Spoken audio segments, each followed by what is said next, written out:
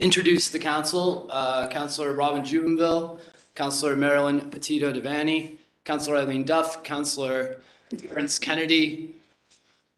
And I'm going to read a letter from the governor into the record. Dear councilors, pursuant to the provisions of the Massachusetts General Laws, Chapter 27, Section 4, I am pleased to nominate for reappointment Colette M Santa as a member of the Parole Board to a term expiring March 8th, 2027. I appreciate your consideration of this nominee. The resume is attached for your convenience. Sincerely, Charles D. Baker. And with that, we'll open Board Member Santa, if you'd like to introduce who you have here, and then we can bring forward your first witness. With me today is Executive from the Parole Board. Thank you for being here. Attorney Aileen Welker. There will be my two speakers today. Also with me in support is Institutional Parole Officer Team 4 back there. Good morning. Daughter Maria, that is sitting behind me. If you'd like, we can have whoever you'd like to speak first come forward. Yes. Like me to sit. That seat would be fine. Is this someone's? That's fine.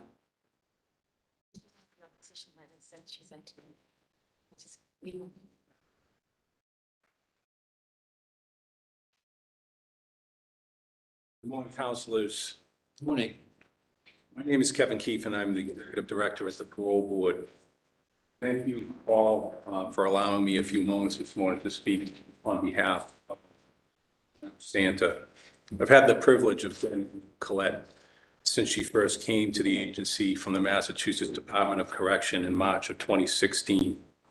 At that time, I was the Chief of Services and worked closely with Colette. She immediately impressed me with a number of strengths: her intelligence, her dedication, her commitment, her compassion, her pride in her work. As the Chief of the Transitional Services Unit, she sought to improve the standards for her unit and for the agency as a whole. In 2017, she led an agency-wide effort for accreditation by the American Correctional Association, or ACA. In doing that work, she utilized a teamwork approach within her staff and with other unit managers to ensure that all units participated in the accreditation efforts. While the ACA standards provide a minimum for correctional authorities and paroling authorities, Colette's commitment goes far beyond that, and she is mission-driven. Second chances, she believes in rehabilitation, and she believes in responsible reintegration. She has spent decades working in the corrections field. The transition to parole was a natural one for her. We spoke about her last stop with the Department of Correction at the Northeast Correctional Center, also known as the Concord Farm, where she had the opportunity to assist people that were at the minimum and pre-release level of security. She took great satisfaction and gratification in taking some part and some role in people transitioning into the community, finding work, and taking the final steps toward reentry and reunification.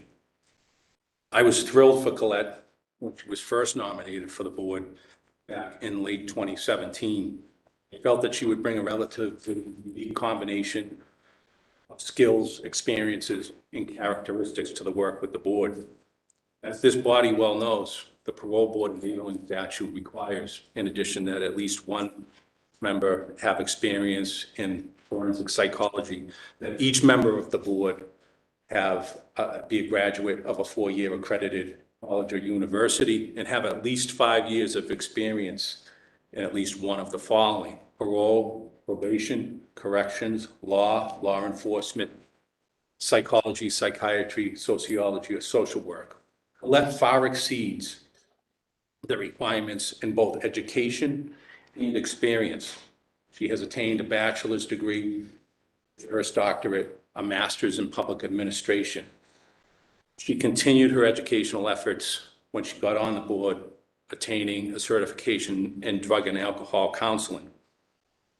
She also significantly exceeds the experience and training, having, as I noted, worked decades in the corrections sphere, but now over 6 years with parole.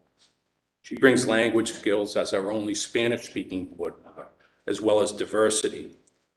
Her education, skills, and abilities lend themselves very well to a primary function for a board member: application of the statutory legal standard, a required finding by the board in making a release decision that if an individual is released with appropriate conditions and supervision, they will live and remain at liberty without violating the law, and that their release is not incompatible with the welfare of society.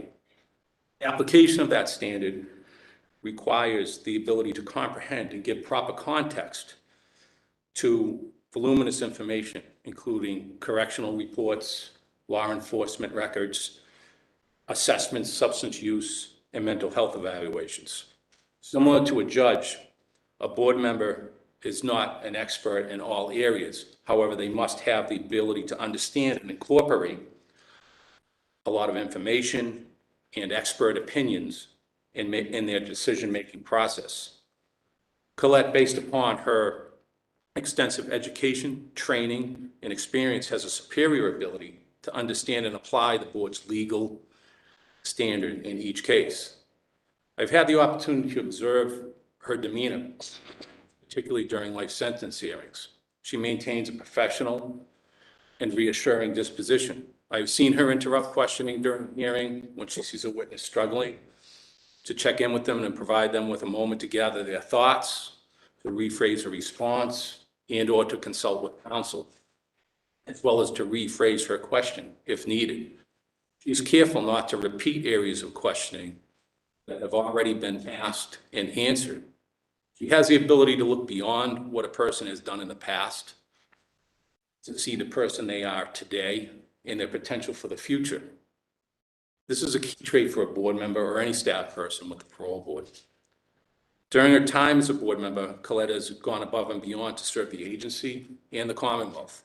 She's continued to coordinate the agency's ACA accreditation and reaccreditation. She was recently named an ACA commissioner. She has spent considerable time and effort working on special commissions, most recently the Commission on Structural Racism in the parole process. She does all of this while maintaining a significant volume of weekly parole hearings. I have no doubt, if confirmed, that Colette will continue to serve the agency and the Commonwealth at the highest level of commitment and with a progressive approach toward rehabilitation. I wholeheartedly endorse her candidacy for a second term with the Parole Board. Thank you. Thank you very much. I'd like to go around and give the counselors opportunity if they have any questions. Counselor Jubenville. Thank you. Thank you for being here. So the parole board, so how are they doing on parole people? In my estimation, there's always, in all areas of work, there's always room for improvement, but I think the parole board applies the legal standard in each case. And I think in terms of what they've done, particularly since Colette has sat on the board, and I know a lot of focus is put on life sentence cases. I will say this, and there's been some controversy over the length of decisions, but I will tell you, looking at the statistics, which don't lie, in the last 4 calendar years in which Colette has sat on the board, this board has decided more life sentence cases than any other board going back. And I looked at statistics back to 1990, the 80s. The statistics really don't separate out for life sentence, but they've decided a higher volume of life sentence cases in that time period. And they've given more positive votes than any other board in any 4-year period by far in history since 1990. So I think, there's ebb and flow year to year in terms of percentages. And I don't know that it's a litmus test for the percentage that they should parole in a given year, but I think this board takes its obligation seriously and does apply that legal standard in each and every case. How about parole in non-life cases? I think that fluctuates. Our 2021 report is in final vetting, so I'm hoping in the not too distant future that will be out.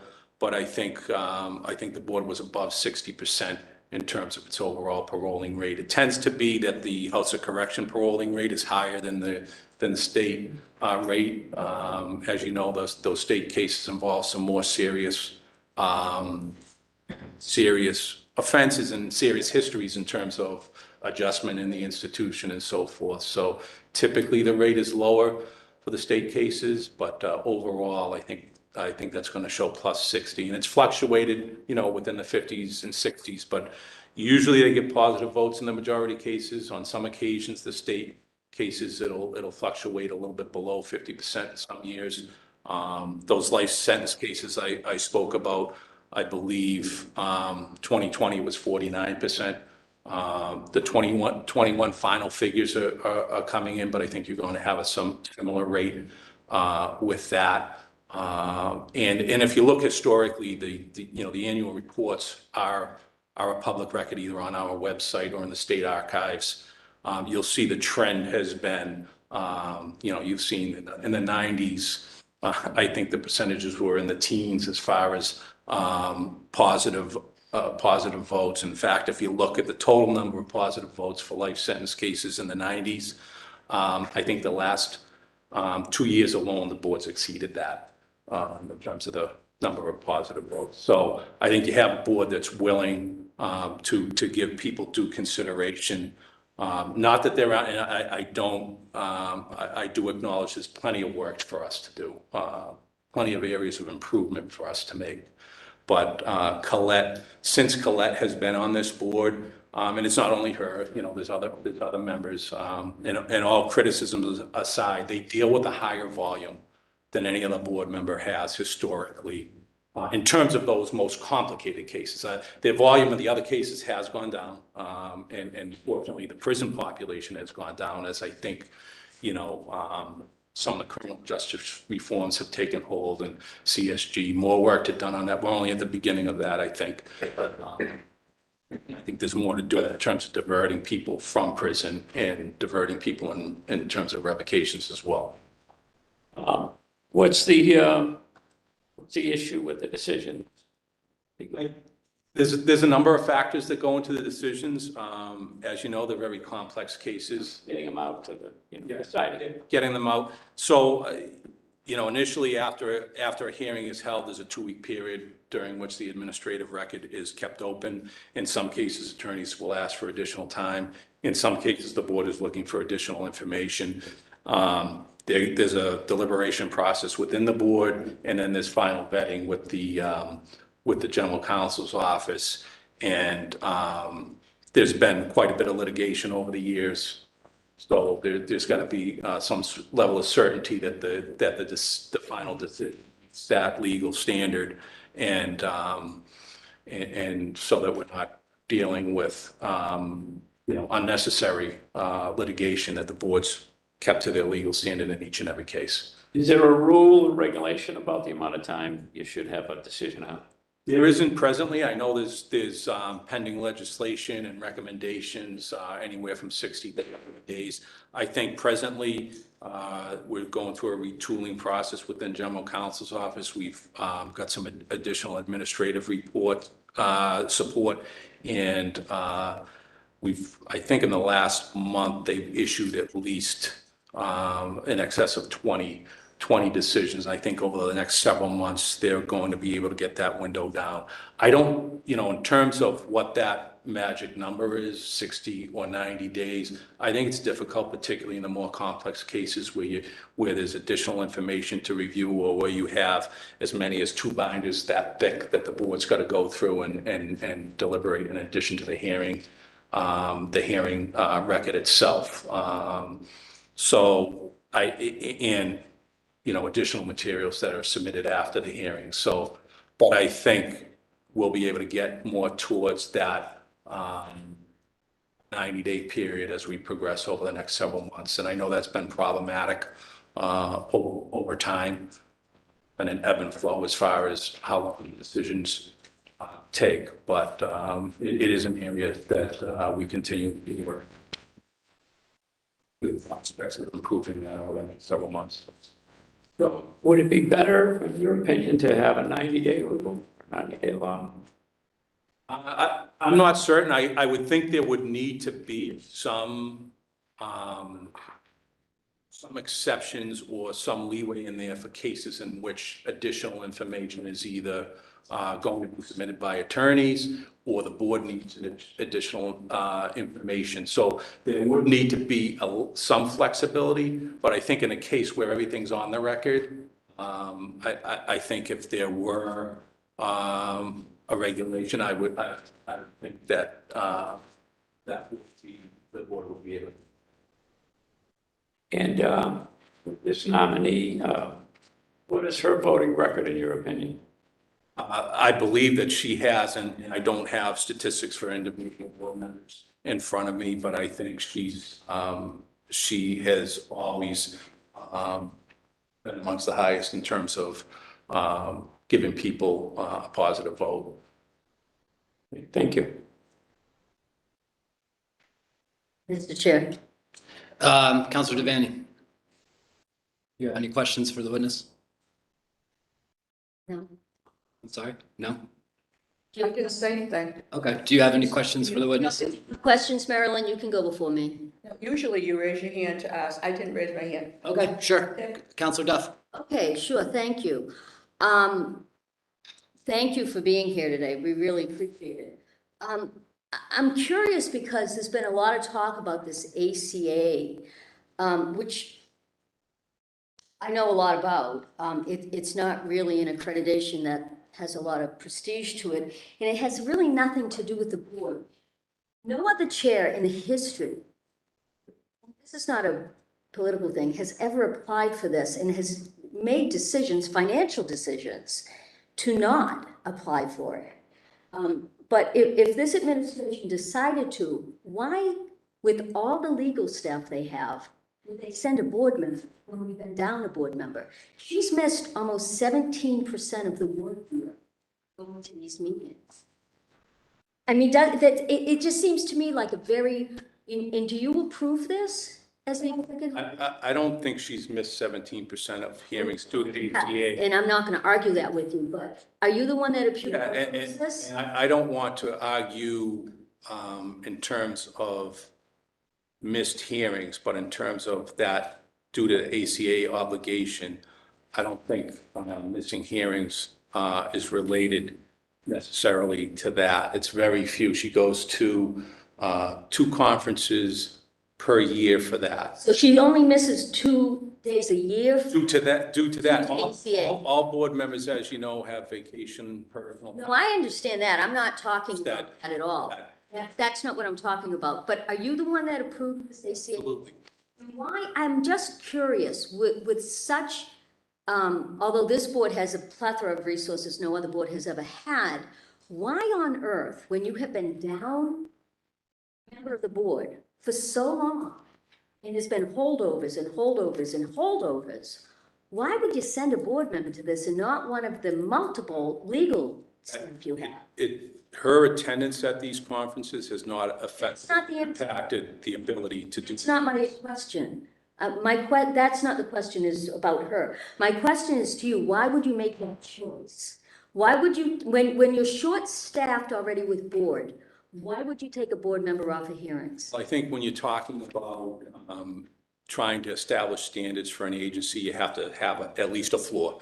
And I don't, whether we had ACA accreditation or not, I think that's the floor. There's a lot more work to be done. I agree with you that that's not the be-all and end-all to have that accreditation, but that's a floor, that's a minimum. And then there's more that I think that we have to do as an agency. So I appreciate all her efforts in that regard, but I would agree with you that that's just the minimum. I think Colette would just establish. I understand that, sir. And I understand that she's only missed 2 meetings a year because of this. What I don't understand, while you as the executive director, short-staffed, take you told us how valuable she is. Why on earth would you use that instead of one of your lawyers? Because we'd already met. The floor had already been met previously. It collapsed under Chairman Tressler. We know that to be true. That has been validated to me from this administration that he essentially, I mean, he told us in his hearing in 4+ years, he only ever looked at one pardon application. I can't even speak to that. That's so outrageous to me to be so negligent of your job. But my question that you haven't answered yet is why would you, as the executive director, take such a valuable resource instead of one of the multiple other resources you had? It seems like an odd choice and an odd judgment. It was, So we'd already met that standard. The ACA really isn't an important standard in parole. It's not. I would beg to differ, but I know you would. yeah. But can you just answer the question why you chose to send her and not a legal? Yes, and I've tried to, I think that, I think it's important to have that, or that minimum standard. Yeah. I think she holds particular expertise in that area, and I think she was a key person. And I would not have approved of it unless we could sustain the operations of the board, including hearings. If I thought that that would have been impacted negatively, I would not have approved it, neither would the chair. Okay, that's fair. And so, why would you choose a board member with so little experience over some of the board members with so much more experience? In terms of ACA, there's no other board. In terms of ACA, in terms of the actual job of parole, of their actual expertise. I'm sorry, she has decades of experience in Not on the field. parole board, she does not. She has decades of experience jumping from job to job the year. She doesn't have decades of experience in parole. So why would you, I'm just curious. I'm sorry, choose for what? Because I don't choose. What you just told me, you chose her to go to this ACA. You didn't choose her to go? She was initially, she did this in 2017. I was the chief of field services. I had, So who- I had nothing to do with, Oh, so you had nothing, nothing to do with her being that point person on it. I worked with her as a fellow manager. Okay. Got to know her through that process. Did her to this? It wasn't you. I was under the impression it was you. No, it was Chairman Tressler at the time. Makes sense. Okay, terrific. How would you say her recidivism rate is? We know that she has a high parole rate. How often do those people reoffend? Because those are the numbers, because we haven't, we used to get reports all the time. The chair used to come and report to us about individual people, but we haven't seen that. So how's her recidivism? Yeah. That's the number that counts. We have statistics for the agency as a whole, but in terms of individual board members, that would take some more work to produce It's those. not hard, honestly, because we've always done it. It's always been done. It was the precedent. I mean, it's not hard to do. So you don't have any idea what her recidivism rate is? Other than what we report annually, What you just said to me is you only do it as a group. You're not doing individual. no, we don't look at that. Why? We don't look at that because that's a matter of supervision when they're in the community. I wouldn't put that on necessarily on Colette individually. The board works in panels and groups, and particularly in life sentence hearings, it's a full board decision. So I think reporting those statistics as a group is the most important fact. So then, okay, so that follows then that her individual parole rates don't matter at all. And yet you've just touted them as something to be proud of. It's something to opinion when. They're not mutually exclusive, so it's one or the other. So her individual parole rates, therefore, are you saying really don't matter? I'm not saying that at all. That's a matter for you to determine. No, I'm asking you for your opinion. You're the executive director. I want you to tell me. I think it matters that people are willing to parole individuals that have shown that they're ready to live in the community and have some probability of living in the community without violating the law. I think that's a key element for any board member, that they're willing to do that. Correct, but just paroling people, that's not the goal of the parole board, okay? We all understand that. This is not about just letting people out. This happened after, Councilor Devaney has talked passionately and eloquently about this many times after the Sinelli incident.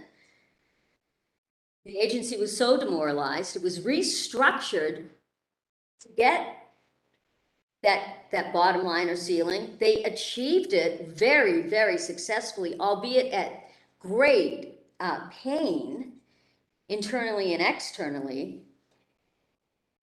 But one of the big lessons from Sinelli is we don't just, the parole rate is important, the recidivism rate is more important. Okay. So if you're just saying, I'm letting you out and they're back in a week, you failed. And I'm fascinated, and this is not an attack, I'm very fascinated by this, because every other administration and every other board has always tracked these numbers. It's simple. This is not hard. This is not even math. This is arithmetic, okay? And I know you know the difference, but you've very specifically chosen not to. So I have to conclude that her parole rate doesn't matter. Because if her recidivism rate doesn't matter, her parole rate doesn't, correct? That's a yes. No, that's a yes or no question. Do you agree? That's a yes or no question. No, I don't agree. You don't agree. So the answer is no. The answer is, yeah, I don't agree with your premise. Tell me, can you repeat back to me my premise? That her paroling rate doesn't matter because we're not reporting her individual regarding recidivism. Okay, and so, okay, great, you got it, I understand. I just want to make sure we're talking the same language. Yeah. So you don't think recidivism matters? I obviously recidivism matters, but it's What recidivism's complicated in terms of when a parole board member paroles somebody, they're paroling somebody to supervision under a parole officer. The large majority of my time with the agency is as a field parole officer. I'm in my 32nd year with the agency. So it's turned over at that point for supervision to a parole officer. And that's where the rubber hits the road. And it's multifactored. It has to do with personal accountability on the part of the person who's paroled. It has to do with supervision practices and so forth. So to put that on an individual board member, I think would be, to a great extent, unfair, because we're asking them to make a decision. We're asking them to release people, and then they're responsible for everything thereafter. That. So is it true then that is why the parole people on the board go to certain prisons or jails, and then the same board member, to follow through with what you're saying with your logic, which makes a lot of sense.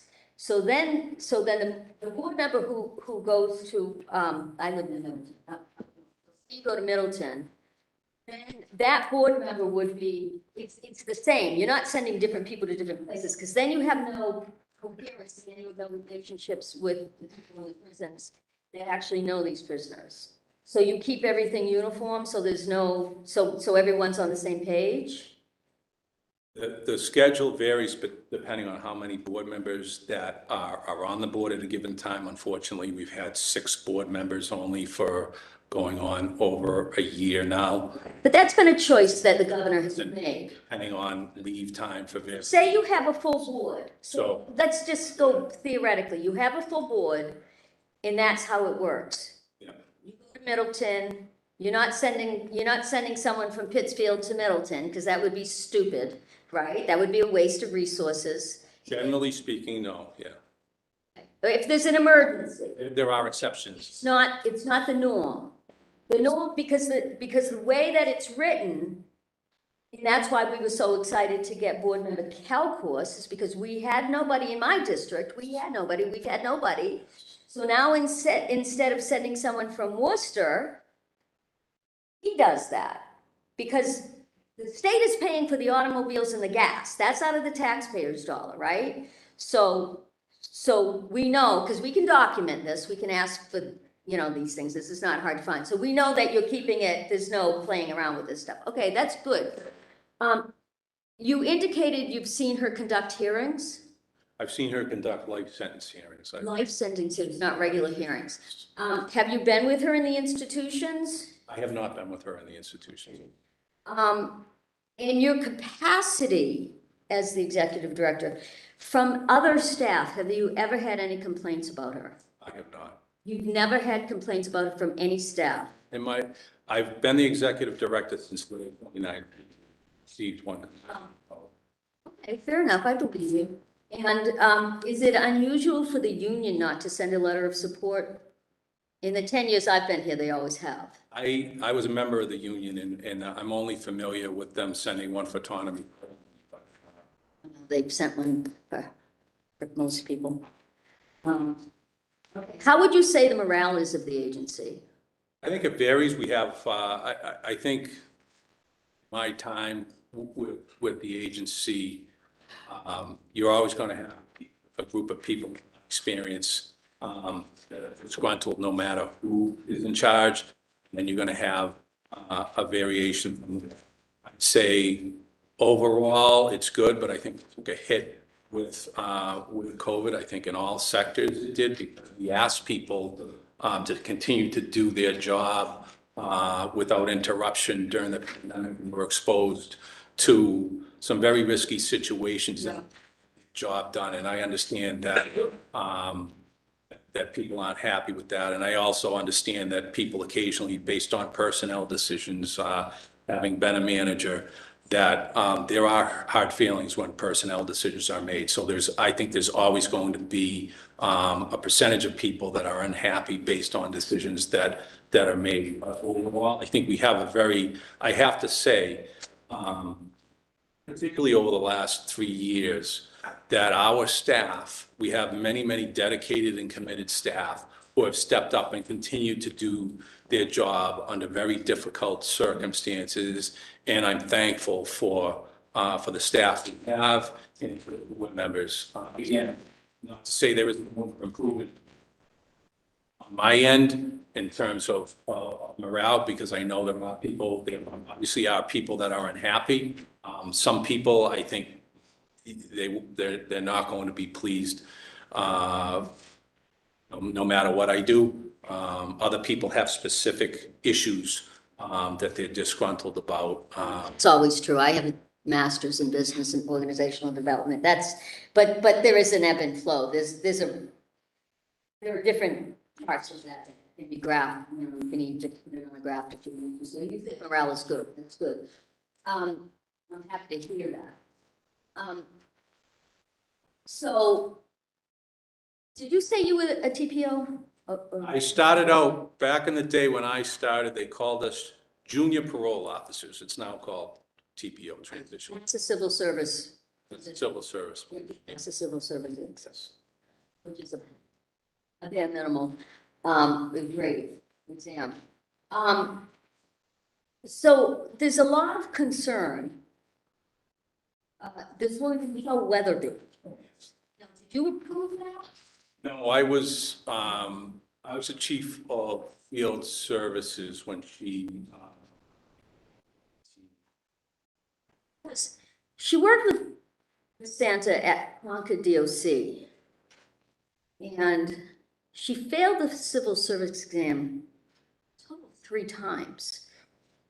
Yet she was promoted to be a deputy supervisor, to supervise people, to supervise parole officers, even though she'd never passed the exam and she'd never actually done their job.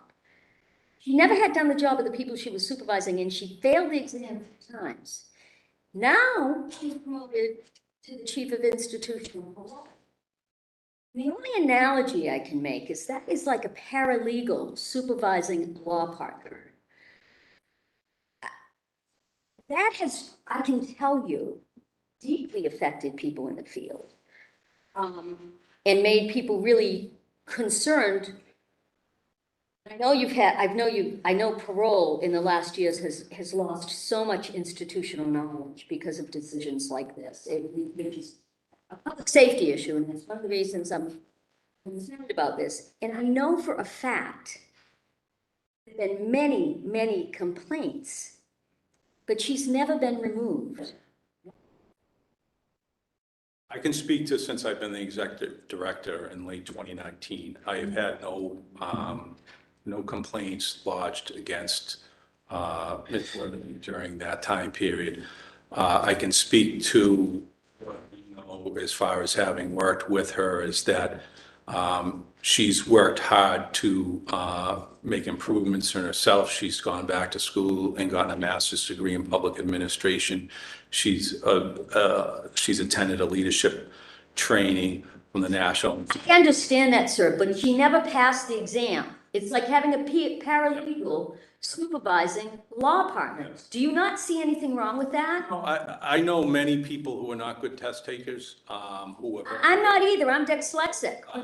There are accommodations for that. Yeah, even with accommodations, some people simply are not good test takers. I've Sad. worked with people who have been managers who don't do well on tests. I understand that. And other managers in that. Feeling is, I'm sorry, I keep interrupting. Oh, no, that's. We're gonna have a long hearing, Yeah. and we've got another one this afternoon. So your feeling is she's just not a good test taker? I think. You're on the you will go on the record today saying that your feeling about her is she's fine in the position, she's competent and does a good job, she just doesn't test well. I think, Do you agree with me? yes, as Statement, she just doesn't test well, but she does a good job. as with all of us, we can all stand improvement. That is a given. We understand, all of us, myself, very much. Are you aware of her miscalculations of dates and directions that have put public safety at risk? Not to mention the potential lawsuits against the state, and that these are repeatedly caught by real parole officers, by people she's actually supervising? Are you aware of this? Has anyone ever brought that to your attention? Date computations are primarily the responsibility of the institutional parole officer, but there is some, they do confer with the management team at various times. I'm not aware of any lawsuits that Ms. Weatherby has exposed the agency to Okay, due to date calculations. get it. Have you seen the YouTube video? I'm not, The YouTube video that she did you approve it?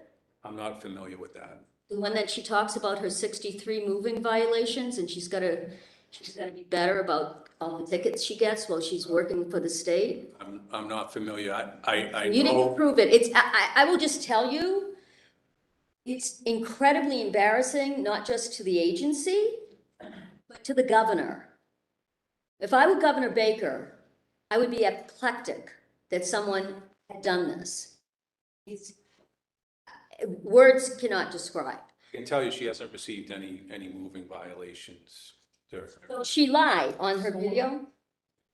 Well, that was, I think it was stated that she had moving Well, violations. she stated it. I'm not making it up. I'm quoting her.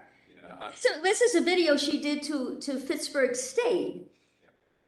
It's quite famous, actually. It's quite a discussion in the public safety world. It's quite, she's a YouTube sensation.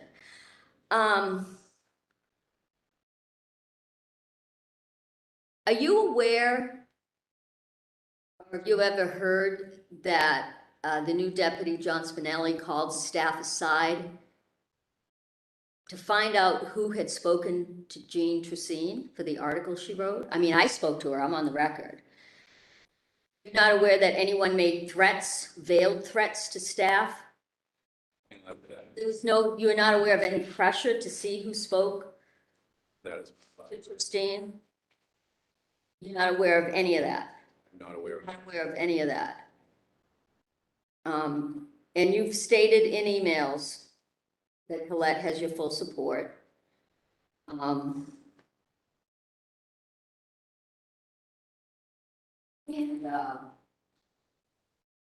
you don't feel there's any demoralization in the, there's a few people, as always, that might be unhappy, but you would say, as a whole, the agency is incredibly happy. It's well functioning, there's good spirits, it's a good team. Yeah, I don't know that I would use the term incredibly happy, but I think people Good spirits, there's not, people like their jobs overall. there's no discontent. It's difficult work. There's always going to be levels of discontent, but Of course there are. But you don't feel that there's any political nepotism in this agency? None. Okay.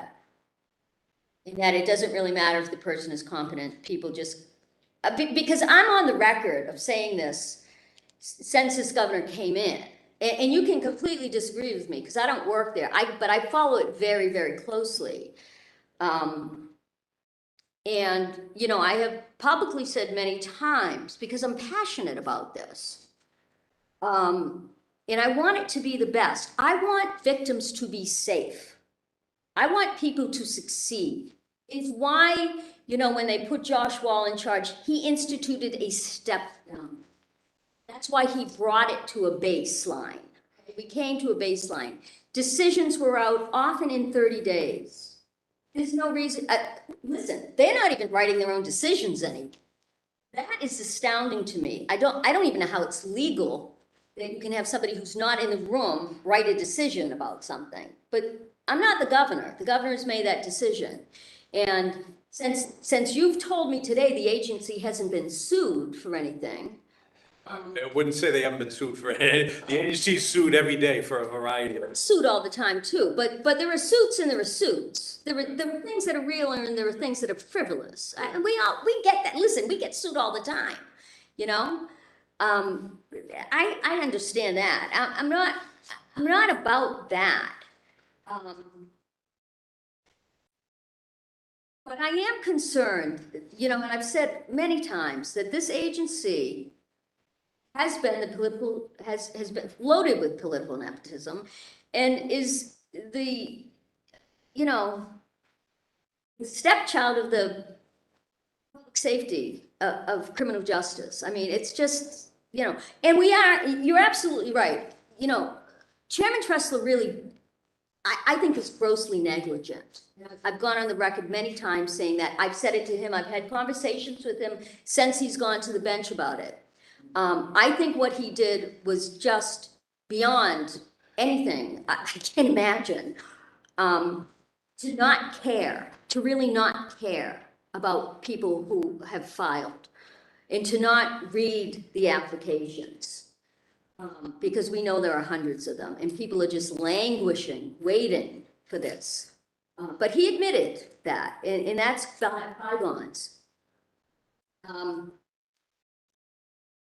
But there's been so much institutional loss. There have been people let go who have been career people. Right before the pensions kicked in, they've been let go. But back to Tressler, he didn't do the work. So this one, Ms. Maroney has had to pick up the slack. I know they're buddies. I know they all come out of the same office. And, you know, she's applied to be a judge. So now we're going to see everything's going to stop moving, right? We know that. All of a sudden we're getting decisions when people have been waiting, you know, 11 months for a decision. If your kid had been murdered and you were waiting 11 months, to me, that's unconscionable. Unconscionable. But anyway, thank you for your time. Thank you for your testimony. I appreciate it. Thank you, Thank you, Counselor. Counselor Kennedy. I just have one question to follow up on that. We used to get individual parole board members' rates of parole. We got those numbers. They're not that hard to pull together. Certainly something that's important for us to look at, because I think the majority of this council is supportive of parole. And when you just throw out a number of 60% for an agency, well, one person could be 25%. Another person could be 85%. How are we supposed to judge if we don't have those numbers? I can certainly look into that. I know prior. We've asked over the years. We used to get them on a regular basis. We don't get them anymore. You're asking me, so I'll, you know, I would really like to see those. I can certainly take that back, but I understand that hasn't been done, and so Where do you get those from? I can go back and find out. I have to talk to our research coordinator and the chair and see I what. don't think it's that hard, It's arithmetic, it's not math. you know? I would like to see those numbers, because we, you know, it's not about this particular nominee that I'm talking about.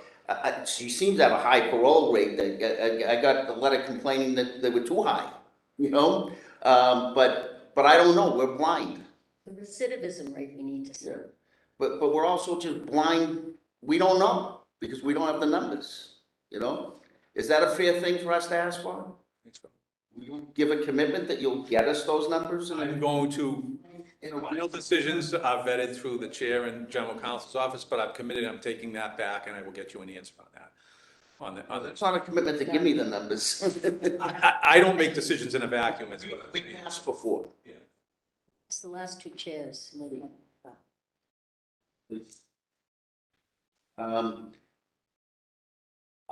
I just don't know why we don't get them every time there's a nominee before us. And we've asked for them over and over and over again. It makes it look like somebody's hiding something. That's what it looks like. I certainly don't have anything to hide. I'm just saying, but you know what I mean? Thank you. Thank you, Counselor. Counselor Hurley, do you have any questions for Yes, I Lydia? do. I'm not sure, but, are you living in a cloud someplace? Been with the agency for 32 years, ma'am. And you don't know about a lot of the things that have been brought up this morning? I don't, I'm telling you that I have not received complaints. I have not received any complaints. There's been no grievances against the individual that Councilor Duff had mentioned Do earlier. you work in the same office building? Yes, You engage in conversations with people? yes. And you're telling me you don't know about any of these issues? I know that people sometimes have difficulty with management styles, sure, yeah, but in terms of any sorts of complaints, I've received, when I talk about, a complaint is serious to me, or a grievance, and I would work with the unions. I speak on a regular basis with the field parole officers union, which also covers the institutional parole officers. And I've told them, and from time to time, there's been issues that have been discussed at labor management meetings in terms of whether they've been having problems with what a manager has done. I consider that discussions for labor management, but in terms of a complaint where somebody comes to me and says that the person has done something that's grievable, that's wrong, that needs to be addressed, I have not received that. But in terms of complaints, sure, we deal with that at labor management all the time, but in terms of an actual complaint, I have not received anything. Did the agency get sued within the last year and a half by someone who was let go, who alleged that she had been harassed and basically tortured by some of the employees there? I've been the executive director since late 2019. I'm not familiar with any lawsuits of that nature since that period. Was a legal claim filed by an attorney on behalf of someone? Since I've That been, was settled. That was settled. since I've been executive director, I'm not aware of any. How long have you been executive Since director? late 2019. Okay. Because I got phone calls from people who complained that this woman who was hired was set up because people inside that were alleged to be associated with this nominee happy, and she wasn't happy because it wasn't one of their people. I'm not familiar with the specifics of that. At that time, I would tell you, since 2019, no. Prior to that, I was the chief of field services, so I dealt with field services issues. If there was an issue within institutional services, I would not have dealt with it, and without knowing more, and I certainly wouldn't want to discuss individual personnel matters for people, but without knowing more in terms of who that person is that complained, or if there were some sort of action filed, I imagine it would have been handled by the general counsel's office at the time. Well, there was reference in one of the letters I saw that was emailed to me that someone was improperly denied promotion, brought a legal action, and that legal action was settled by the Commonwealth. Is this is one and the same person, or? I don't know, they didn't mention any names. Okay. But I also got a phone call from an employee that's petrified that this nominee is going to come back. And that if there's a change in administration, she's going to become the chair. Petrified. And the woman was scared to death because she's still working there. It told me of many instances where there was harassment, there was cronyism, there was certainly unfair action in promoting people who didn't have the basic skill set, who couldn't pass the tests. And it was on her watch. Now, I don't care about people. There's civil service, there's testing requirements. You're telling me that this agency hires people who flunk the tests and keep them there? Seriously? You talking again about Ms. Weatherby?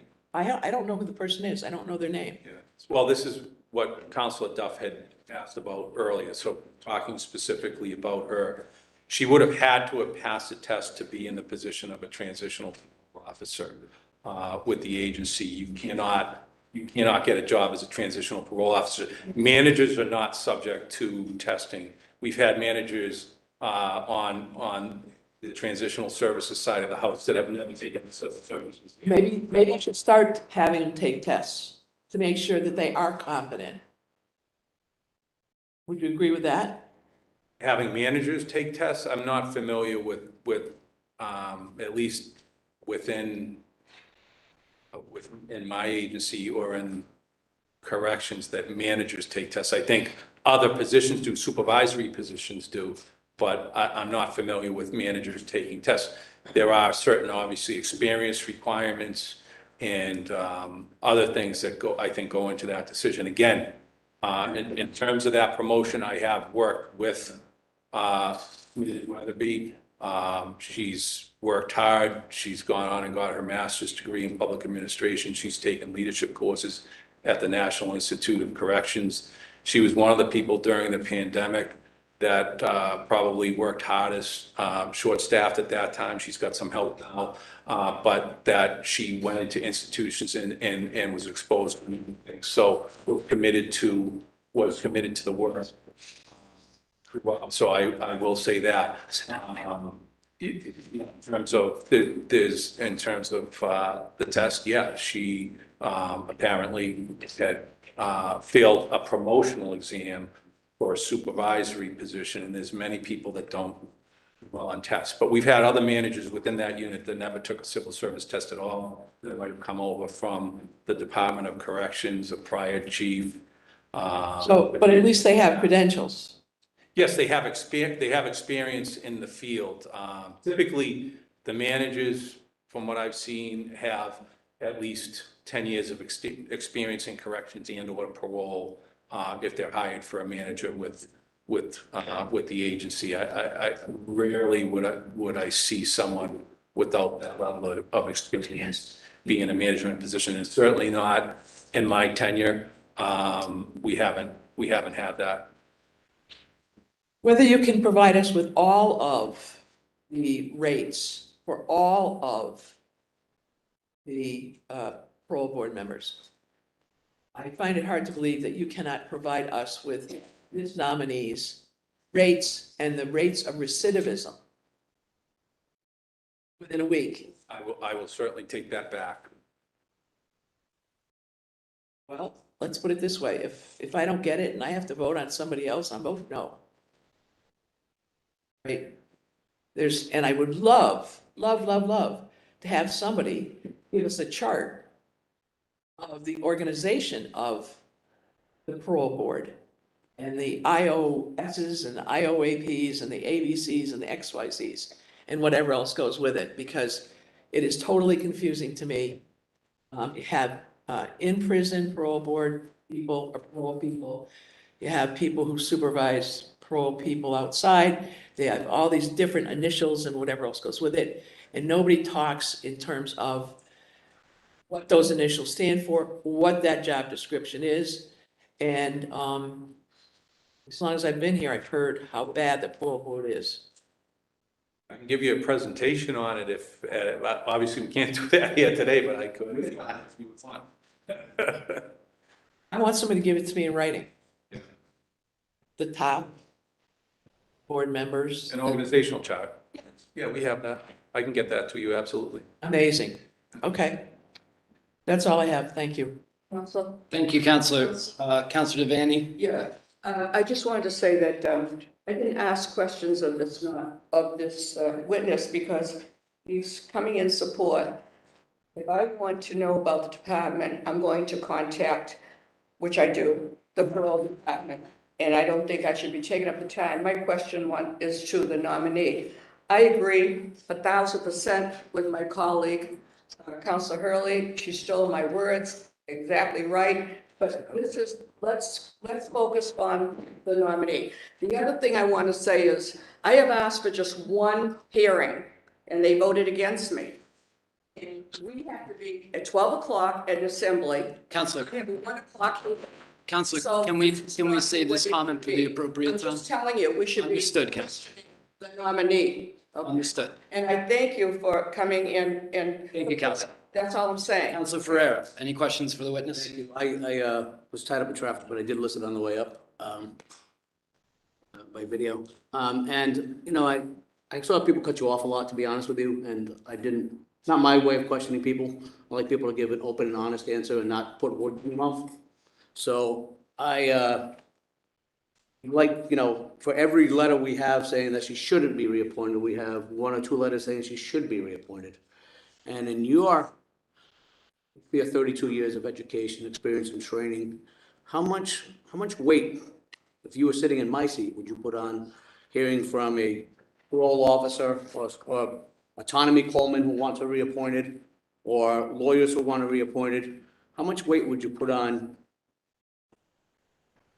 or would you put different weight on a parole board member saying she's great as opposed to a citizen, a lawyer, or a parole officer who's worked with her for 5 years saying that she does a great job in institutions?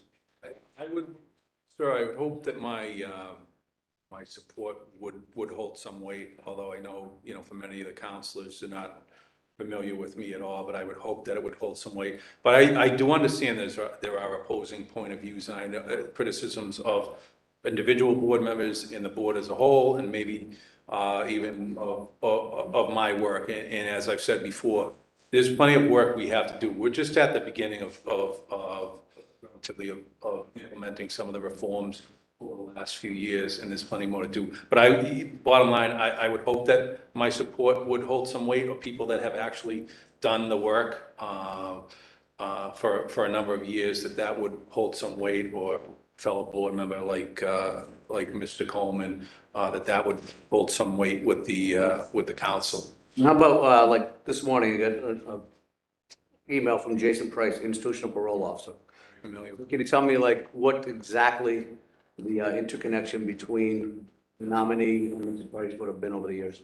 So Mr. Price, and I'm not sure his exact start date, but I know that he initially started out with the agency through civil service as a transitional parole officer, and he may have been worked at some point and during Colette's tenure as the chief of transitional services. He was then promoted to a field parole officer position.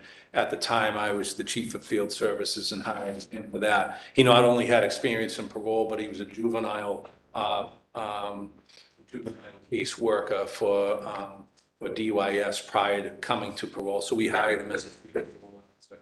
He worked there for a couple of years, and then he had taken the promotional examination for an institutional parole officer and took a job at MCI Concord. I think that promotion occurred under the current chief, Chief Weatherby, but I believe Jason's got at least between his DYS time and time with parole, he's 15 years of experience in the field.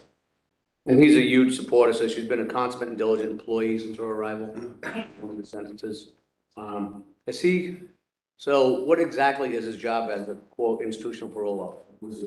So he supervises, I believe he has 2 transitional parole officers under his supervision at this point. So he prepares all cases for the parole board from MCI Concord and the Northeast Correctional Center, the Concord Farm, which is the minimum release center out there. So what that involves is that in each case, they do an assessment called the LSCMI, which they're all trained and certified in.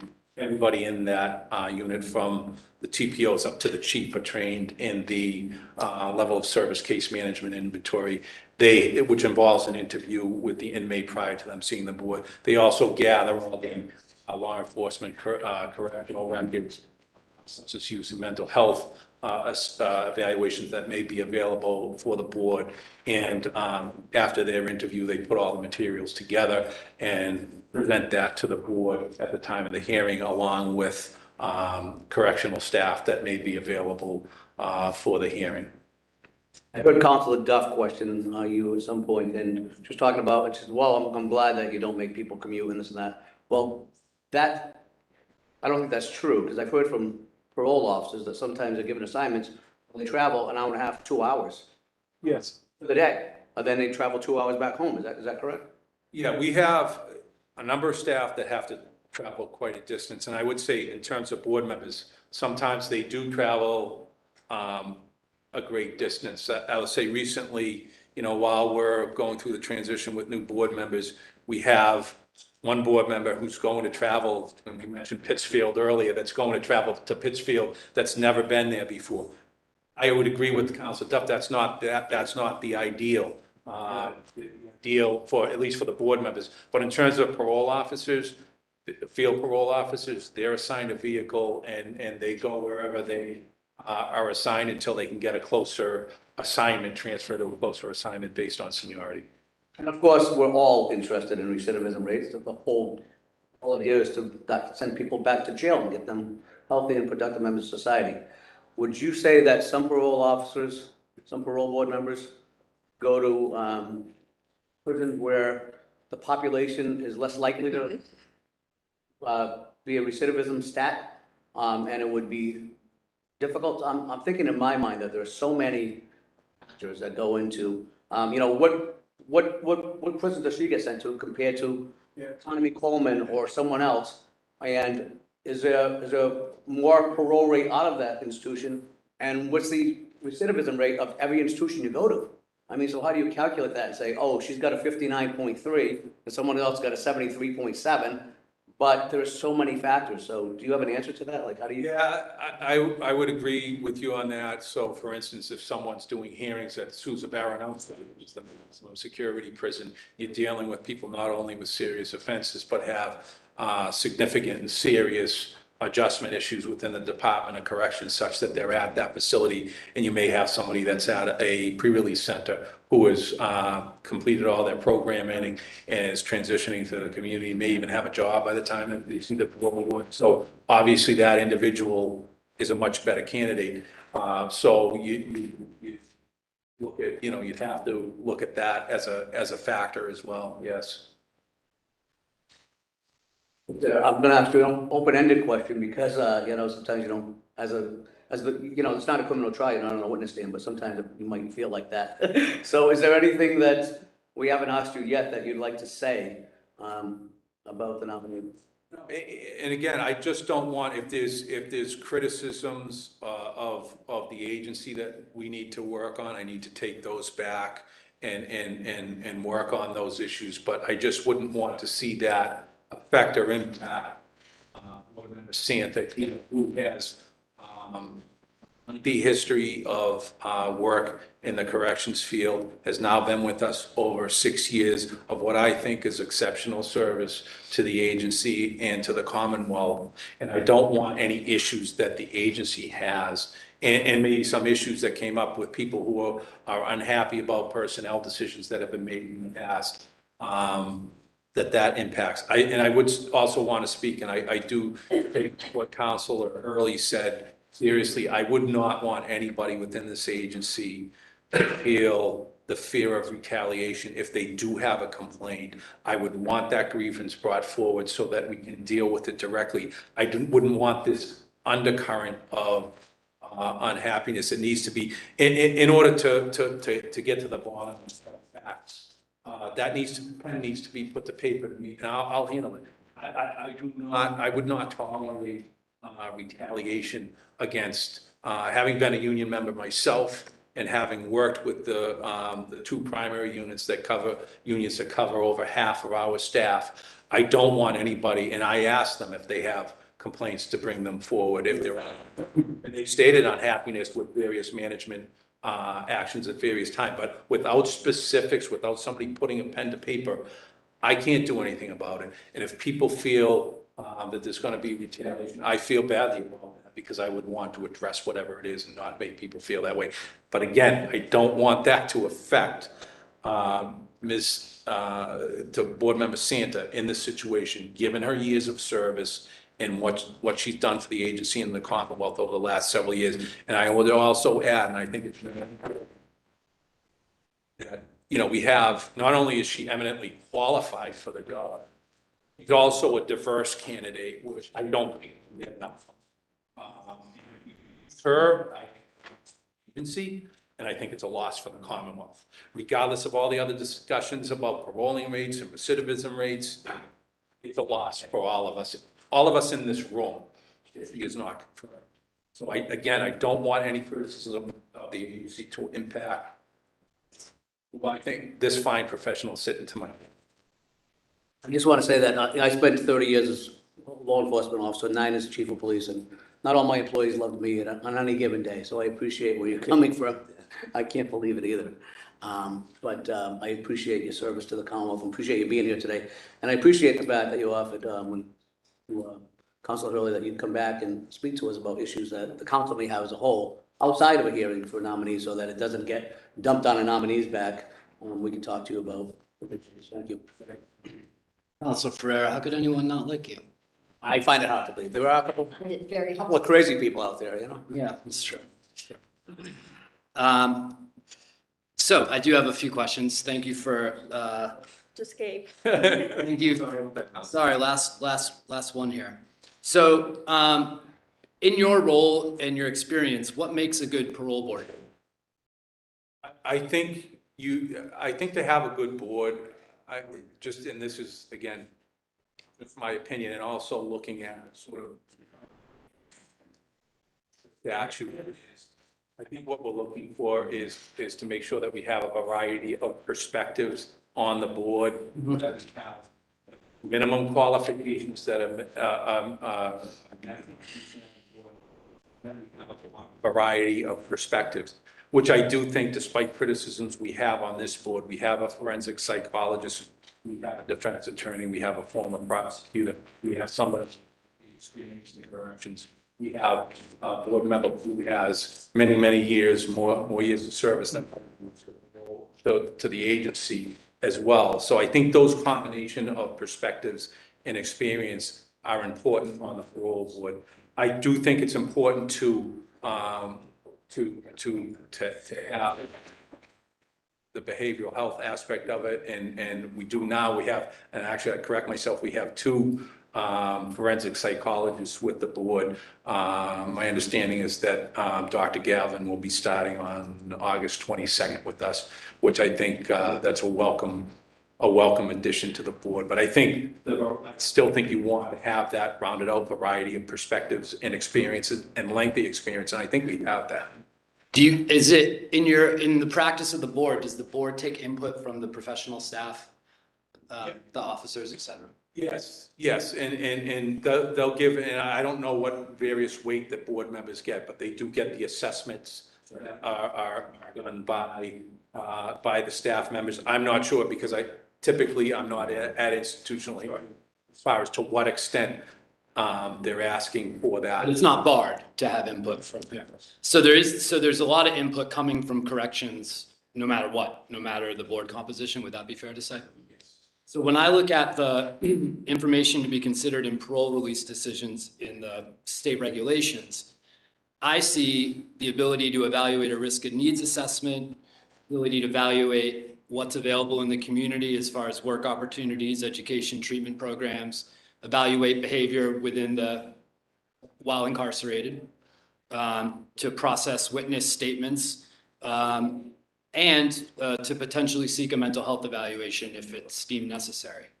So when I hear those, I hear the need for someone who's in touch with the community resources and programs, independent of this nominee. That's what I hear, is someone who's familiar with the community resources and has whatever experience they've cobbled together to be able to make those evaluations about someone's mental health, about the needs that would either make them successful or non-successful. Would you say that's fair to say? I think that would be helpful. Because when I hear that, I'm not sure some of the backgrounds we hear talked about, I'm not sure that they're necessary to fill that role or not. And I'll leave that there. So I just want to get clarity also on things we heard before to tie them up. So the ACA accreditation, what's the benefit to the Commonwealth to earn that accreditation? I think the only benefit to that is that it sets at least, it's to me, and again, I would agree with Councilor Duff on that. I wouldn't overemphasize the significance of it, but there's a minimum standard that every agency should make. And you know, Councilor Ferrero was a police chief. There were standards Sure. for the police agency. If I could interrupt, I'm sorry, could I interrupt you for a sec? And we were accredited, thank you. In the public sector, I've worked in education, and I've seen the accreditation process that high schools and middle schools go through to get accredited, which sometimes is tied to funding. There's all sorts of things that are consequential about that. And in that process, having led that process, it was really about generating a process of self-reflection and continual improvement. So we're taking this step back data analysis, big picture stepping back, and then we're coming up with recommendations to improve, and we're measured against some kind of matrix of some kind of framework of evaluation. Is that what happened essentially? Yeah, I mean, they're looking. You don't need to go too much in depth because I'm sure someone will ask the nominee. I think Board Member Santa could probably speak better to that. Okay. And I'm going to try not to repeat what's been said. Along the release and revocation rates, why, I guess I'm going to ask you, why is there hesitation on your part? Why do you think that, I assume folks above you or your team, why do you think there would be any hesitation? Why wouldn't you be able to commit right now to produce that information? I think this, from my perspective, good in terms of when you get into release rates for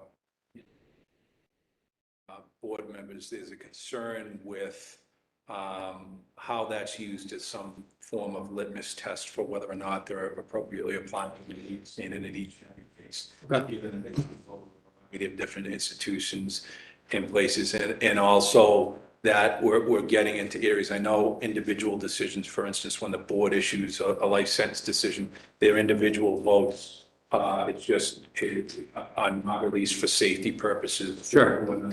So part of that plays into it, but I would want, if the council is saying that they've gotten that information in the past, I would want to go back and look at that and find out, okay, what can we do to satisfy the council's request? And So I'm the newest counselor. I've never seen anyone produce any kind of data like that for us.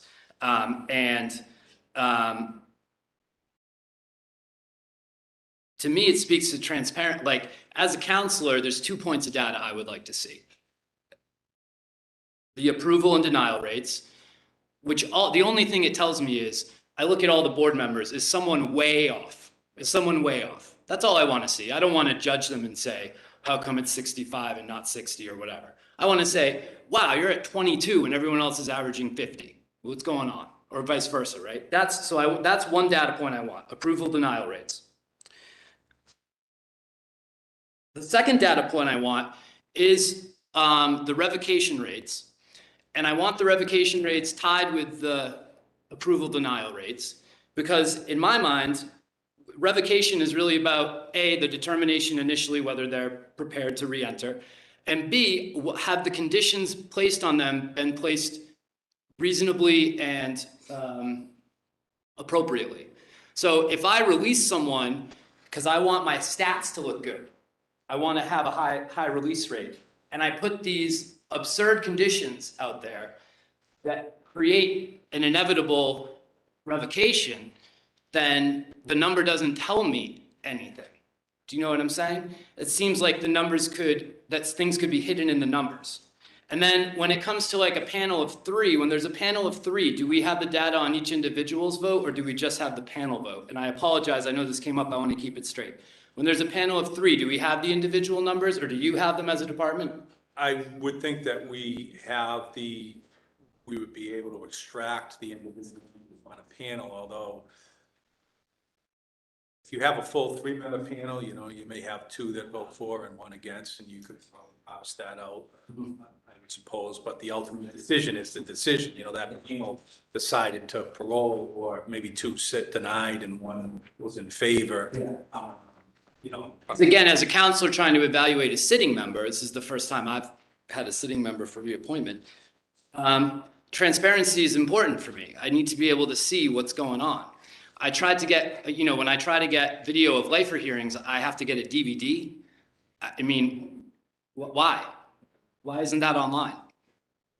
We have a digitization program that's going into effect over the course of the next year. So we would have a little bit easier way to access that. Now I want to ask you about a couple of things that came up, and I know you're relatively new to the role, but I want to know what's going on in the department. So the March 2021 State Auditor's Report, are you familiar with that? Right. And so something that came up earlier was timeliness, and timeliness seems to have been a problem for a while. And maybe it's resources, maybe it's other stuff. Do you know what the department has done to address the auditor's report and its findings? And which specific finding, in terms of the, This is an example. So the findings I'm looking at, that the parole board did not conduct required risk and needs assessments within mandated timeframes. And then second finding was the parole board could not provide documentation to substantiate that parolees received all required reentry forms. so in the first instance, I think, and I did have a lot of discussions with the actual team that came out. Actually didn't come out, a lot of it was virtual because it was during the pandemic that we were dealing with the auditor's office. So in 55 of the 60 cases that they examined on those reassessments, they've done in a timely manner. There were 5 cases in which the timeline, the assessments were done. If you look at our response to that, the assessments were done in those additional 5 cases, but they did not necessarily meet the timeline. So one of the things that I think played into that, and let me just back up too, because there's 2 parts in terms of assessments, and I will say there's an assessment that's done prior to a parole board hearing. We were 100%. There were no findings in terms of cases that come before the parole board prior to release. That's 100%. They were prepared. In other words, no one showed up and their file wasn't prepared. Yeah. Unit. Right. They were 100% in terms of getting those assessments done and before the parole board. It was on the field side once they would get out those reassessments, and there were those 5 cases. Again, the assessments were done.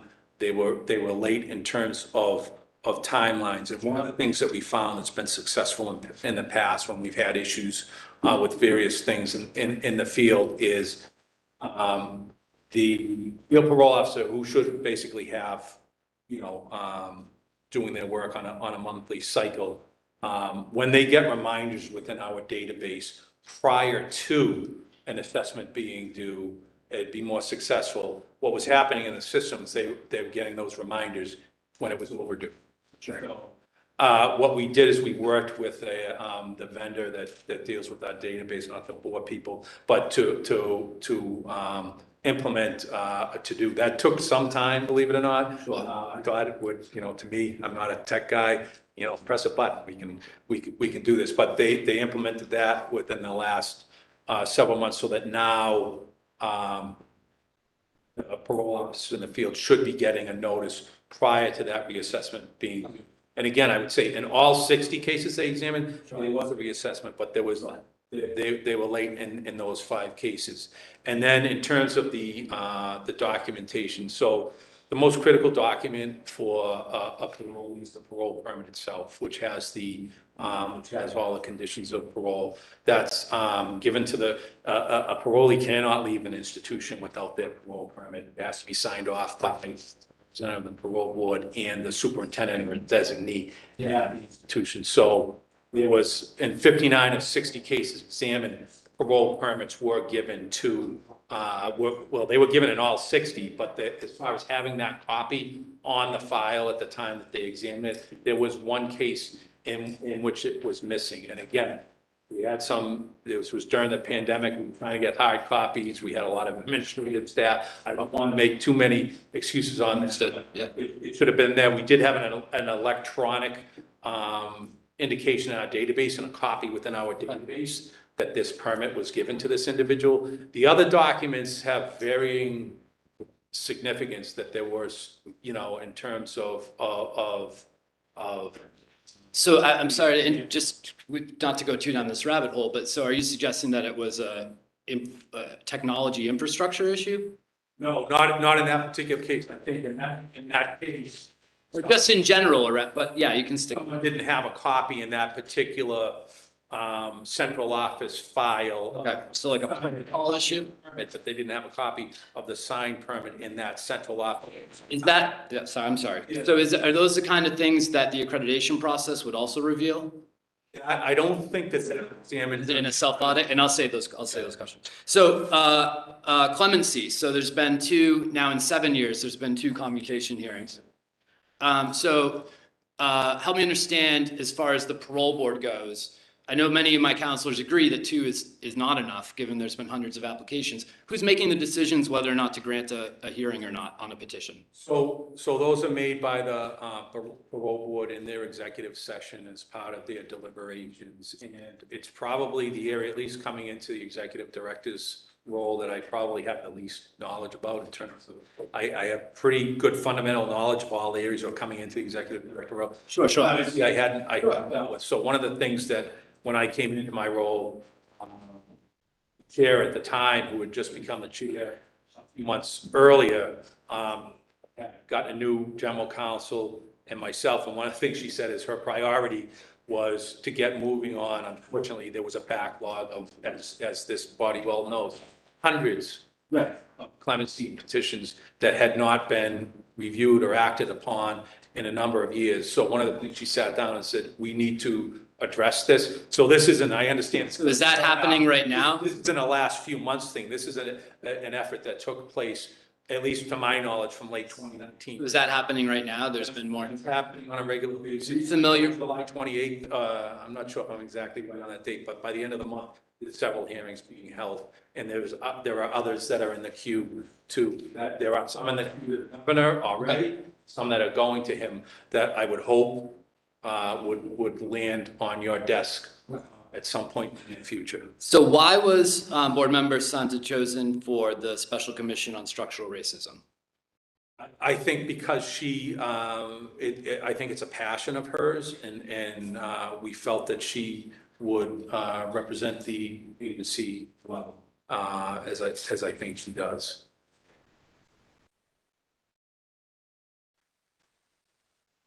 I was surprised to hear you say that you're not familiar with there being discomfort among staff in the department, because I received over a dozen phone calls and a bunch of anonymous letters. The letters, you can send a letter and hide behind it. The phone call and telling me who they are is something entirely different. And as someone who works at a firm that deals with employment law, like, I'm hearing the trembling in these people's voices, terrified. And I don't, it seems like it's pervasive, that it's not any one person. And that really concerns me because it's difficult work to begin with. And so again, having worked in education as far as a public sector employee, and someone got waived because they couldn't pass the MTEL, which is the teacher test, or when someone jumped the line to become an administrator, that's the quickest way to ruin a department. You ruin the department, ruin it. The video that Councilor Duff was referring to, I would hope the department's aware of it. And as far as complaints go, even regarding the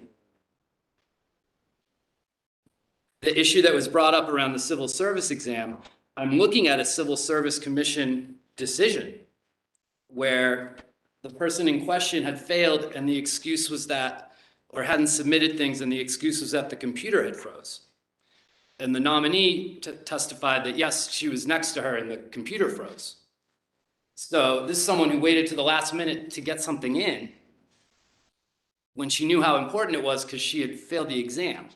So, I mean, I don't need to even think twice about why morale would be low if that's who's supervising the staff, especially if people look around and feel like people were passed over on that.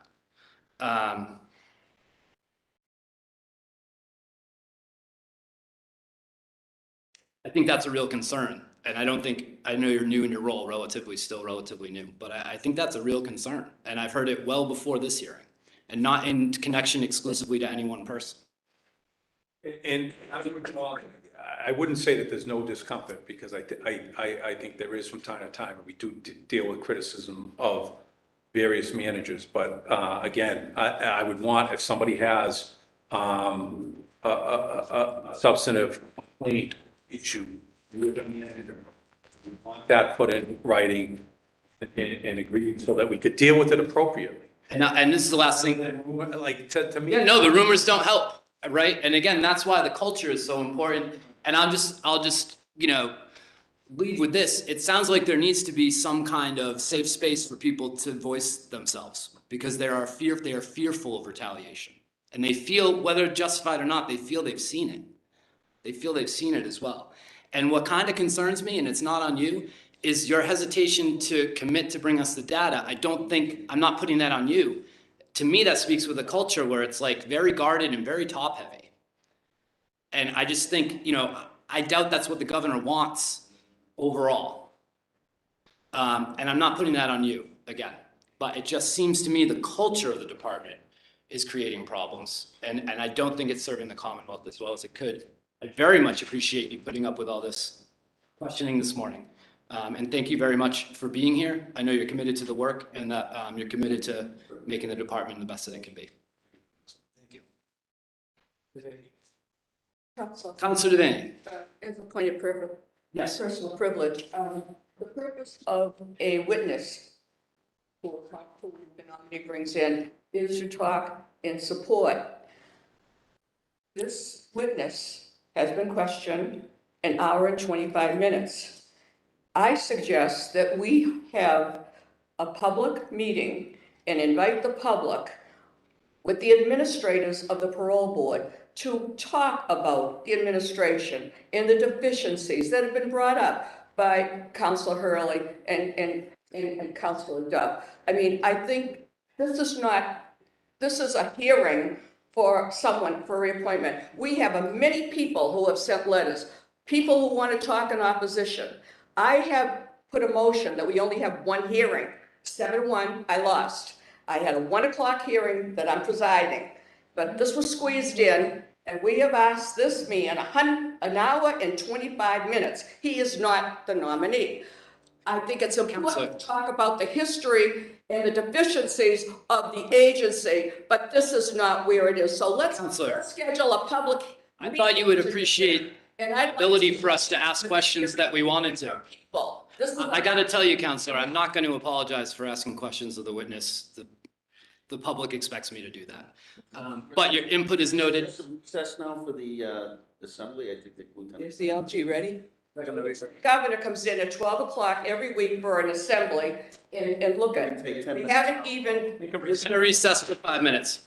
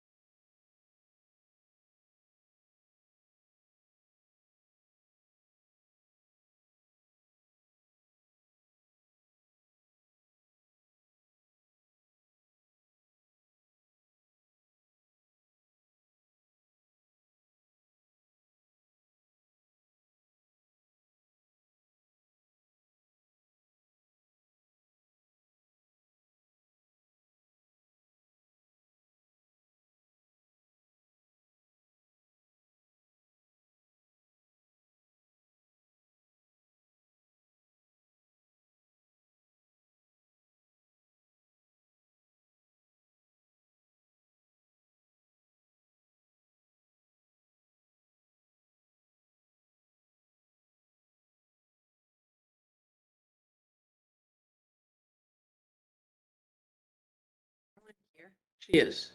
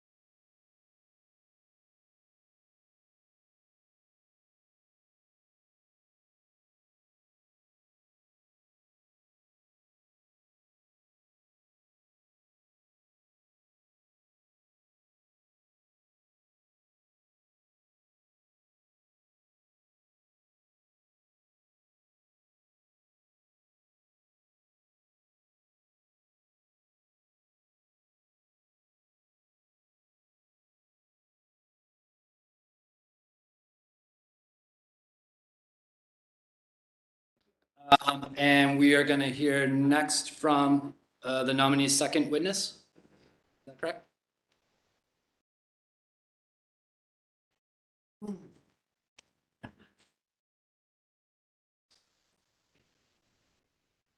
Thank you for being here. Thank you. Good afternoon. My name is Amy Belger. I'm a solo practitioner from Holliston. I primarily handle post-conviction murder cases, and I also represent juvenile life or homicide offenders before the Massachusetts Parole Board. I met Colette Santa once she was appointed to the Parole Board, and she and I have certainly had our differences over the years. We perhaps disagree on more than we agree on. However, I value her contributions as a board member for what she brings in her unique experience and life journey to the board. Not only is she the only native Spanish-speaking board member, she was born in Puerto Rico and was educated in Puerto Rico.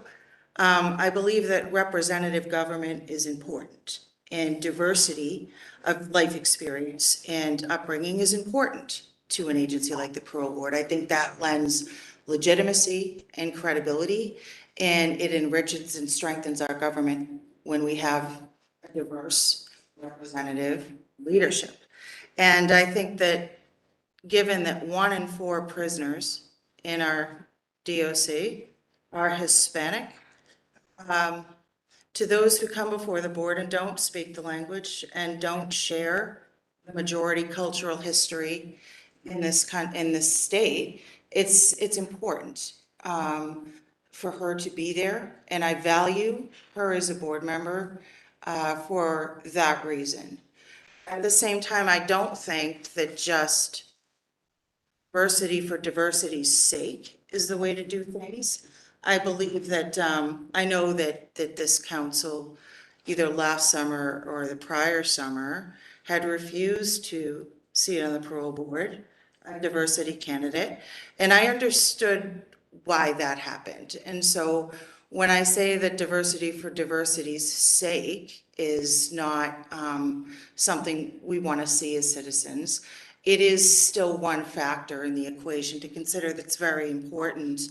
And I believe that Colette, over her tenure on the board, has shown that what she's contributed is the type of value-added contributions we want to see in trying to have government that includes a diverse leadership. She has the ability in the hearing room to see where fellow board members are using complex language, English language, and complex legal concept. And I have seen her be very attuned to the lack of capacity for the translator to convey the import and the meaning of the question and the clarity of the question to the candidate for parole that's not English speaking. And I've seen her clean that up, right? And help facilitate understanding and comprehension on the parts of both the board members and candidates for parole who don't speak English. So I see that as a very unique contribution that she makes to the process. As somebody who advocates for, indigent candidates for parole, I want to see them have every opportunity to be understood and, to bring forward what information they have to bring forward in the process and not see the process perverted or undermined by a lack of understanding. So I appreciate her contributions as a board member in that area. In addition, for myself, I went back to school in 2017 to, after 30 years outside the classroom, to obtain an addiction counseling license. And I now hold that license at the graduate level. And I did that because I felt that I would be a better lawyer for my client population by having that education and learning that subject matter. They call us counselors, but we really didn't learn much in law school about really the type of counseling and bond building, that really benefits this client population. And while I was in my classes, one day, Colette Santa came and sat next to me in the class, which I was surprised. She was doing the same thing I was doing to make herself a better parole board member. She was getting the same addiction counseling, training, and education to make her better at her job. And I very much respected that.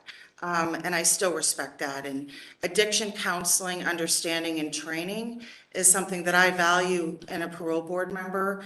And so I respect her for doing that and for wanting to be better at her job in that way. With respect to the way that she conducts herself in the hearings, in my experience, I have found her to ask important, clarifying questions as a follow-up questioner. And I've also appreciated her restraint and ability to not speak when she doesn't have to. Because these hearings can run, I have had parole hearings that have run in excess of 4 hours. And it is not appreciated by anybody when they are the third, fourth, fifth, sixth questioner, and they're just repeating questions the board members already asked because they weren't paying attention. I think that she's very well prepared. She knows the record when she comes into the hearing room. She asks questions that are relevant and important questions to ask, and she is discriminating in not repeating and not grandstanding and not just speaking for the sake of being heard. So that I very much appreciate her as a board member, and I wish that there were more like her. So, for those 3 reasons, I would say I value her contributions and I support her re-appointment for.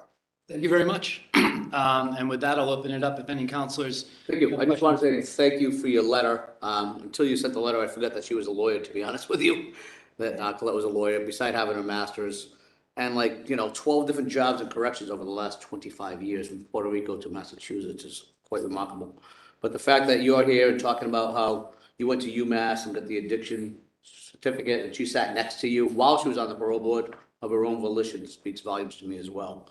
So I think that's very important, and I appreciate you coming to testify today. Thank you. Thank you, Counselor. Counselor Jubenville? No? Counselor Devaney, do you have questions? Oh, You have questions? no, I talked outside with her and we talked on the phone one time too. Very nice to have you here and thank you for your presentation. It's very nice that you're supporting me. Thank you, Counselor. Counselor Iadell? Thank you very much, Mr. Chairman. Now, thank you for your testimony. The rest. What I didn't understand, you started off by saying, I disagree more than I agree with the nominees. Did I get that correctly? That's what I wrote. I think I do on different issues, okay? Yeah, I wrote it down. that's true. I disagree more than I agree with her. Yeah. Okay. So my question is, do you think, yeah, we're talking about conducting the hearings, because do you think she's fair? Very. Do you think she has the right temperament? Yes. Do you think she exercises good judgment? Yes. Do you think, when appropriate, she's compassionate? You. And do you think she's well prepared? Very. Tell me, obviously, like you said, you disagree more than you agree with her. Give me some examples of how you disagree with her. So like I mentioned, we went through some addiction counseling classes in education. And I would say it's more outside the realm of the parole Well, I'm area. not talking about, hold on one second. You may like the Red Sox, she may like the Yankees. I don't care about that. We're here for the parole here. Tell me, as a parole board member, you said disagree more than you agree with her. As a parole board member, what do you disagree with her? There was one example I can think of in particular that I think encapsulates a lot of maybe where Colette and I disagree on things. I had a client. It was before the board. When we get the decision, sometimes the decisions aren't unanimous. And we can see, like, there's a footnote. This many board members voted, to parole this person. And another said, we're going to give a setback. And so I had seen her after that outside, and I was very happy for my client who had received a 5-2 vote. And I was really happy because it was a lot of work. It was a long road. It was, the whole thing. And I had said to her that I was really happy my client was thrilled. And she very candidly said to me, I was one of the 2 people who didn't vote for your client. And, if you want me to give feedback on what I saw from the hearing, as a practitioner, and she explained it to me. And I didn't agree with any of the reasons that she gave me for why she didn't vote, right, positively for my client. But I understood what she was saying. I understood it, okay? We don't all have to agree on everything. Okay? There's so much intolerance of disagreement and different perspectives, but we learn from each other when we listen. And we learn from each other when we sit there and openly try to, in our minds, get inside the perspective of the person that we disagree with, right? And so I respect her for taking the time to go through that exercise with me, because it shows me that she values the work that I do and the advocacy that I do. And I may not always be successful in persuading her in what I'm doing, right? But I don't want a parole board full of parole board members that are always going to vote out every single client that I come to the board in front of, right?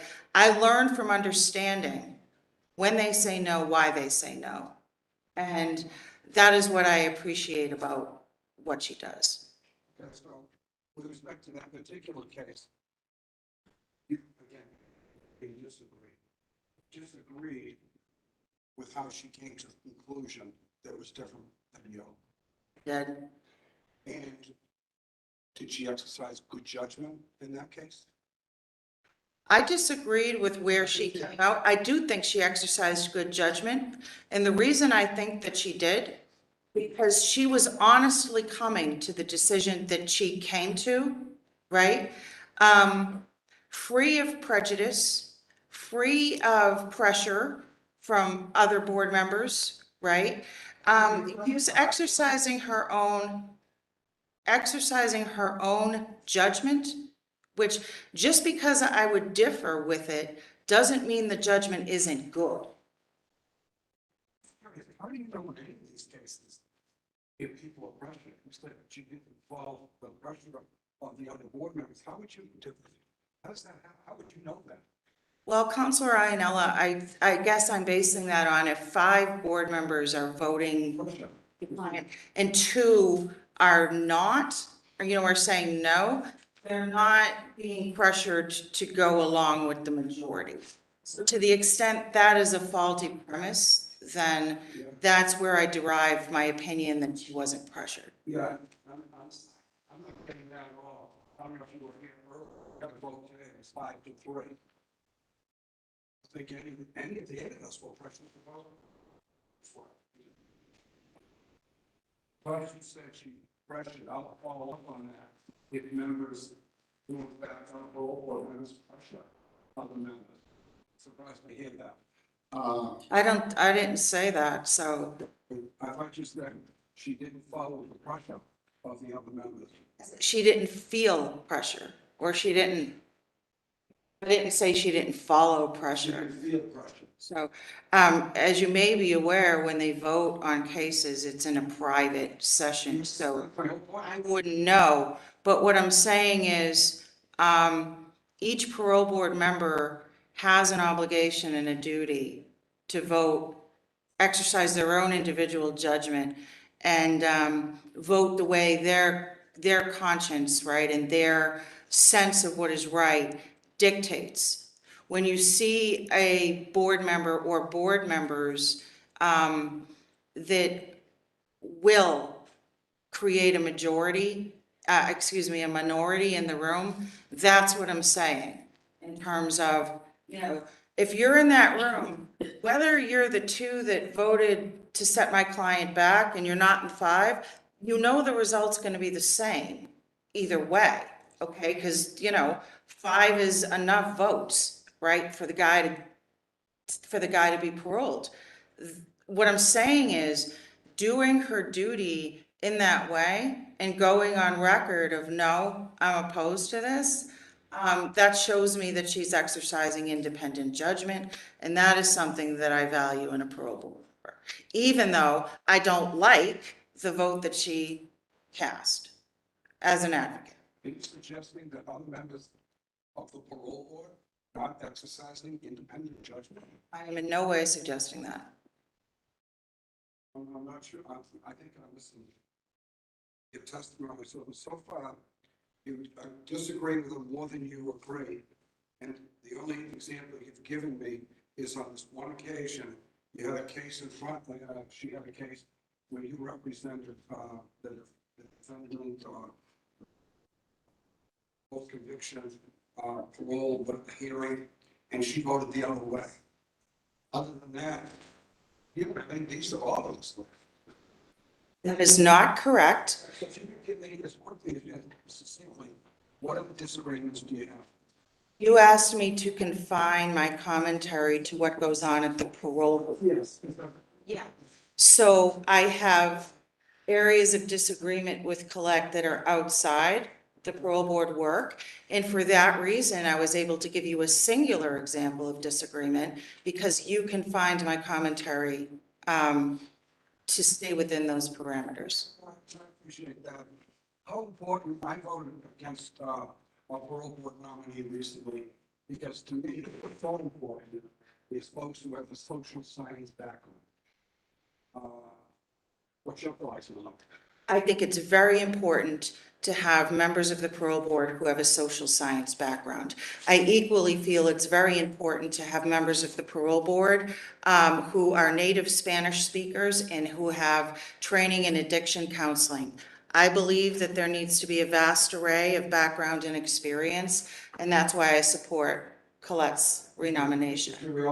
My question is, as simple as I can. Does Colette have any, to the best of your knowledge, have social science background? To the best of my knowledge, she doesn't. I don't see it in her background. How many parole board hearings have you had in front with Colette? About. I would say about 6.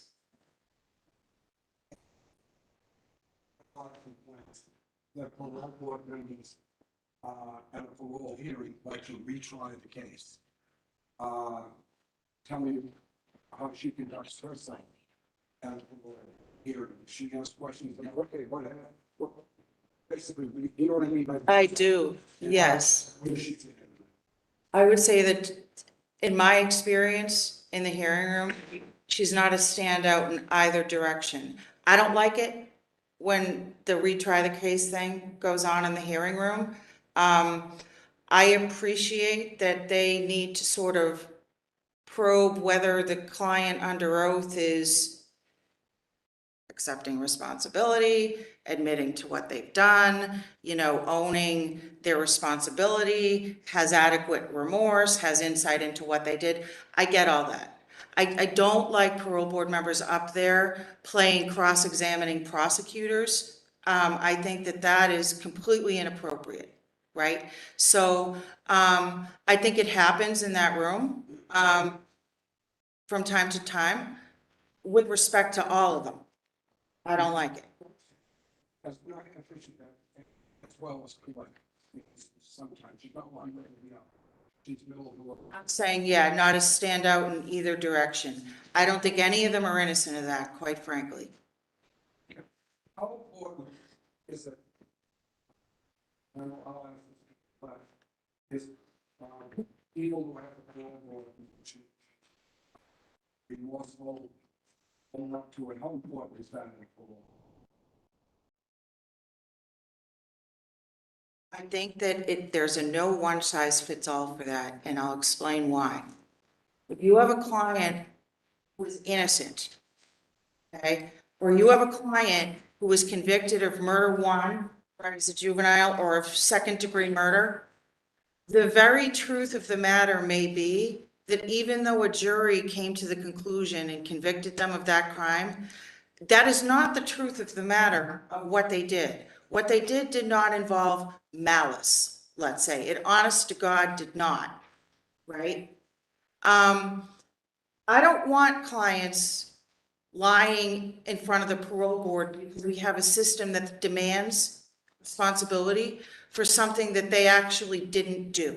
So, the acceptance of responsibility is something that I spend a lot of time working with my clients on and helping, or at least helping is the wrong word, I would say, try to facilitate understanding and appreciation in the board members for just because this is the official version that law enforcement gave you in the folder, and just because a jury reached this verdict based upon what that jury heard, okay, in the courtroom, doesn't mean that that is the level of responsibility that this person ever held for this crime. So, and it's really not a one size fits all thing because every offense is different. The facts get skewed and tainted and distorted in any number of different ways in the system. The system is imperfect, and trying to message that it is imperfect in that way, between the time of conviction and coming before the parole board is part of my job, right, as an advocate for parole candidates. I have a lot of experience, probably more experience in dealing with parole board nominees than the entire council combined. Talking to members, either on the record, off the record, 99.99%. And I'm not saying, excuse me, I'm not saying it's fair. Owning up, accepting responsibility, being remorseful. Say that, like, if they don't do that, hey, we'll listen to this story, but very hard to get parole. And to me, that's so unfair because, what, 10-15% of the people who are incarcerated didn't commit the crime. I'm talking that second degree murder. I get that. They didn't pull the trigger, but they were there, the felony murder. I get that. But I'm not really even talking about those types of cases. Some people, whatever it is, assault and battery, I don't know what, whatever, larceny. They didn't commit the crime. And some people, some people will lie, and sometimes you can't blame them. to get out. They'll be remorseful and say, oh, I should have done it. I feel so bad for the family and all this, but they didn't commit the crime. So I guess my question is, if you know, you remember, what's Colette like? Again, I know you only had 7 years, and it's easy for you to say, I don't know. Is she one that really presses that owner to accept responsibility in your experience? I mean, again, it's fine if you don't remember.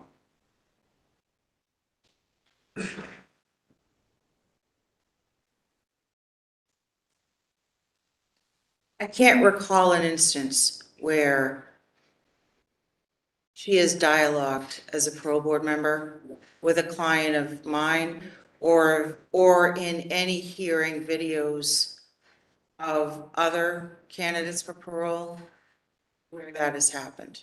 I don't recall that of my own personal experience. I assume other members obviously bring it up, so they all want to know. Somebody wants to know of the minutes, your responsibility, are you remorseful, you realize what you did was wrong, it's not maybe, you don't remember she did it. Somebody always brings that up. I think maybe always is further than I would go, but it is a common theme. And you think if you had to, one way or the other, there's so many members that bothers me, so many members over the years, they think they're the judge. They retry the case, and you and I are on the same page in this one. I think it's unfair. The judge, the jury, they already made the decision. Now this person has been in custody for a number of years. I don't know how many, obviously, coming in the case. To me, parole's about rehabilitation, how they're going to integrate back into society. Are they remorseful if it warrants? What type of inmate have they been? They've been involved in programs like that. That's what's important to me. Rehabilitation. Would you think that she's on the same wavelength as what I just said? Yes, I would. Redemption is a very powerful part of the human experience, and we change and we learn, we gain insight into our mistakes. And basically all the candidates for parole are people who made more egregious mistakes, more horrific mistakes than the rest of us as flawed humans. And they have a tremendous capacity, especially the juveniles, for rehabilitation and redemption. And I do believe that Colette is open to that and receptive to that as a parole board member, which I think is important. That's important to me. Thank you very much. Thank you, Mr. Chairman. Thank you, Counselor. Counselor Duff. Thank you. I love your passion about when you're speaking about your clients and in redemption and, you know, everything that you said. You've been before us before, haven't you, Dean? Yes. Chancellor, I think. Lorianne? Yep. So have you ever seen the parole board parole somebody who hasn't admitted that they've done the crime, who said they're innocent? I have never seen it with my own eyes, but I'm aware of it having happened. I never have. That's why I'm asking. I think it's fascinating. It's happened here in Massachusetts? Yeah. So there's an exoneree now, and I could be confusing because I know a lot of exonerees because of my work, but I think it was Fred Clay, right? That's fascinating. I want to look into that because that, you know, that's something, conversations that we've had. And I thought, I'm currently representing a client who I'm hoping will someday be exonerated.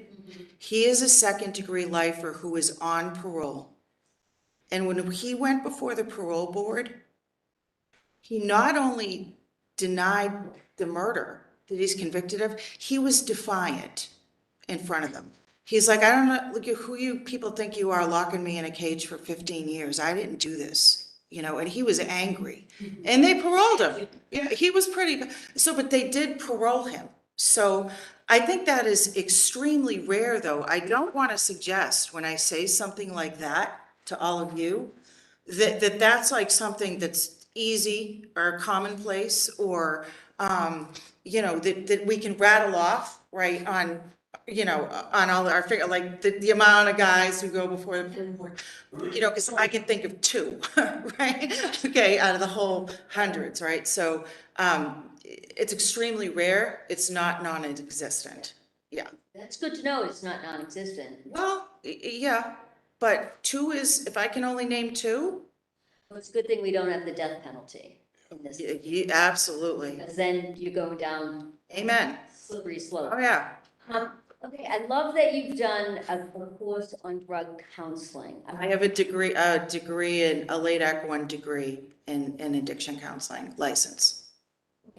Is that separate from the addiction counseling? So, I'm interested. in- yes, it is separate. So, yeah. Is it a degree or a course or a certificate? So there's a couple of different tracks. So you can go an undergraduate degree track, you know, take courses, in, you know, a number of courses, pass a licensing exam. Okay, and then you're a licensed addiction counselor at the level called Late Act 2, which is a non-master's degree program. That was the program that I was in with Colette. I then went on and got my master's degree level addiction counseling and license because I felt that it was a good experience for me doing the undergraduate one, but I felt like it wasn't enough. I felt like I could use more and then be better as an attorney with more. I understand that, because I used to work with addicts. In my work, I mean, I was with them all the time, but do you have a minimum number of clinical hours? Yeah. Any clinical hours? I don't remember because it was a while back. I'm just curious because I guess I want to be careful about the semantics of these things. I think it's great to take the courses and the certificates, and you've clearly taken an undergraduate and then carried on. But the difference between being, you know, it was kind of part of the conversation we had with somebody else who came before us and said, I'm a social worker. Well, you have a degree in social work, you could take a class, but if you haven't done, you know, to be a licensed clinical addiction counselor, it's 12,000 hours. 12,000 hours. I mean, it's years and years and years. And that's why I'm curious whether, I think for the sake of the council, we need to and this isn't about you. I think it's terrific that as an attorney, because you very clearly have this great passion for your work. I think it's important for us to differentiate the difference between, you know, I went and on my own accord took a class, and I'm not saying you did or didn't, you know, on my own accord, on my own dime and everything, I took this class, and then saying, I have something in addiction counseling, because they are two, in my mind, as somebody who worked every single day with addicts, completely different things. So there's degrees that you get, like you get a degree from a university. You get licensed by the state as a result of the degree plus the licensing exam plus the clinical. The clinical hours. Yeah, that's right. Yeah, you're right. No, that's just what I wanted to be clear on, because I know when this had come up before for some of the counselors, because we all work in different fields, right? Many of them are attorneys, but in different parts of law that they don't really always, and myself included, understand what some of the coursework actually means and what the certificates actually mean. You know, it's one thing to go and take a course for, you know, 40 hours. It's another thing to be a licensed addiction counselor. So thank you very much. Really appreciate you being here and appreciate your passion. Thank you, Counselor. Thank you. Just one quick statement. That's what I know. Just, I know you said you had two people that you're aware of, to counsel. Actually, there were actually four that I knew of. I chaired a hearing 30 years ago in this chamber. Joseph Salvati and three other folks. They were all convicted for first-degree murder, as we know, with a chance of parole. The parole board, they exhausted all the appeals to find them. It's possibly thought that a lot of different parole boards, but finally the parole board recommended commutation of what it was to be for so long.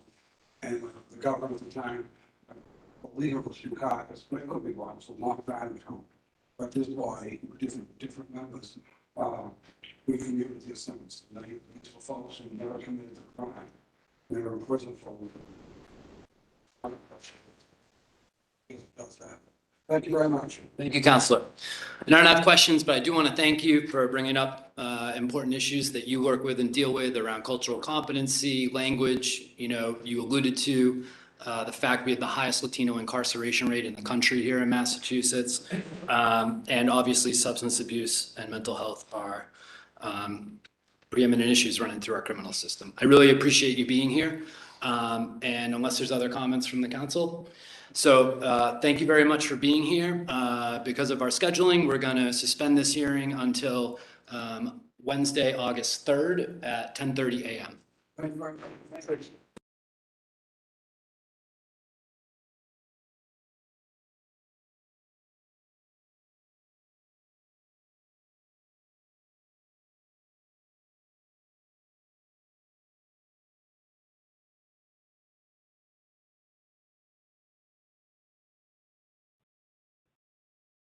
Santa to the Parole Board. At last week's hearing, we heard from the nominee's witnesses in favor. And before we get to the nominee herself, we are going to hear from witnesses who wish to speak in opposition of the nomination. And so I'm going to go through the list I have. Counselors will have a chance to ask questions after each witness if they choose. And we will start. Is Attorney Guerin here?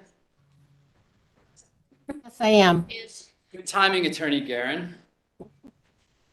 Attorney Guerin, if you are offering testimony, the floor is now yours. Thank you. Can everyone hear me all right? We can, yes. Great, thank you. And thank you for making this available remotely. I very much appreciate it. I've met most of you before. I'm a civil rights attorney and criminal defense attorney in Boston. I have been doing that for 30 years, and I've been working with the Northeastern Law School Prisoners Assistance Project for the last 19 years. In that role, I appear in front of the parole board with my students approximately 20 times a year.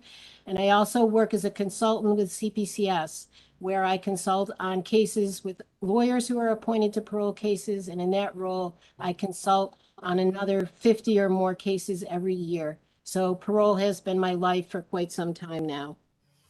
I'm here today to testify in opposition to the renomination of Colette Santa. I'm going to make 3 points, and I'll make them as quickly as I can. First, as many of you are aware, the parole board has been in the media a lot during the last 5 years. I'm just using 5 years as a reference because that is Ms. Santa's length of time on the board. The board's been in the media a lot, and it has all been negative about how dysfunctional the board is. I'm going to send some of those articles to you after the hearing so you can look at them. But I would just say for now that the problems discussed are Ms. Santa's problem. She has been recognized as the second in command informally of this parole board for quite some time now. When Chairperson Gloria Ann Maroney steps down from chairing a hearing, which she does extremely frequently because she recuses herself from all Suffolk County cases, which are a majority of the cases, Colette Santa takes over as chair of the hearings. Colette Santa has also been asked by Gloria Ann Maroney to be the board's representative on the ACA, this commission that everybody debates the worthwhileness of it. And she's also asked to be the representative on the Commission for Structural Racism by Gloria Ann Maroney. Gloria Ann Maroney is not the only person who owns these problems. Colette Santa does as well. I'll detail the problems in a minute. But one other point about what's going on today, I want you to understand that I affirm and support the recommendations of the people you are going to hear from Parole Watch. This is a group of concerned citizens that has taken their own time to go and watch parole hearings and collect data on them. They chart it, they listen to hearings, they figure out who's answering questions, who's asking good questions, who demonstrates a knowledge of the record, what's going on. They are accurate, they are helpful, They are doing an incredible job, and I wholly support their findings they're going to talk to you about. The lack of questions Ms. Santa asks, the lack of depth of the questions, the way that her questions are not responsive to what the person is saying, that is all very accurate. And I would just say the testimony of Kevin Keefe and Amy Belger to the contrary, I do not find particularly weighty. Kevin Keefe works for Gloria Ann Maroney, so you can figure out what's going on there. And Amy Belger is a close friend of past board chair Paul Santa and a present friend of present board chair Gloria Ann Maroney. And I do not find their testimony particularly credible. The third point that I want to talk about is Colette Santa's participation in the Commission Against Structural Racism. That was a commission that was formed by the legislature. The statute spelled out who the 13 members on that commission should be. One was supposed to be from the Parole Board. The others were from the Senate, the House of Representatives, the governor, and other community groups. I was designated to be on that from my participation in community groups. The findings of the Parole Board have not been distributed to the board, to the staff, to anyone. But it is just not that they have not been distributed. It is that the participation on the board was not discussed with staff in general. When I talked to the transitional parole officers, field parole officers, institutional parole officers, parole staff in the lifer unit I work with, they didn't even know this commission existed. They didn't even know what the recommendations were or what was being discussed. This was kept totally in-house with Colette Santa and Gloria Ann Maroney and maybe Kevin Keefe. I don't know. But it wasn't worked through with the parole board, staff, and other people. There was no meetings discussing what they wanted to recommend. The recommendations that we wrote that we wanted input on were not discussed with all of the board members. None of that happened, and that really is a signal as to what's going on with this parole board and what the problems are. I think the real defining tool is the fact that when the commission report came out in December of 2021, Ms. Santa declined to vote on the recommendations that were made unanimous by the other board members. She said she was declining to vote because she was a board member. That was the very reason she was put on the board, but she declined to vote and she didn't engage in the recommendations. And the report was never distributed, never widely distributed to people on the board, to people who are working at the field parole officers, at the other offices, at the different divisions in the unit. This is such an important topic and nothing happened from it. So for all of those reasons, I want you to know that I am here to oppose the nomination of Colette. Oh, I was going to tell you three examples of things that happened during the commission. If you listen to the tape of the July 21st meeting, it's on the commission's website. Ms. Santa was asked a series of questions. One of the questions, why does it still take the board 8 to 10 months to get out lifer decisions and 5 to 6 months to get out these expedited decisions when they're supposed to be out in 60 days? Ms. Santa replied, I don't know. I'll have to go back and ask. She was asked, why are there not more commutation hearings? There were only at that point 3 in the 5 years before that. Now there's been 4. Only 2 have been voted on. Her response, I don't know. I'll have to go find out. Why have there not been petitions for termination of parole heard and ruled on? Her answer, I don't know. I will have to go and find out. This is reflective of her participation in this commission, and it gives you an idea of what it would be like if she's renominated to the board. I urge you to vote no on Colette Santa. Thank you. Thank you, Attorney Guerin. Counselor June, will you have questions for the witness? Yeah, thank you, Attorney Guerin. You said that Chief testified on her behalf, and we can figure out what's going on there. What did you mean by that? I meant that people have different interests than what they might talk about when they give their opinions. I think that it's very difficult for someone like Kevin Keefe to come in here and be critical. He works for Gloria and Maroney. We know what Gloria and Maroney wants, and that makes it very hard. I found his testimony to be incorrect in many respects. For example, he said she was appointed to the Commission on Structural Racism because she was so passionate about it. Boy, we never saw that. I mean, there were just other things that were problematic about his testimony, and I get it. He's working for the parole board. He has to put up with whatever whatever's gonna happen as a result of what he says, but I found it incredible. And Amy Belger has testified in support of Paul Tressler before. She's made her thoughts very clear about how she feels about Paul Tressler and Gloria and Maroney. It's much more of a personal thing. My testimony is based on my attending hearings, many hearings, not just 5 or 6, and my results of what I've seen. Do you think Keefe is lying to us when he gave his remarks? I don't know if I would call it a lie, but I assume he feels a certain amount of pressure to testify a certain way, and I think some of the things he said are outright wrong. So I don't know what you mean by the allegation that he's under pressure.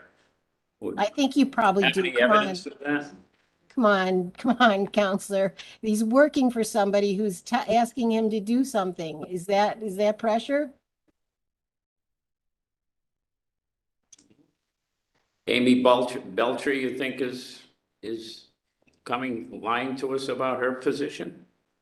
I think she's talking to you about the 6 people or 5 people of the hearings that she saw. And I think that that's her view on it. And I don't think it represents the hundreds and hundreds of hearings other people have gone to. She's testified against, in written letters against nominees for judgeships. And I thought what she told us about a particular judge was very credible. She produced cases and testimony and transcripts about the nominee. I thought it was pretty credible. That may well be. That doesn't mean she doesn't have a personal connection to Paul Tressler and Gloria and Maroney, which sometimes colors what people see and say. Okay, thank you. Thank you. Nice to see you again, Patty. Thank you. Nice to see you. We know, when this nominee came around the first time, I voted no.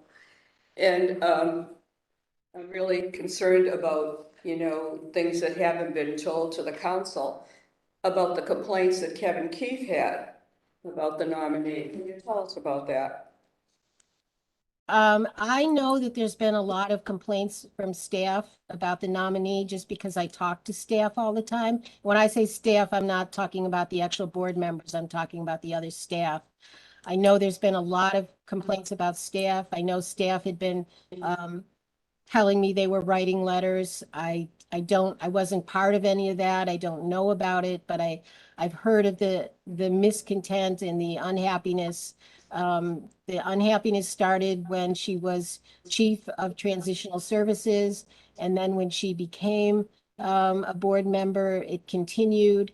I think it continued when she made a particular person the chief, who most of the staff thought was very, very bad for the parole board. That would be Michelle Weatherby, and a lot of staff felt very strongly about that, and it made them very upset with Colette Santa for appointing that person.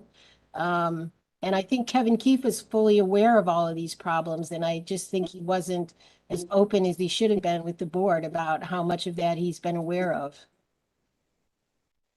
Well, I understand that the closest friends and colleagues of Kevin Keefe were very hurt by his testimony. So that's concerning to me.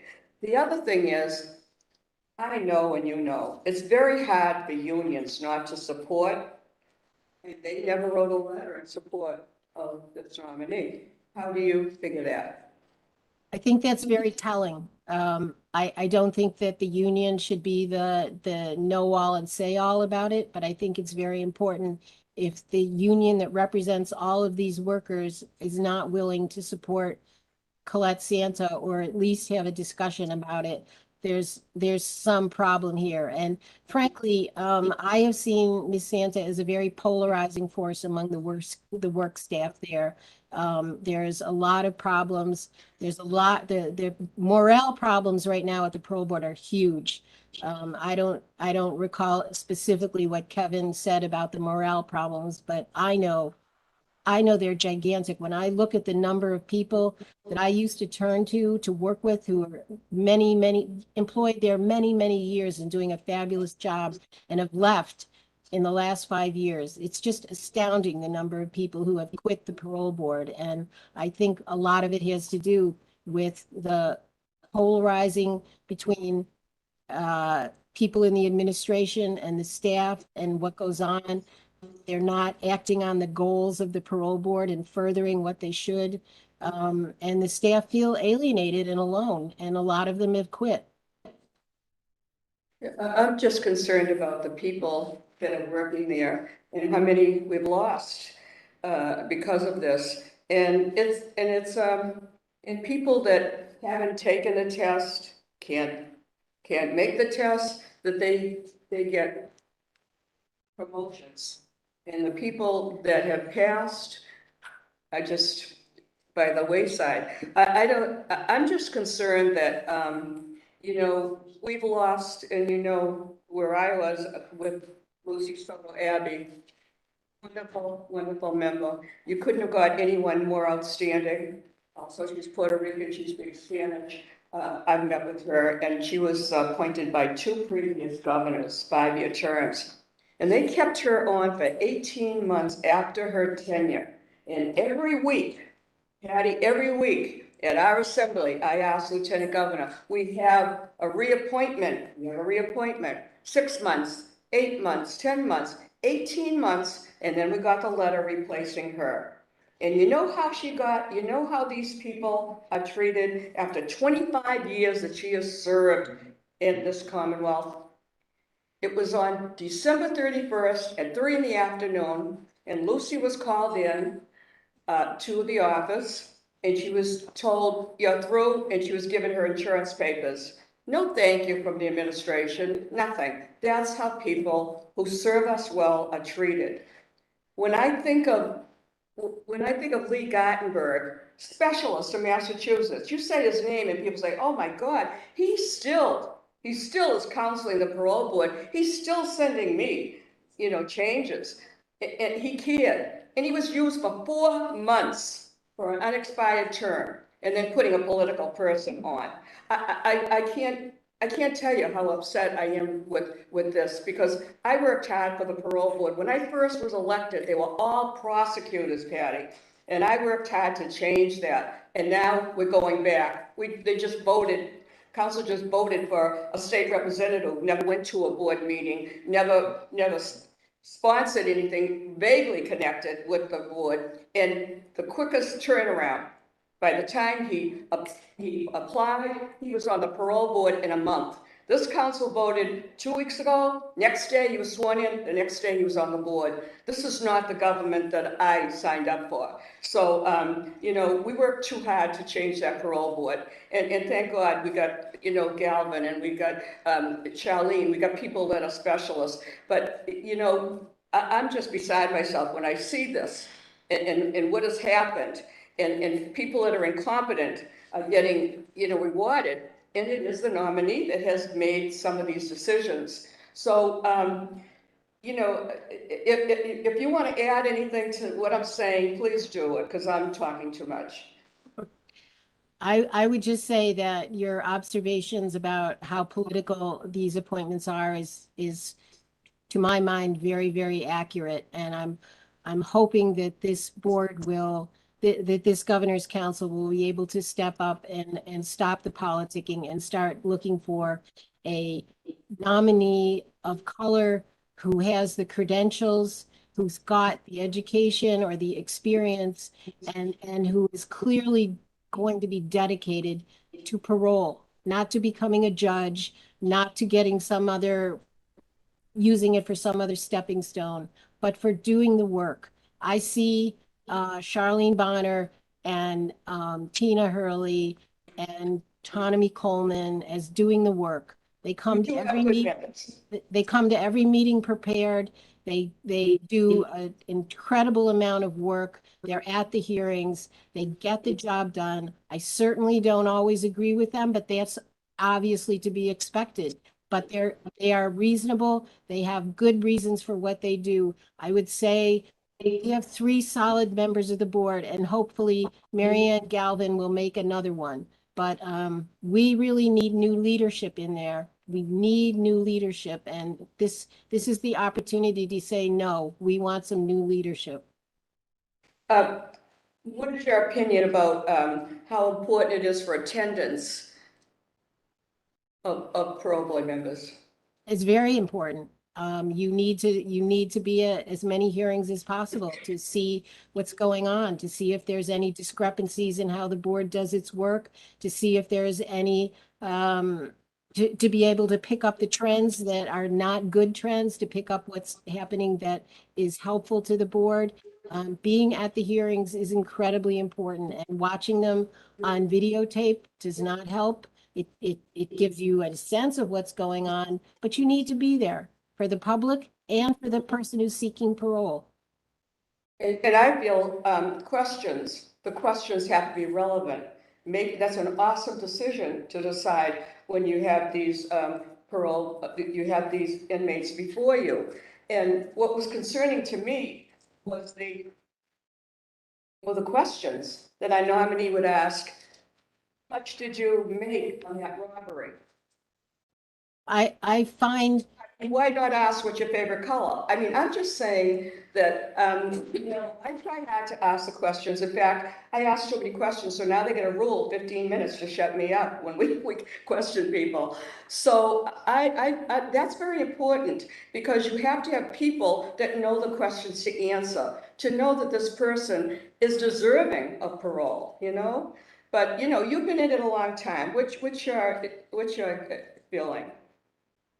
Oh, I think the questions are very important. I think you can tell from the questions how much time the person has spent reviewing the record and reviewing the history of the case, and what they're hoping to get out of their participation in the hearing. And I think that using the same routine questions every hearing and not being responsive to what the person says does not serve that goal at all. Some board members do a fabulous job with questions, and we learn so much important information about the person seeking parole. And I would not say that Colette Santa is one of those. Well, I'll tell you, I know, because I follow it, the parole board, it has gone down so much as far as trust and what's going on there with the chair, Maroney. And I thought it was egregious that Ms. Bonner was removed as the chair. And that's when everything went bad. And I know, because I'm full-time, I do a lot of investigating. And I found her only retired a month. And I talked with her, and and she said to me that when Miss Maroney was the attorney for the parole board, her job was to give her the names of elderly people who were on parole and to terminate their parole. And she says, I gave her 2 pages full of names, and she never did. So this is what I'm looking. The morale is bad. And I think it was Dukakis said the fish rots at the head. I think he said that. And it's just, I could cry, because this isn't what I work for. But I thank you for all your interest and everything. And I don't want to, to take over. I could ask you so many questions, and I have so many comments. So I think I'm going to stop now. But I thank you for taking the time and to come. And I know that you are, you've been watching this, and so we listen to you. And thank you, Patty. Thank you. Thank you, Counselor. Counselor Duff. Professor Guerin, and I don't know if you can see it.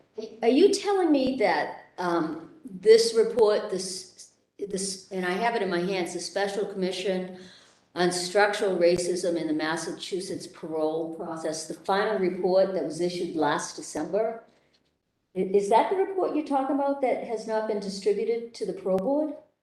That's my understanding, yes. I've heard the same thing, but I just wanted to be sure. I was actually asked to testify before this board, this, board that was doing this with Senator Eldridge and Representative Vargas, and I do have to say, I was disappointed because, and this is, I don't want to go on because we have a lot of work to do here, but the nominee did not know the answers to the questions right, and seemed to be offended that some of the things were asked, and then frankly, honestly, said things that just weren't true. And anyway, I'm shocked. I have this report. I would agree that Stunning. Ms. Santa's participation in the commission was quite defensive. And we were trying to reach out and work together on things. And when she declined to vote, it pretty much, it was difficult to listen to and to understand why this was happening. But it was not an effort of trying to improve things. It was trying to defend things, and that just did not go well. The hearing that I recommended that the board listen to, that you testified at, is the one that I said, which is July 24th of 2021, which is up on their website, where you testified, Ms. Santa testified about some things. It was a pretty revealing hearing, I thought. It was indeed, and not for good reasons. But anyway, thank you, Mr. Chairman. Thank you very much, Counselor. Attorney Guerin, thank you for your testimony today and raising some important issues that I know are going to come up throughout the rest of the hearing. So thank you for being here. I'm now going to call a second witness. Is Kristen Huey here? Yes, I'm here. Can you hear me? Yes, from Prisoners Legal Services. Is that correct? Yes, that's correct. Okay. Please feel free to offer your testimony. Thank you so much. Good morning, counselors. Again, my name is Kristen Huey, and I am the Brutality Project Director and a Senior Staff Attorney at Prisoners Legal Services of Massachusetts. I've been at PLS for 2.5 years, and our clients are all incarcerated in Massachusetts prisons, jails, and houses of correction, and most of our clients do go before the Massachusetts Parole Board. Additionally, I served as a commissioner on the Massachusetts Legislative Commission on Structural Racism in the parole process, along with Ms. Colette Santa. Prior to PLS, I was a public defender in the Roxbury, Dorchester, and Central Divisions of the Boston Municipal Court, as well as the Suffolk Superior Court, and I was raised in Massachusetts and come from a family of Guyanese immigrants. Since the creation of PLS in 1972, there have been many concerns about the dysfunction of the Massachusetts parole process and the parole board. The composition of the parole board is at stake, and that means the fairness of parole hearings and our clients returning home to their communities is at stake. Today, I testify in opposition to Ms. Colette Santa's renomination to the parole board because the current vacancies on the board should be filled by individuals whose professional, educational, and personal backgrounds bring much needed and currently lacking competencies to the board, competencies which Ms. Santa does not possess. The charge and responsibility of the Governor's Council is to ensure that those core competencies are represented on the board, and the critical question is whether Ms. Santa brings a competency that is sorely needed to the board right now.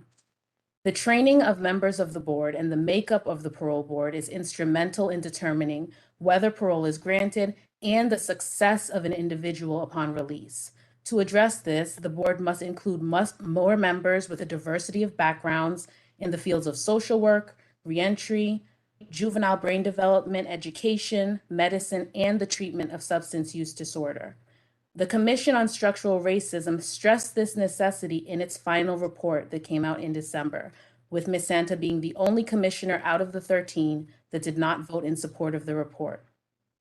The Commission also found a need for an individual who has successfully completed parole to preside on the board, who can provide firsthand experience from the perspective of someone who has successfully re-entered into the community. Now, during the first part of this hearing a few weeks ago, we heard testimony that Ms. Santa was chosen for the commission due to her passion for and commitment to the work. But nothing in her resume shows a passion for or even basic understanding of structural racism. While on the commission, she did not make any meaningful comments about the areas in parole that need to be improved and often came off very defensive. When basic questions were asked of her, her response was often, "I don't know, I'll get back to you," or "I don't know, I'll have to look into it." And these were questions that she should have clearly known the answer to if she was a competent member of the board. We also heard testimony highlighting that Ms. Santa is a woman of color and Spanish speaker and the importance of diversity on the board. And while I agree that that is very important to have racial and cultural diversity on the parole board, Ms. Santa's race and language diversity does not make her a competent member of the board. Putting unqualified people in this position simply because they are diverse candidates is irresponsible, inappropriate, and frankly insulting to the qualified candidates of color who are fit for the position. We do not need racial tokenism on the parole board. Over 80% of people who go before the board are dealing with mental health issues and/or substance use disorders. No one should be considered as a serious candidate for a position on the board who does not possess an extensive understanding of substance use disorder, treatment options in the community and in correctional facilities, as well as access to mental health treatment and support. Ms. Santa has no clinical experience in mental health or substance use disorder treatment. She has never counseled anyone or treated anyone with substance use disorder. The board currently lacks the necessary in-depth understanding and field experience, particularly with respect to the treatment of substance use disorder. Thus, the board lacks the competency to appropriately assess individuals for release. The board also currently has no members with social work and reentry backgrounds, which are skills and experiences essential to having a competent board. Ms. Santa brings none of that experience to the board. Additionally, since being on the board, she has a reputation of asking people who come before the board the same routine questions with no thought or effort put into tailoring those questions to the individual's unique situation. She's also known to ask inappropriate and culturally insensitive questions.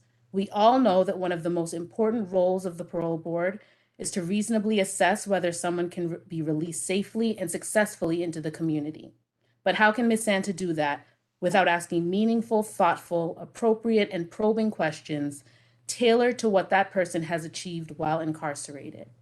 Ms. Santa is doing a tremendous disservice to the people who are coming before her for parole hearings, and she is not an effective member of the board. It's my opinion that reappointing Ms. Santa would be a vast disservice to the citizens of Massachusetts. And if she is reconfirmed, the core competencies related to substance use disorder treatment, social work, reentry, juvenile brain development, and lived experience with incarceration will continue to be lacking on the board. So for those reasons, I oppose her renomination, and I thank you all for your time and consideration. Thank you. Any counselors have questions? Counselor Jubenville? Thank you. Thank you for your testimony.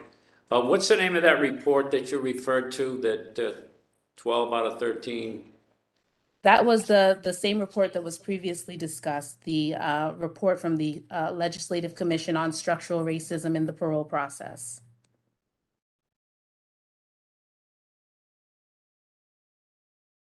And you know her parole rate for House of Correction inmates? I do not know her parole rate.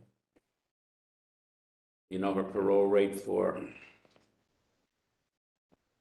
MCI release? Excuse me, I didn't hear what you just said. Parole rate for state prison?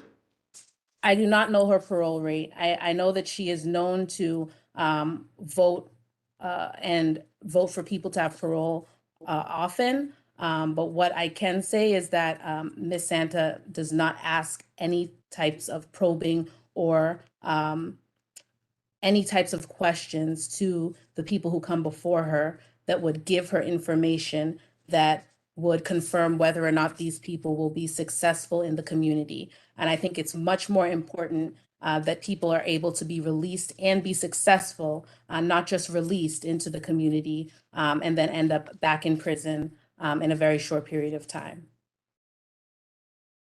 Well, when a person is voted for parole and they get parole, isn't there a backup system that takes place with the department to make sure that people, or try to help people to be successful at parole?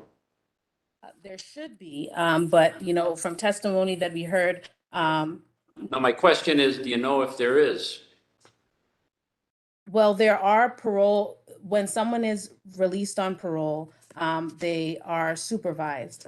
But that supervision often does not provide them with the necessary resources that they need in the community in order to be successful. Okay, but you would agree with me that that's not the parole board's fault, is it? I would not agree. I believe that all of the people that are working with parole should be working together to make sure that the people who come before the parole board and are released on parole are set up with the proper resources that they need in order to be successful. So since that person is coming before the parole board first, and they are the people that are questioning them and determining whether they should be released, I believe that the parole board members should be actively involved in deciding and making sure that those resources are available for that person's success in the community. Can you give me some examples of the questions you indicate are either irrelevant or not proper? Yes, I can. And I also, just to note, I believe that you're going to be hearing more of that later from more people testifying. But I can let you know that Ms. Santa often asks people, have you forgiven yourself for your crime? This is a question that sets people up for a negative outcome, no matter the answer. It's not tailored to any person's unique experience while they're incarcerated or any work that they have done while incarcerated. Also, during a parole hearing, and this is a specific situation where the question was extremely culturally insensitive and inappropriate. This happened in August of 2021. During a parole hearing, Ms. Santa asked a gentleman who was from the Dominican Republic an openly prejudiced question based on a negative and unfounded cultural stereotype. She said, "I'm wondering about your culture. Were you very possessive and controlling?" And the man answered, "My culture, what do you mean?" And she responds, "Men do whatever they want and women stay in the house."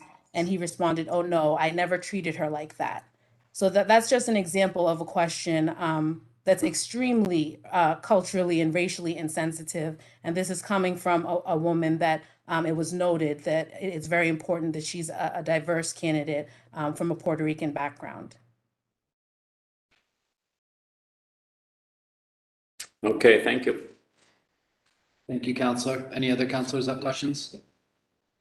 Thank you for testifying. I know it's not always pleasant to talk in opposition, and I know you probably agree with me. It's so good to support someone. But as we don't take joy in saying it, it's important because there are people's lives at stake at the decisions of the parole board. So what would you say is the most egregious thing that you can think of in this nominee's tenure that you see that has been done? I mean, I'm really talking about the staff too, and they can't speak out, can they? So, tell us all about that. I really think, my first dealings personally with Ms. Santa were on the Commission for Structural Racism. I know that she was chosen as the lone member of the parole board to represent the parole board on the commission.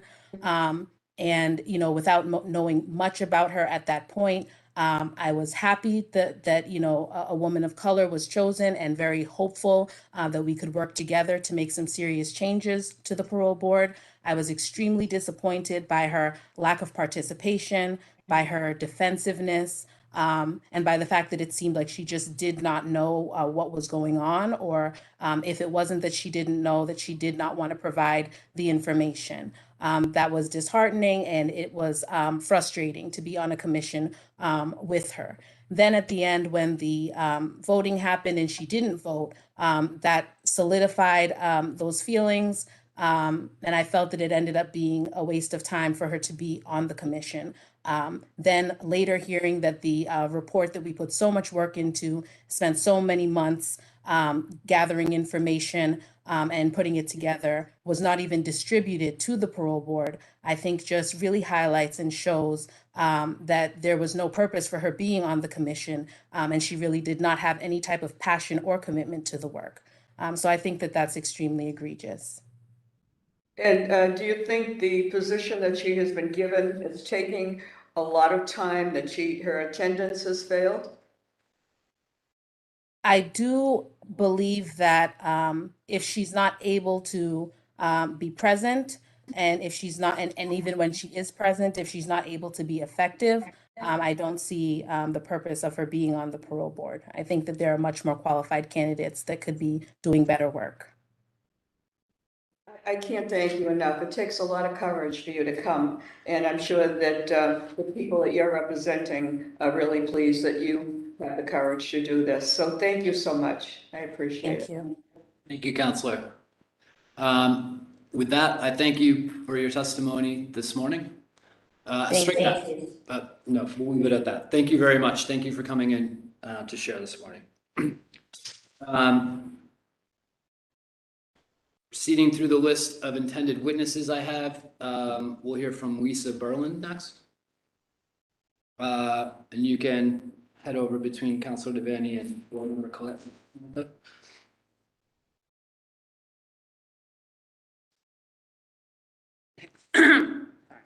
Wanted to hand out the fact sheet because I'm referring to that.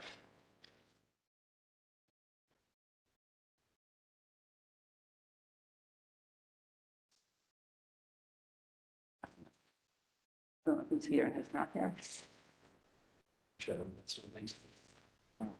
Thank you.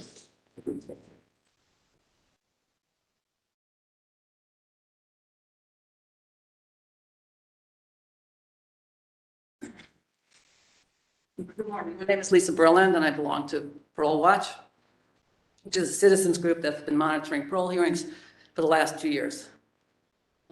My testimony is based on my own direct observations of life hearing, as well as those of the dedicated volunteers of our group. So we've observed over 150 hearings for the last 2 years, and have detailed notes in our database, as well as uploaded DVDs of hearings. To compile the stats on the fact sheet before you, we've gone through notes and video and based our findings on our most complete records.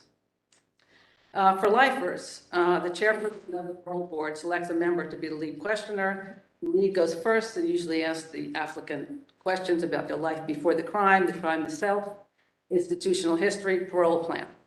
After concluding, other board members are asked in turn if they have follow-up questions.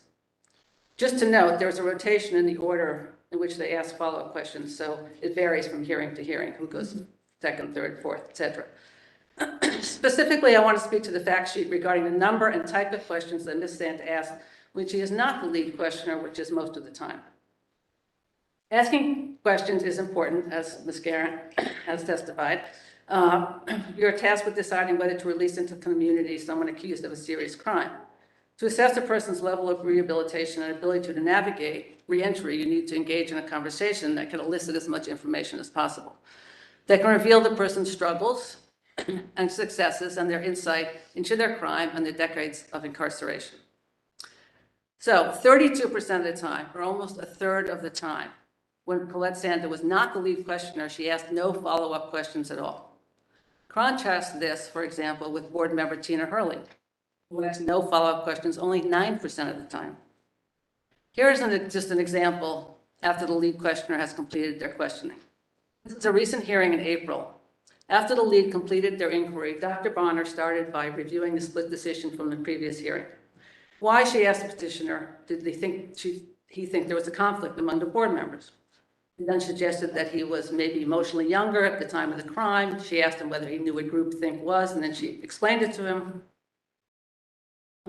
She compliments him on his programming, talks about his support system. She wondered whether he needs additional substance abuse support since he doesn't have a history of addiction.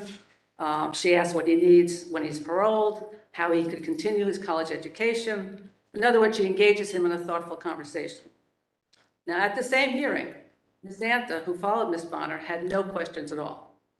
Mr. Coleman followed with 5 questions, and Ms. Hurley with 9. Okay. There are many, many such examples where Ms. Santa asked no questions, and I have included more in my written testimony, which I will pass out. Equally troubling, when Ms. Santa does not ask follow-up questions, when she does ask follow-up questions, We have observed that 45% of the time she asked only 1 to 3 questions. Contrast that with Ms. Hurley, who asked more than 10 questions 41% of the time. Or Mr. Coleman, who asked 10 questions 22% of the time. But numbers, again, are just a data point, and more important is the quality and context of questions. If you ask only a few questions, they need to be substantive. It's important to ask questions related to the individual petitioner's record and to follow with clarifying questions to engage the applicant. So in another example of a LIFO review hearing, after the lead concluded questioning, Ms. Hurley asked over 20 questions. She asked about the applicant's transition to minimum, about bullying as a child, how it might have affected his decision to attack this individual, details about the crime, why he hadn't turned himself in, the nature of discipline reports he received, his programming, and whether it was adequate, employment, mental health, relationship with his mother, how it might have affected the crime. Ms. Santa, on the other hand, only asked the parole applicant if he needed more time at the minimum, and then asked if he had saved any money while he was at the minimum. Ms. Maroney followed with 7 questions and Ms. McCarthy with 13. Again, I've included additional examples in my written testimony. All this information points to a profound lack of preparation and engagement by Ms. Santa. As noted in the fact sheet, Ms. Santa was absent from LIFO hearings almost 20% of the time. And that's compared to 3 other board members who average less than 5% absences. Each individual board member must take the time to struggle with the decision to release an individual. Ms. Santa fails to approach each parole applicant as an individual who deserved to be considered in full. By failing to do so, she does a great disservice to the incarcerated, their families, and the community, and she should not be reappointed. I just want to add that I felt compelled to add this testimony in the light of Ms. Belger's testimony 2 weeks ago. In particular, her comments that other board members engaged in grandstanding, this is a quote, grandstanding, repeated questions already asked because they were not paying attention and spoke for the sake of being heard. This denigrates the expertise of other board members, and it's not borne out by the videos of those hearings in which Ms. Belger appeared before the board as counsel. Thank you. Thank you. Councilors, any questions? Councilor Jubinville. What's her parole rate? I would have no way of knowing that. Are you there when they vote? We have no, I mean, the only thing you can do is look at the record decisions, which will probably come out a year later to find out what the position was, but you have no way of knowing individual vote. What about the House direction vote? Well, those aren't public either. So no statistics come out as to each, about the number of people that are released on parole? I think I don't know. I mean, there are just some general numbers, I think, but I personally don't know.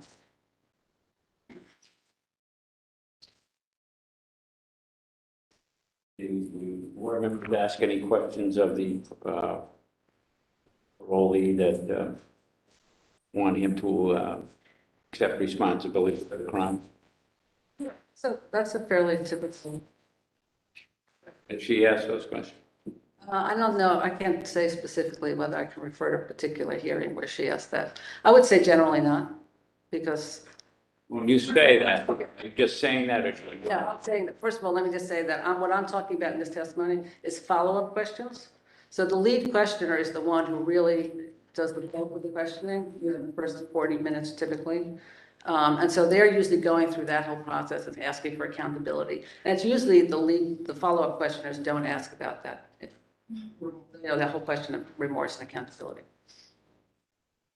So I've been told that they ask questions, or some ask questions to the parolee that he's got to admit that he did the crime.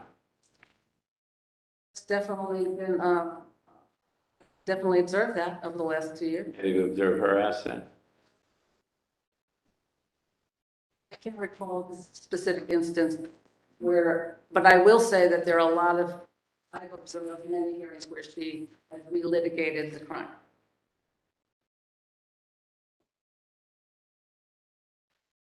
That's a good question. Ask parolees whether or not they committed the crime. I personally, I mean, that's not part of my testimony, but I personally believe that they have been convicted and afforded. Some people are innocent of the crime that are. Yeah. Yeah. So it's really just looking at their institutional record. You never heard it, have you heard her ask the person whether or not he admits to doing the crime? I can't say specifically whether I can't recall a particular, I was gonna say I can't recall a particular hearing. I've been to over 50 myself, so it's like, yeah. Well, the fact you don't remember that, but that's something you'd remember, wouldn't it? No, because it's very typical. That's what I'm trying to say. It's very typical for the lead questioner.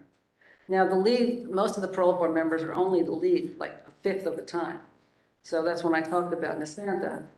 80% of the time, she's a follow-up questioner. She's not a lead questioner. So the lead questioner is really the one who lays out, supposed to go through all of those questions about the crime and the parole plan and remorse.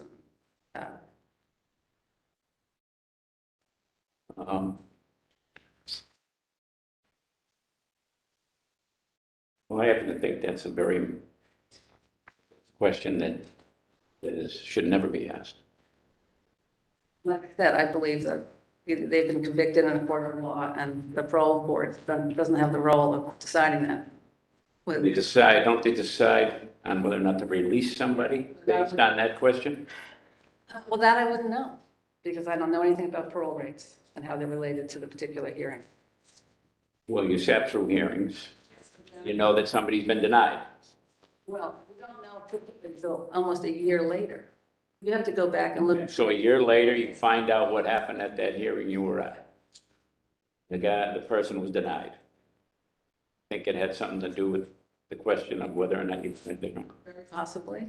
Again, my testimony is about my observations of these hearings, and I don't want to speculate about something that. Now, you mentioned 3 other people in your fact sheet here. Yeah. What about the other members of the board? Well, as you know, there's been quite a bit of turnover. And Ms. Maroney is recused 100% of the time, so she's not a good example. And then McCarthy is no longer on the board. And Dupre's, so, yeah. Okay, thank you. Thank you, Counselor. Counselor Devaney. Thank you for your testimony. It's not easy. I just wanted to say that recently I attended 2 LIPER hearings, and the nominee didn't ask any questions. The thing that I noticed on your fact You went to a parole board hearing and who didn't ask any questions? Oh, you mean, understand. Okay. Okay, on your fact sheet, Yeah. I thought this was very important, and you said, crafting questions that allow the applicant to share their work behind bars and growth and experience since committing a crime is fundamental to being an effective parole board member. And Colette Santa asked 0 questions 32% of the time. Now, I just mentioned earlier that, they're irrelevant, the questions you ask, and you shouldn't recreate the crime. This person is looking to get parole, so you want to see what they have done, why they have been incarcerated. So, that's very telling, that you went back to how much money did you make when you had that robbery. I mean, how relevant is that, what this person has done in prison to rehabilitate himself? So that's something that I thought was very telling on your sheet. So you want to see others in your parole In terms of what the kinds of questions? Yeah. I mean, they're not relevant. Well, yeah, Ms. Huey mentioned, what is your greatest accomplishment, for example, is a question that's come asked by Ms. Santa. And have you forgiven yourself? Yeah, just questions that are just not really related to the particular person on the particular crime. And the thing is, attendance is very important to me. It's important to me as a governor's council that I'm here and sitting every hearing in 23 years, could, from beginning to end. But that is discerned, because how can you decide to vote on someone, either way, whether they should be released, if you haven't been in attendance? Can you tell us how that comes? Well, it's not always clear whether the parole board member views the video of the hearing, which sometimes they do, and so they can be voting members of a decision, even if they're not in actual attendance. But it does affect the attendance if you can't be there and ask questions, obviously. Right. And I have observed the members that you have talked about, and they really do their homework. Tina Hurley, Autonomy, they really do. And I think that the parole board has really gone down since Charlie hasn't been the chair. And I mentioned when the chair was the council for the parole board, that she didn't let those people who, for decades, elderly people on parole, she had 2 pages full of names and not one of them. That's very telling. So you can see why the morale, I'm preaching to the choir. But anyway, so what have you observed about the morale up there? Well, like I said, we just observe the hearing. We don't observe what's going on. Right, yeah, you don't know the rest of the story. Right. But, The fact that the decisions take forever to come out, which is very troubling. yes. Yes, but as I said, when I first got elected and I saw, I said, something's wrong with this. And it wasn't in compliance with years since Governor Dukakis. And I worked with the legislators and everything, and I was so happy. And then when we got him back, and he was so disrespected after he left his job. He was only on 4 months. I mean, you ask anyone that knows anything about parole, you say Gattenberg, they say, oh my God, And he, this is the thing that bothers me, because everything that in my years trying to build it up, and there's some representative that, so I only can vote yes or no. I don't know who applies, and that's the most frustrating, because I know there's other people out there of power Who have applied, yes. that are very qualified, people who have the different areas that we need, mental health and social work and all that. So anyway, so what do you see, that's happening? What's going to happen next? We've got Maroney, she'll probably be a judge. I mean, I know, I've been here long enough. I know the way it works, the politics. But like you said, there's plenty of people out there who are qualified. Right. Yeah. Well, you know what? You don't know how much it means to me, because through the years, we haven't had people to come. Patty comes, but really, we haven't had people to speak. You've been there. You are the forward. Now tell us about your organization. There's about 10 or 12 of us who, and we meet monthly, and we review what the hearings that we've been to. And like I said, we have a data site that we upload our notes to, and we also have a data site now of videos. Because, they come out as DVDs, which are very problematic for people to view these days. So we upload them to a site. It's important. It is. And I think all these years that we never had a public access, and that's the only thing, and I got it tomorrow that I got that back. People now are seeing, people are paying attention, people know. They didn't even know that the governor's power. So to me personally, yes, a lot. Did you have the courage to come? And last time what happened, and disrespect and terrible. I've never seen anybody treated like that. When you were asked, tell us something we don't know, because we know more than you. That's what you were told by counsel. So I'm just saying, I appreciate what you're saying. I'm not going to ask any more questions. I've talked with you on phone. I've got your letters, and it's not easy. And it's so good to be able to vote for someone and say, wow, this is great. And we did that with Tina, with Tomini, with Lee, and with Abby Solo.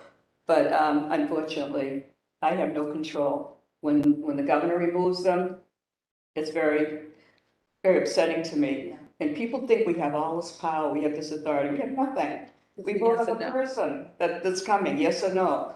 And, you know, I find no joy in voting no. I agree. But you have to, you know, I've learned being on this council, it's not always popular to do the right thing. Thank you. Thank you, Counselor. Thank you. Any other counselors have questions for the witness? I appreciate you being here. Thank you for sharing your I'm testimony. going to have this, like I said, additional examples in my testimony, which I can also pass out now. Sure. Do you know if they've been disseminated by email to the council? So we have Thank you.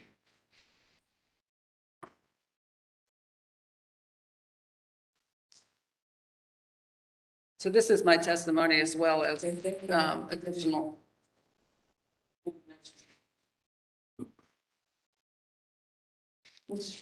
Oh, yes. I couldn't give mine, but she's. Oh, okay. Yeah.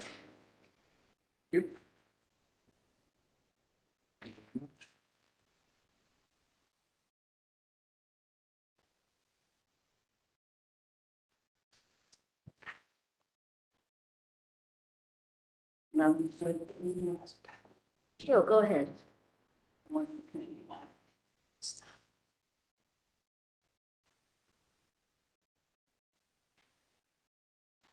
Okay. And with that, we will move to the next scheduled witness, Cynthia Cussy Goldberg. Apologies if I mispronounced that.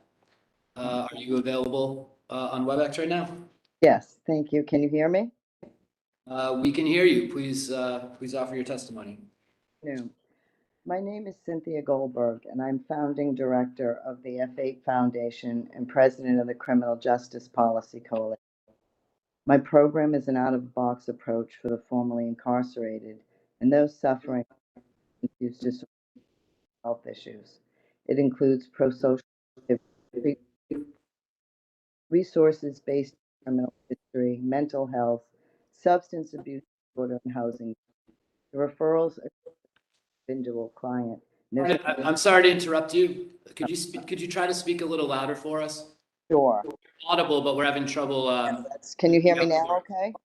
That'd be great. Just make sure you project your voice. Thank you. Sure. The referrals are tailored to each client's individual needs. There's no blanket approach to placement taken within my organization.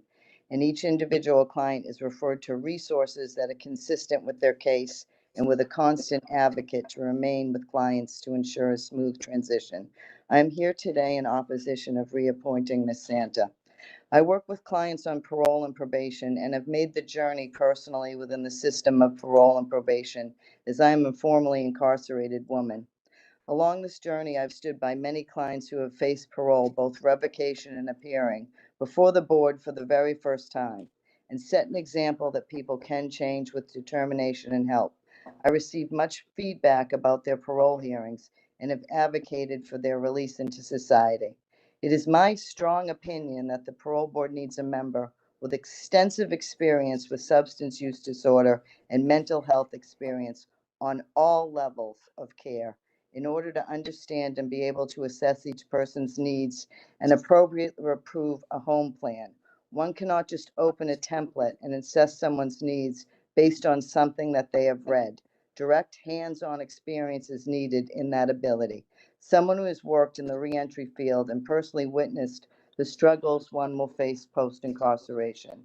It is this that brings me to the line of questioning from parole board member.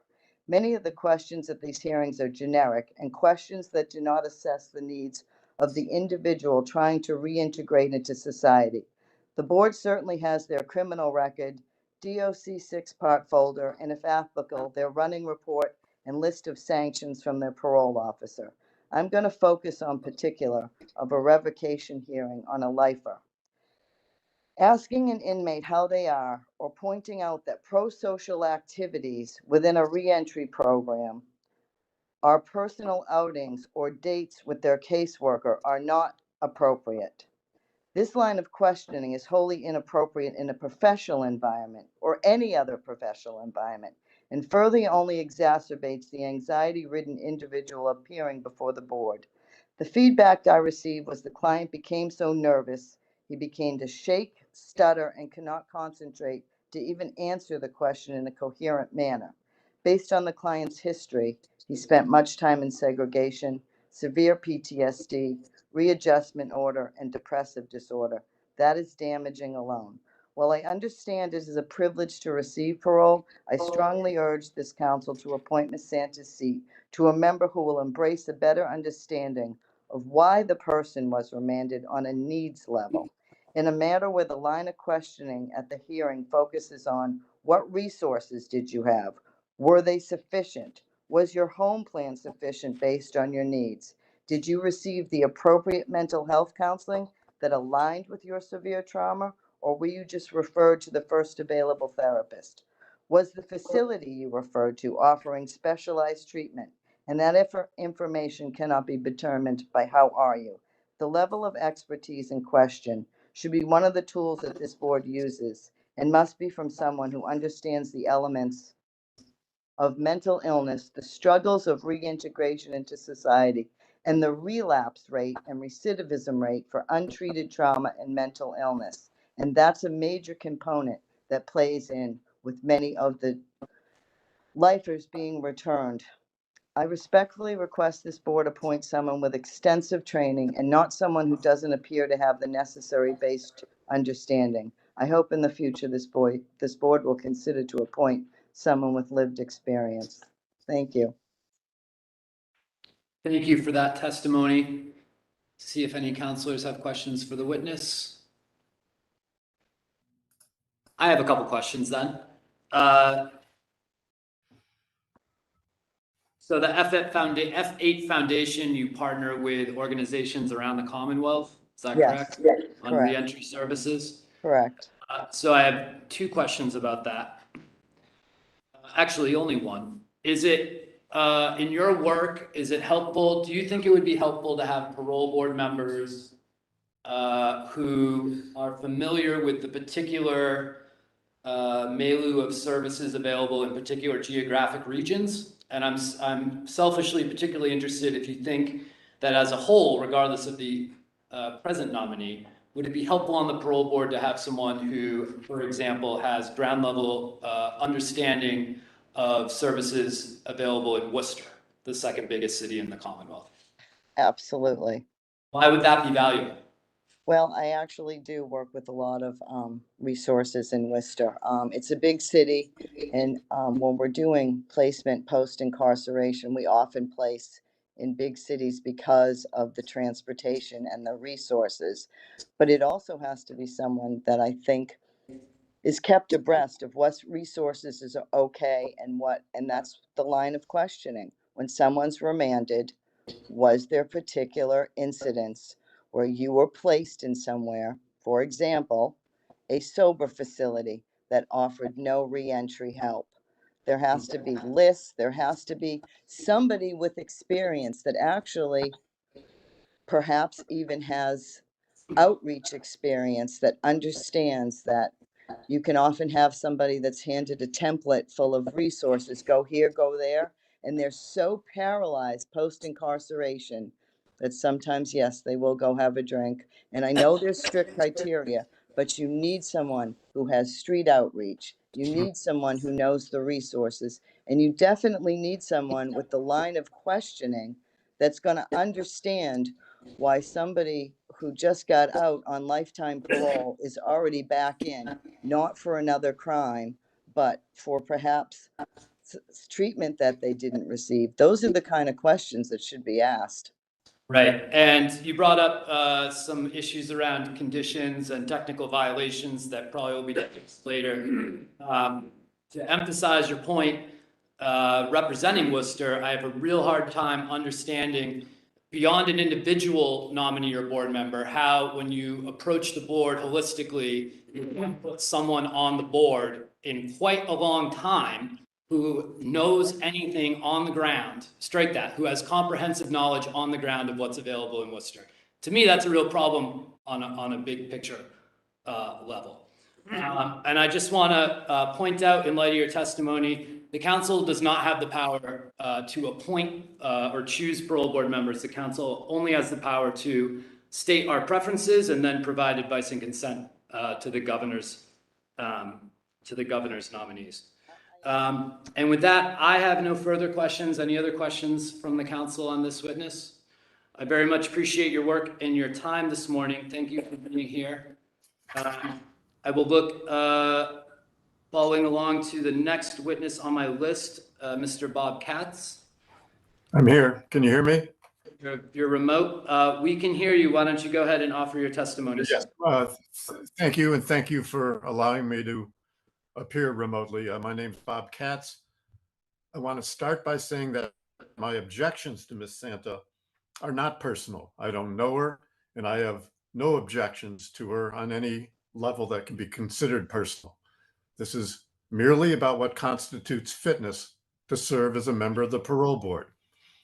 I want to stress that I am here as a concerned citizen, as part of the Parole Watch group that you've been apprised of. On that basis, I have attended either in person or by WebEx some 19 life sentence parole hearings.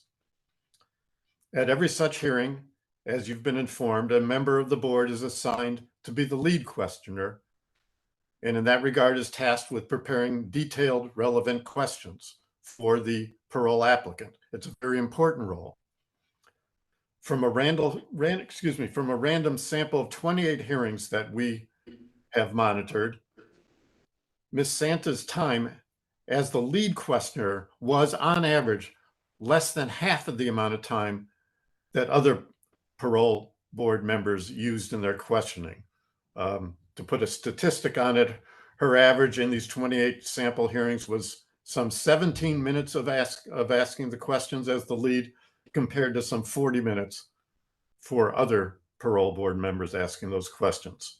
And again, I think this is stipulated on one of the fact sheets that you've been handed. Now, one could legitimately argue that it is the quality of the questioning and not the quantity that's paramount. But here too, Ms. Santa's record is troubling. Her approach in questioning and asking questions is often very puzzling, and the questions she asks frequently don't seem designed in any way to elicit information that can be useful in assessing the suitability of a parole applicant. For example, she has asked such questions as, do you think you can be happy? What do you think you deserve? Do you see yourself as broken? Moreover, she fails to engage in meaningful follow-up questions, as you've been told, and is often inattentive to the distinctive features of the individual under consideration, particularly when there's a mental health problem under consideration. Again, for example, to the distress of mental health advocates at Mental Health Legal Advisors Committee, she asked a clearly mentally disabled applicant, how does it feel to have a disability? Another time, why did you do it? Was her very first question to an applicant with serious mental health problems who had murdered his mother with a hatchet 41 years previously. Why did you do it? She asked him. Now, this is a striking contrast to the kind of questioning engaged in by other board members, 3 of whom consistently demonstrate that they have briefed themselves about the particulars of the applicant, have prepared questioning with a methodology in mind, and most crucially, pose questions that are designed to elicit information of relevance to the important decision that the Commonwealth entrusts the Parole Board with. In conclusion, I ask you, the Governor's Council, to carefully review the information and testimony we've supplied, to go back for yourself and review Ms. Santa's performance in these hearings on video, and then ask yourself, can't we do better? Given your stated belief in the importance of the Parole Board, can't we find a person who is better qualified and more consistently conscientious than Ms. Santa? Thank you for your time. Thank you, Mr. Katz. Do any counselors have questions for the witness? Counselor Devaney. I just want to thank you, Mr. Katz, for your letter and for your concern. And I wish people would be involved in every nominee that comes up besides this nominee. But, so tell me your involvement. I'm not going to be redundant and ask the same questions I've asked others, but tell me your involvement in this and your interest in what you observed. Well, I'm one of the members of this informal voluntary parole watch group that you've been told about. As a prelude to that, I was a volunteer in a program, educational program at Souza Baranowski Prison, and just have a long-standing interest in criminal justice and, I might add, in citizen participation in governmental processes.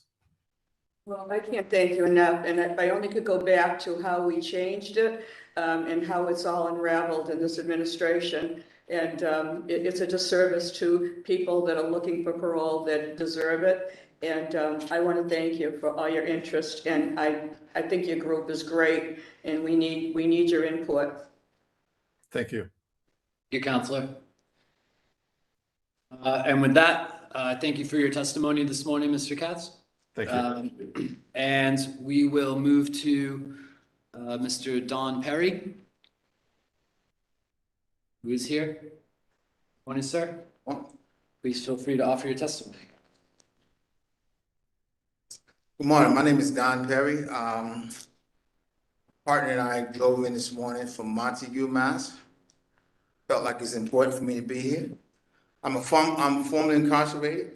I served 18 years and 7 months in Massachusetts Department of Correction as a second-degree lifer. As a second-degree lifer, I was on parole release for 16 years. In 2014, I filed a Rule 30, and March 2017, my sentence was terminated. Since my release from prison, I have worked in human services to feed the hungry, house the homeless, provide services for people with substance use disorders. I have a BA from UMass Amherst. In September 2018, I graduated from Just Leadership USA at John Jay College of Criminal Justice in New York. I am a local organizer, activist, and I have worked as a consultant to design and deliver navigator training for the Behavioral Health Justice Intervention Program based at UMass Medical School in Shrewsbury. With that said, I come to you today as a former second-degree lifer, advocate, and concerned citizen to oppose the renomination of Ms. Colette M Santa to the Massachusetts Parole Board. Case in point, over the years, I've seen the Parole Board evolve through Maureen Walsh, Josh Wall, and Paul Tressler. And granted, things have not evolved in leaps and bounds regarding the elimination of antiquated policies and the abusive practices of parole personnel. But of late, the Massachusetts Parole Board has been under a lot of scrutiny that has caused people to be more outspoken about the dysfunction of the board and the needed improvements. That's a plus. A friend of mine has a saying that the best form of disinfectant is fresh air, sunshine and fresh air. And so with that said, so I'm optimistic about the changes that can occur. And I also feel like I have a responsibility as a former second-degree lifer, advocate, and concerned citizen to speak out in opposition of the renomination of Ms. Colette Santa to the Massachusetts Parole Board. Colette Santa has been on the parole board for 5 years and has done little to qualify for her reappointment. Reports say she is not engaging during parole hearings. She lacks an understanding of trauma, mental health, and substance abuse disorder, and her colleagues must pick up the slack when she's the lead at hearings, etc. But equally disturbing are the reports of how Ms. Santa has appropriated the dysfunctional culture of the parole agency. I think the Weatherby fiasco speaks volumes of how Ms. Santa has spent the last 5 years adapting and appropriating from agency culture of political nepotism and retaliation. As noted by the letter to Mrs. Hurley, Ms. Santa's fellow employee is afraid that she will be targeted if Ms. Santa gets reappointed. And lastly, as a person of color, I have a compounded responsibility to oppose Ms. Santa's renomination merely as a placeholder for the sake of board diversity. The board and community deserve someone who is qualified and capable of doing the most effective job.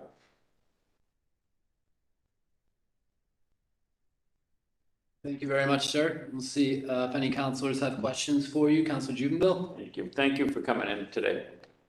How's everything out in Montague? Nice little town. Am I correct in saying that your objections to this nominee are from what you've heard from other people? Yes. You haven't seen her at any hearings yourself? I've gotten any hearings in the past 2 years. You haven't had any discussions with her about her philosophy on parole? Thank you very much for coming. Let me ask you another question. Are you still on parole for the second? I'm off. My sentences were eliminated in 2017. And how was that done? What did you have to do to get that? I followed a Rule 30 initially in 1983. I was given an array of sentences, 25 to 40 with a second degree life sentence on and after. Maximum penalty for armed robbery. And then if you look at the condition allowed me to withdraw the guilty plea and to be resentenced and everything over again, and ultimately my sentence was terminated. Well, that's great. I ask you because I have a fellow in the town I live, he's been on parole for a second for like 20-something years, and he's almost 80 years old. He just pays the 85 every month and can't seem to get off parole. Terrible. But good luck to him. Thank you. Hey, Counselor Devane? Congratulations on all of your accomplishments and going to college and doing all that and helping people. I just want to thank you because you're not your experience, but you want to prevent other people from having that experience. So I respect you coming to do that. What do you see in the change of the parole board when you went before them and now? As far as this in relationship to this one? So the reason why I spoke to the transition of the parole board from Maureen Walsh to Josh Wall, because as we all know, like there was a historical transition. I felt like when my first hearings were before Maureen Walsh. 16 years in, and what they did at that particular hearing was, I got a 2-year setback.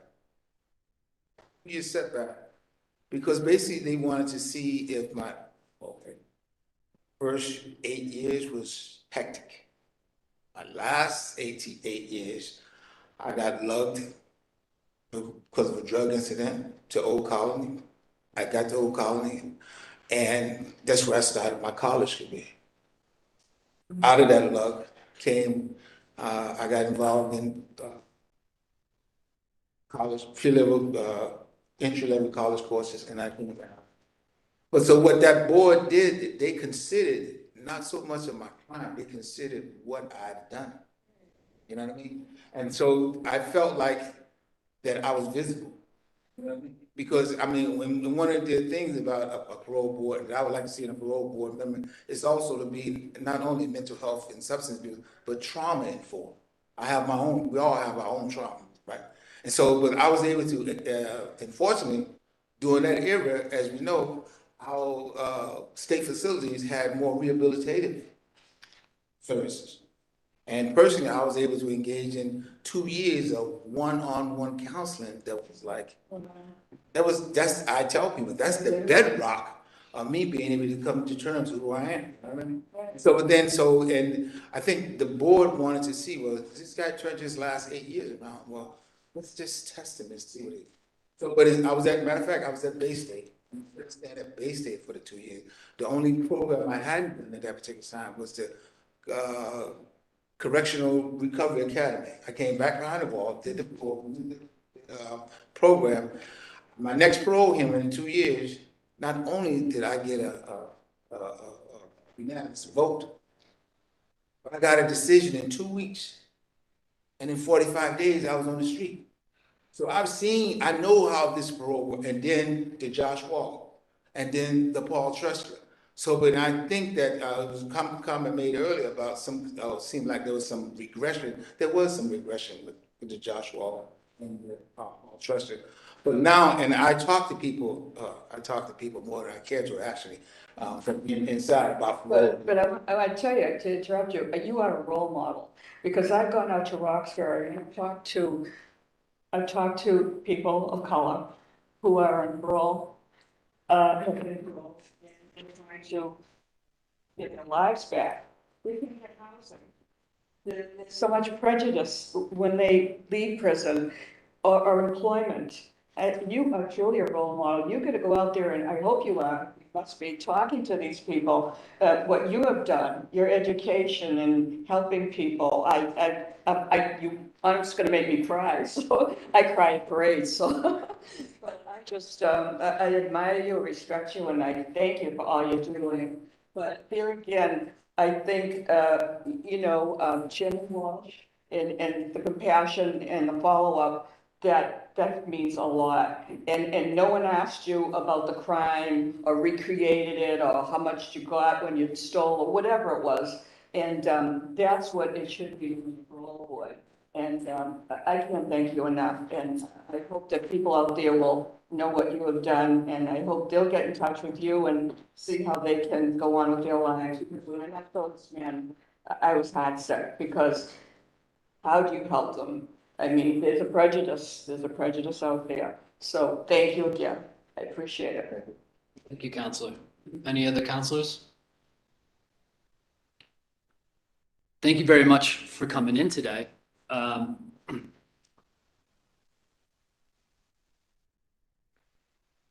right, I'll leave it at that then.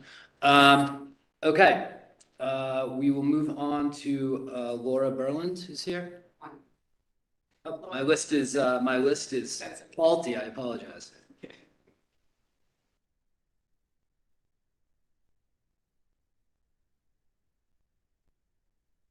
Thank you. Mr. Chairman. Sorry, yes.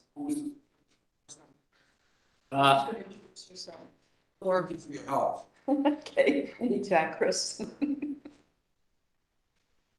Hello. Please introduce yourself and Well, thank you. my name is Laura Berland Wyman, and I am here to testify as a member. Wyman, that's what threw me off. Oh, okay, no problem. Thank you. I'm here to testify as a member of Parole Watch, which you've heard much about already. So I just want to take a moment to revisit this council's hearing on the nomination of Ms. Sharkita Hossain to the Parole Board in 2021. As a member of Parole Watch, I watched closely as I had concerns about Ms. Hossain's qualifications for the job. And the majority of the members of this council also had concerns, clearly because you voted to not confirm her. And it seems that those concerns of this board are very relevant to today's hearing. During the hearing, you clearly identified the following issues: the general dysfunction of the parole board. According to one counselor, the current board is inept and incompetent. You asked for assurances that more commutation and pardon hearings would be held. You objected to the inordinate length of time it takes for parole applicants to receive their decisions. You asked for assurances that the nominee would not engage in relitigating the original offense during parole hearings. You expressed concern about addressing racial disparity in parole, with one counselor specifically asking, "What are you going to do about racial bias?" It seems that in light of the fact that Ms. Santa served on the board for 5 years and her renomination would mean she would serve another 5, this may be a good time to revisit your well-founded concerns. Unfortunately, nothing has changed on the parole board during the 5 years that Ms. Santa has served. There have been only 3, well, actually just another one recently, commutation hearings in the past 10 years. The decisions are still taking up to a year, the so-called abbreviated expedited decisions taking 5 months. The Commission on Structural Racism in Parole identified numerous issues of structural racism in the parole process and made recommendations, most of which have not been addressed. This despite the fact that Ms. Santa served on the commission itself. Ms. Santa has not shown leadership on the board. As noted in the fact sheet provided to you, her absences, her limited number of questions, and her failure to engage in substantive questioning demonstrate this fact. Further, Ms. Santa continues to relitigate the original offense during parole hearings. Questions about the original offense do nothing to help assess a parole applicant's suitability for release, as has already been discussed here. Critical information that board members should be trying to elicit, both from the point of view of the public safety and fairness to the parole applicant, does not have to do with relitigating. Following are just two examples of many. In the 2021 hearing during which Ms. Santa was the lead questioner, she asked the parole applicant 13 questions about the original crime, which had occurred 15 years prior. What prompted the attack? How many times did you stab the victim? Where did you get the knife? Did you say anything when you stabbed him? What did you do after that? You said your co-defendant did it. Why? She asked only 12 questions about his institutional record and parole plan. And in a 2022 parole hearing involving the death of a child, Ms. Santa spent roughly half her time asking questions about the original crime. She asked the parole applicant to describe what happened on the day the child died. She asked, were you upset during the day? Was the child crying or fussy? What was your relationship with the child's mother? Did you have doubts that the child was yours? Did you tell another inmate that the child wasn't yours? When did you start drinking and smoking marijuana, and how much were you doing during the time and day when the crime occurred? In 2021, at Ms. Hosang's hearing, you expressed a sincere desire for leadership on the board to push for change. One counselor commented, being a placeholder on the parole board is not enough. We need creative solutions. You have to be brave and bold. And another said, we need a strong voice. You again have an opportunity today to push for the board to take a new direction, change the status quo, and satisfy your very valid concerns. To that end, I hope you will take this opportunity to vote against the renomination of Ms. Santa. We need board members, particularly qualified board members of color, who have demonstrated expertise, experience, and interest in the matters most relevant to parole, such as work with persons suffering from substance use disorder, mental health issues, limited cognitive skills, complicated reentry needs, and institutionalization.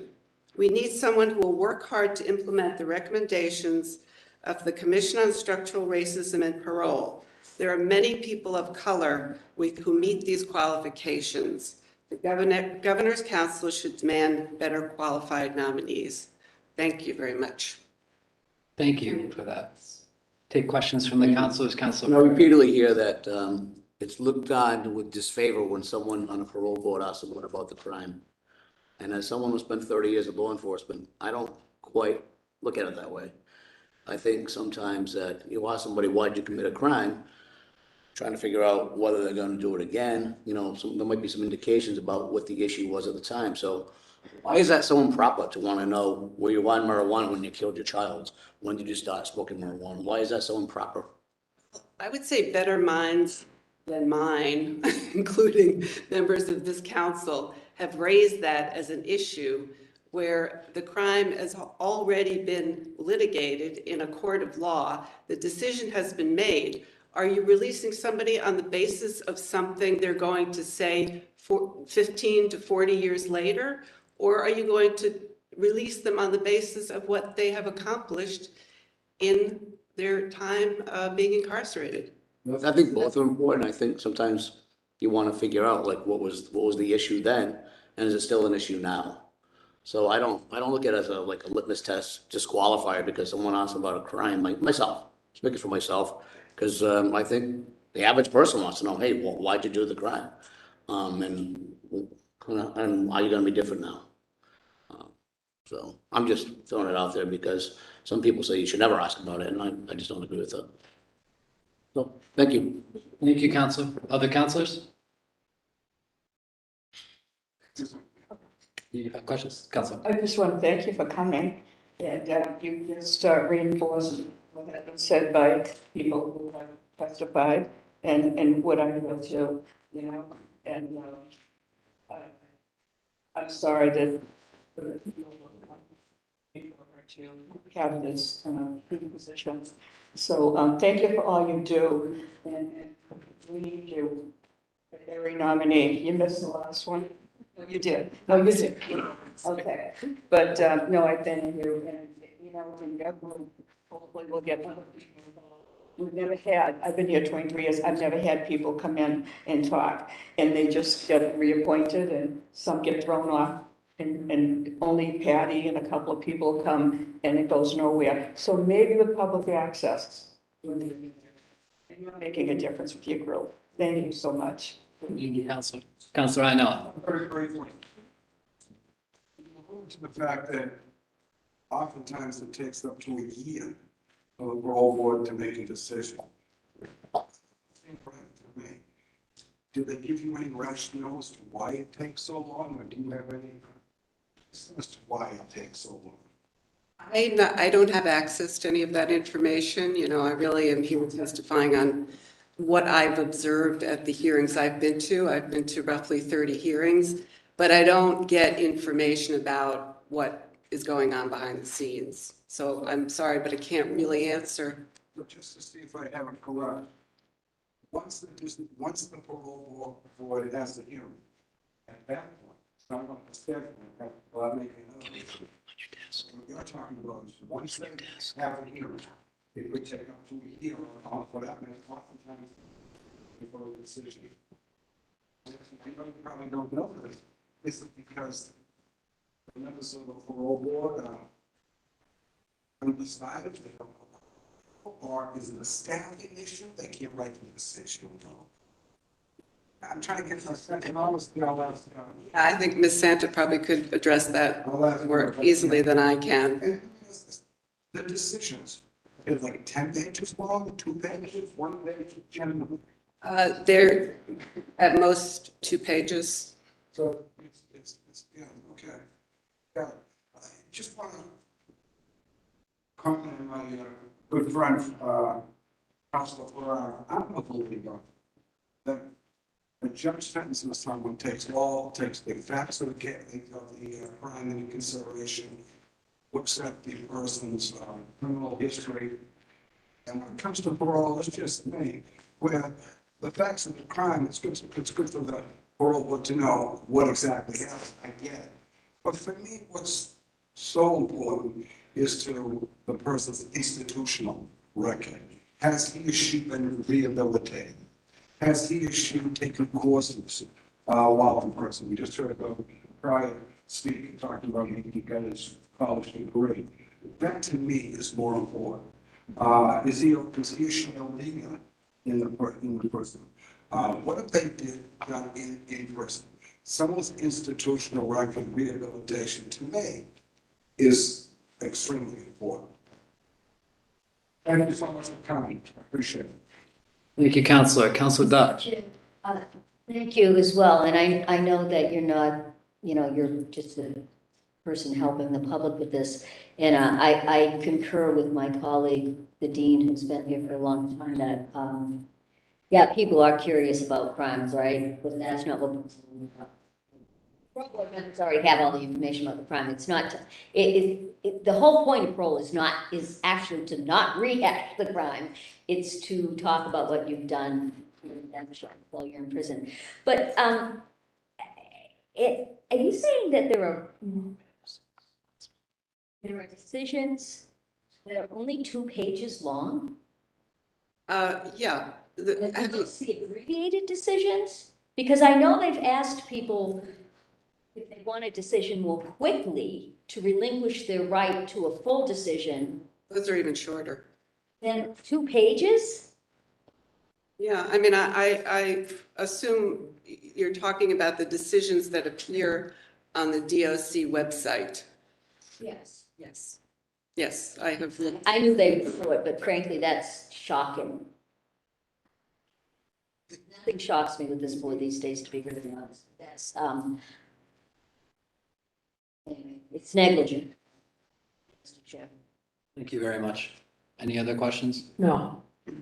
I want to thank you for being here, and you raised some important points around a prior hearing where the council did object to a nominee for the first time in 6 years. And at that hearing, I think there were a lot of great issues raised. As I recall, the nominee was not familiar with the Commission on Structural Racism. The nominee was not familiar with the state auditor's report on the parole board, was not familiar with the Mass Bar Association's I'm forgetting the specific name of the report, but the Clemency Task Force report, and many others. And we also heard from several counselors that, in line with all the testimony we've heard in all of our parole board hearings, that the background of mental health and substance abuse was really the background that was most relevant to the work. And so I was really proud of the council at that hearing. I appreciate you being here. Thank you. Thank you. Okay, so are there any further witnesses in support or opposition to the nominee? There being none, Board Member Santa, you've waited patiently, and it is your time to offer a statement if you have one, and then we'll work around to see if the council has questions. Thank you.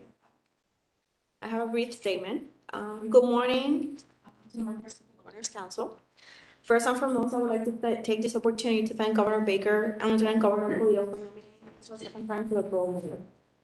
I also want to thank Laura Green Petregno from assisting me in this process and the members of the council for taking the time to talk to me prior to this hearing. And to my counselor, Counselor DeVoe. I am both humble and honored to be here speaking with you today. During my time as a parole board member, by such a dedicated group of individuals. These individuals that work and continue to work tirelessly and to respond to the challenges presented for the ongoing COVID-19 pandemic, and for that, they have my unwavering gratitude. Excuse me? Yes, Council. Speak up and speak slowly because we're having difficulty understanding and hearing you. No problem. I'll pay attention if I need to just. We could not have done our jobs without them during such challenging times, so I thank the parole staff.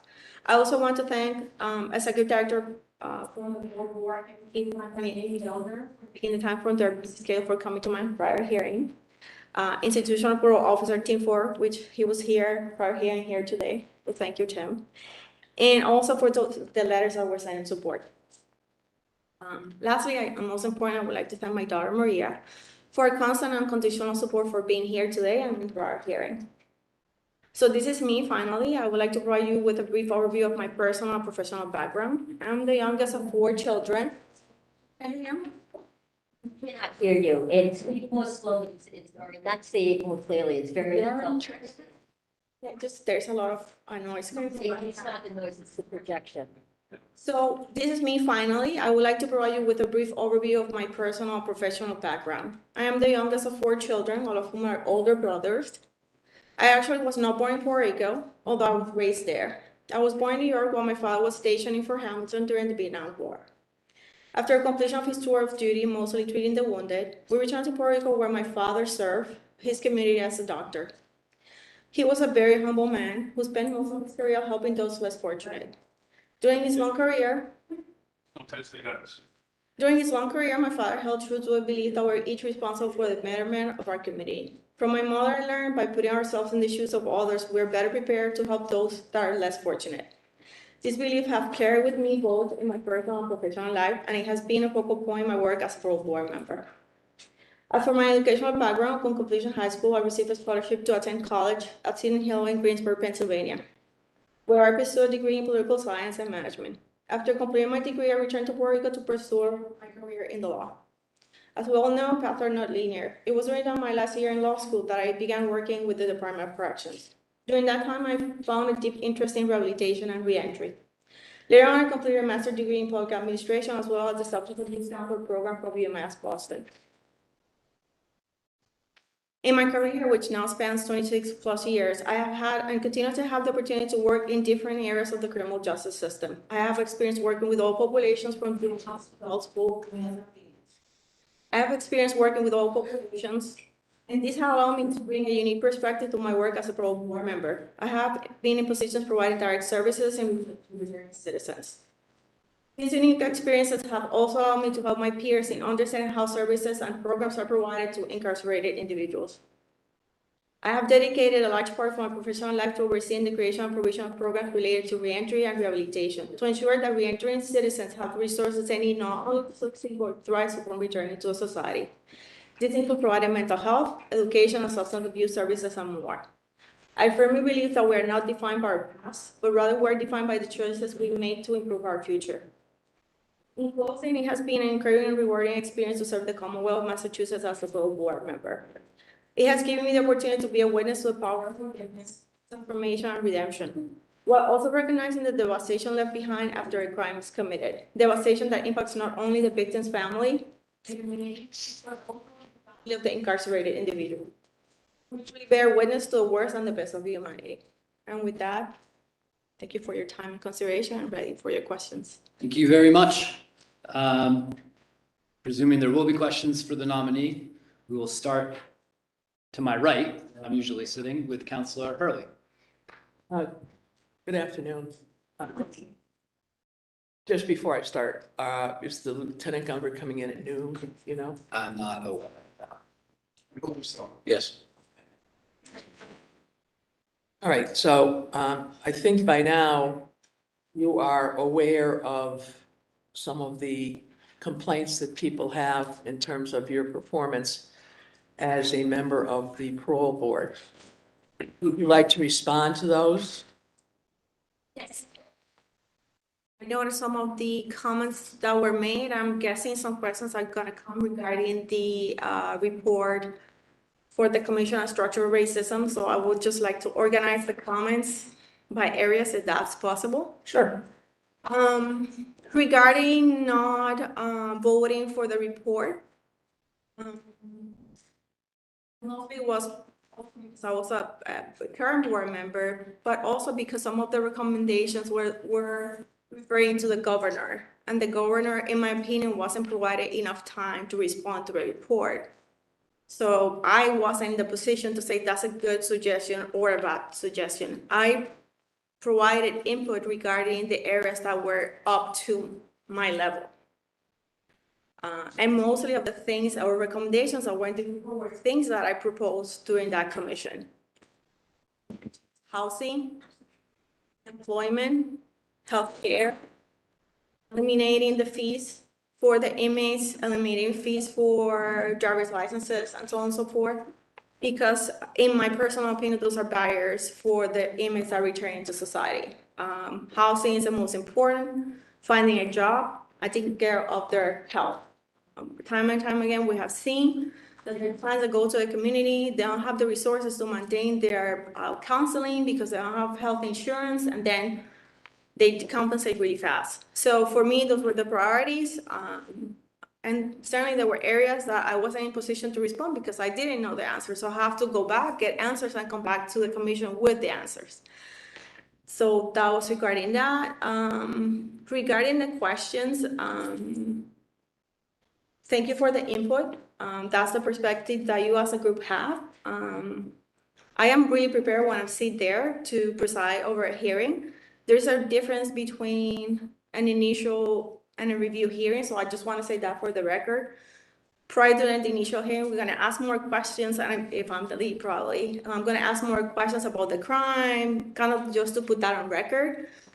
If that's a review, certainly I'm not going to rehash the crime that was committed unless there's different point of views from one hearing to the new hearing, and there was contradictory information that was provided.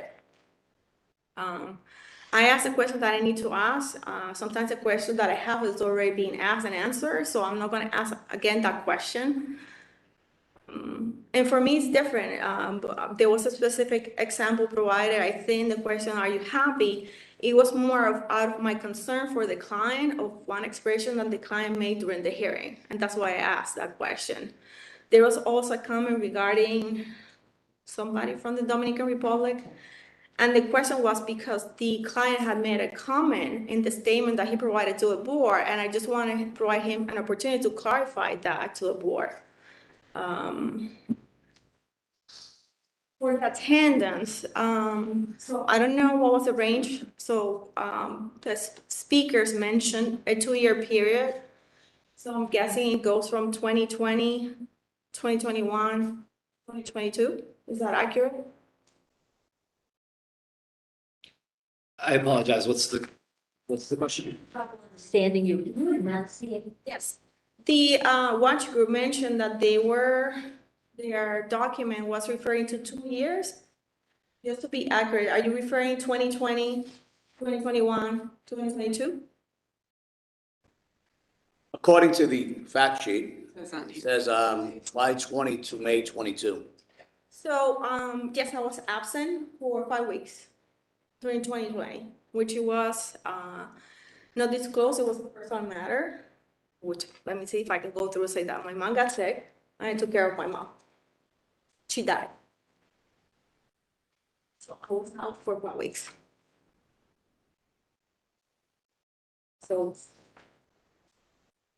maybe that justified the 20%. That's So do you have follow-up questions or I was, I apologize? no problem. So we received some pretty serious letters in opposition as well. I don't know if you've seen them or not, I haven't. but one of the complaints was when she was the chief of institutional services. And you appointed your friend to deputy chief of institutional services. So she got your job when you became a member of the parole board. So can I answer And that? supposedly she was not qualified. So, I don't, even as a chief, I didn't have the authority to appoint anybody to any position. She was a deputy at the time that I was a chief. The one that made the interviews for the position as a chief was the chair of the board, and he had the ultimate determination about who was appointed as the chief when I was moved to the board. So was that Paul Tressler? And there's also an allegation that you have a high parole rate, but there's a high rate of failure as well. I don't know what the parole term is, but people who fail on parole and are brought back into the prison system. So, I'm gonna make a difference between cases in the houses of corrections and cases for the state prisons. For the houses of corrections, I'll say that my parole rate is high. I wouldn't say that they come back.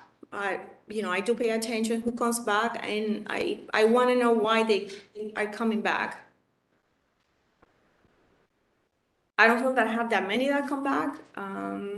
One of the things that some of the pro watchers or spectators, I think it's the same organization. Sometimes an individual will come back because they'll go to a program, but it's not a good fit for him. So they start having issues there, and they can't find another different placement for them in the community, so they return. So, and I try to sit down with the client at that moment and say, what works for you? It has to be specific to the client. It's not a blanket for everybody. For the prisons, they have longer sentences. It's more structure. We want to make sure that all their needs areas are covered. They have a great amount of work on their, sure that they understand their needs and how they need to follow those in the community. So, a more structured vote in those cases, which are 97.3% of the cases that we vote on. Yeah. Another complaint is that you would generally ask limited questions of the inmates and grant parole with numerous conditions that were most of the time impossible to follow? So I'll be the board member that imposes least conditions. Sometimes what you said, you want somebody that is a voice within the parole board, having the background corrections. We have just to put things in perspective, we do have a risk assessment as a parole board. There's a risk assessment for, clients that are in prisons or in houses of corrections. Their needs are covered there. So I just want to make sure that their needs are addressed.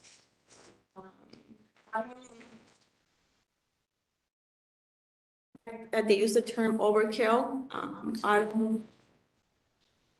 don't favor that. I just want to work with the client, things that are appropriate and they can manage and they don't get overwhelmed when they're in parole. Also, if you read the article by Jean Traunstein, morale violation, whistleblowers report culture of retaliation, nepotism at parole agency. Did you read that article? I didn't. Okay. Well, do you think that there's a poor morale at the agency and that there's a culture of retaliation and nepotism at the agency? So for the more I think that some people have some issues. I'll say that some people have, low morale. Very different, I'll say, from before pandemic, after pandemic. Challenges like any other organization. People, were working from home. They were asking to return to a workplace. That was challenging. And, I think that there are more demands on the staff to, be more helpful to the clients that are in the community and, be more aware of the services that are there before bringing a client back to a prison when there's other alternatives in the community as well. All right, there's other letters, but they're basically pretty much all the same. Those are just a few of the letters that we received. We also received a number of them by email that I'm not going to get into either.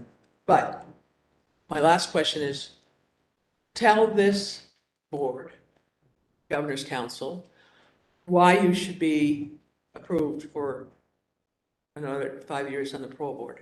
So, first I had to ask that question to myself if I wanted to stay 5 more years on the board. So the question for me was yes. I thought that I still have more things that I needed to complete before, 26 plus 5 is like 31 years in the criminal justice field. It's a lot of years. But like Mr. Wright said, he saw the board asking to come back in 2 years. I had many clients like that I want to see going out. I want to make sure that they have that chance. And, when you have so much turnover in the parole board, that might get lost. So I want to make sure that I say why I thought that then and why after 2 years this person should be in the community, at least for those cases, seeing that the recommendations that were proposed for the commission of structural reason, follow through and we do what we were supposed to be doing.